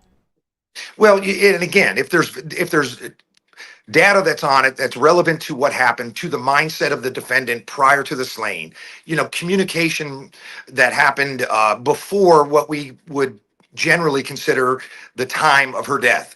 That's going to be extremely important. What you would expect to find, given the nature of this case, is that there's communication on that SIM card that is an attempt to cover up the crime. I mean, I think that's been very obvious to the jury that the defendant took great efforts to try to cover this crime up. Again, that's not premeditation. That's, I hate to use the term post-meditation, but that will not be as relevant. It does show the mindset of him, you know, very methodical in how he's doing this, and you can extrapolate that to say maybe he's the same methodical person prior to it in his planning. But the proof of it will have to come in through the testimony on the stand. Right now, I think we're still waiting on some of that critical proof. All right, Bill, thanks so much for joining us tonight. We'll see you again tomorrow if you're free to talk about some of the testimony that we hear then. Absolutely. Look forward to it. Okay, thank you. All right, we are wrapping up our coverage today for day 3 of this murder trial court. Judge Boyd Patterson said we'll resume tomorrow morning at 9:30. So we'll be here a little bit before that, doing a recap of all that we've heard and talking about what we can expect tomorrow. Again, the witness list that was entered by the prosecution had just about 34 witnesses on it. And looking at it just before the break, we've heard from about half, a little more than half, of the CPD crime scene and other CPD officers that are on that list. Of course, just because they're on that list doesn't mean they have to be called. It just makes them available to be called. So we'll see what we learn tomorrow. Will we learn more from that SIM card that was connected to Jasmine Pace's phone? Will we learn more about the evidence that was sent to the TBI, some of those swabs from Jasmine Pace, from Katrina Pace, and from Jason Chin, and what does it all mean? We'll be here looking at all of it as you see it live from the courtroom here from the News Channel 9 Stream Center. For tonight, thanks so much for joining us. We'll see you again tomorrow.